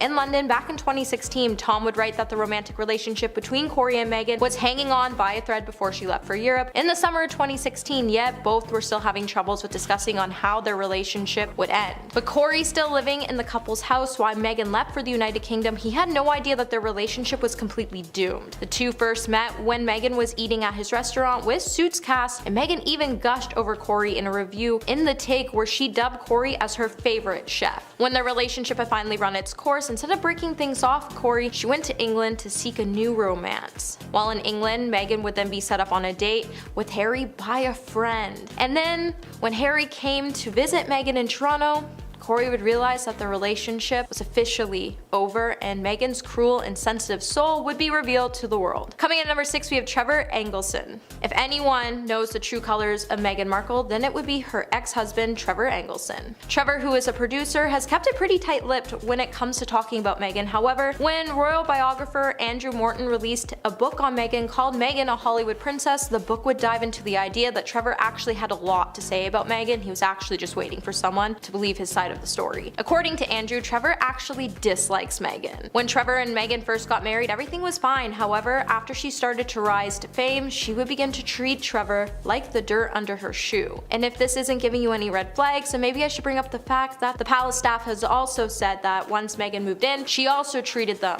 like the dirt under her shoe. Trevor felt elevated in their marriage at first. He didn't really think anything was going wrong. However, things finally ended and it would leave behind a never-ending cold fury towards Meghan. With Meghan once claiming that she couldn't imagine her life without Trevor, she would then mail him back his wedding ring instead of breaking things off in person, and she would then come to the house to collect her blender. And it said that Meghan initially just called things off because he refused to cast her in any of his shows. Number 5. Messed with August Alsina. Just weeks after August Alsina dropped his bombshell revelation interview, Jada would be forced to confirm that the pair did in fact dive into a romantic relationship, and after she left left August, he would be left feeling devastated because Jada took advantage of his mindset when he was at his lowest point of his life. With Jada previously saying that she was mentoring him through a tough part of his life, it made us all question what kind of mentoring she was giving him, where he felt like he was giving his all to a relationship that left him feeling devastated in her. With August being diagnosed with an autoimmune condition, he spent most of his relationship in and out of the hospital, which made it easy for Jada to get her hands on him and to consort him into a relationship that ended up destroying him when she threw him to the trash after her husband agreed to take her back. Number 4. Blaming everyone but themselves. When Jada and her family decided to get real during one of the Red Table Talk Show's episodes, we would learn that the whole family has a problem with keeping their egos under control, as from time to time we have seen them all admit that they weren't the nicest people to be around, and that you can't always trust them based on the way they have made themselves look. With the family doing some very unloving things to the people they love the most because of their fear and their ego, it seems like